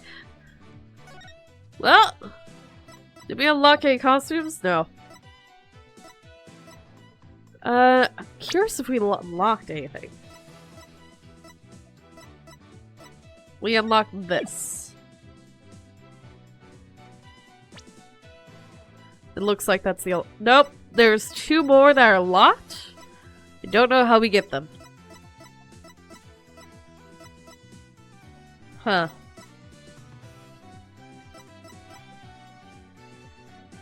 Anyway, for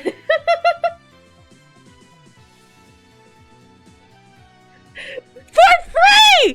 For free! There's no to get rich! Rafa did it for free! All of the banners say for free! I'm not being paid! 411 cases and I'm not being paid for a single one of them!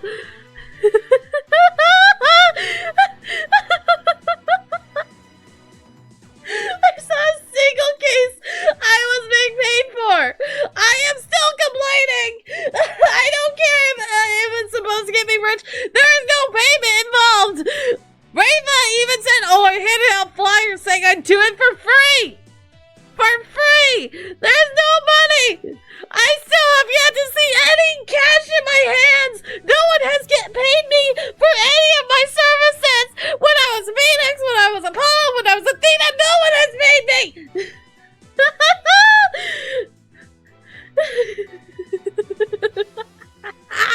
I'm telling you, I am not being paid whatsoever for any of these cases. Then I get 411 piled on top of me with no charges. I don't get paid. I'm apparently just a public servant with no salary. I'm eating the grilled lizards that Terry brings home. That's all my food. I'm living in a dilapidated, falling apart freaking building. I don't have any money. I'm doing it all on my own too because I'm the only lawyer.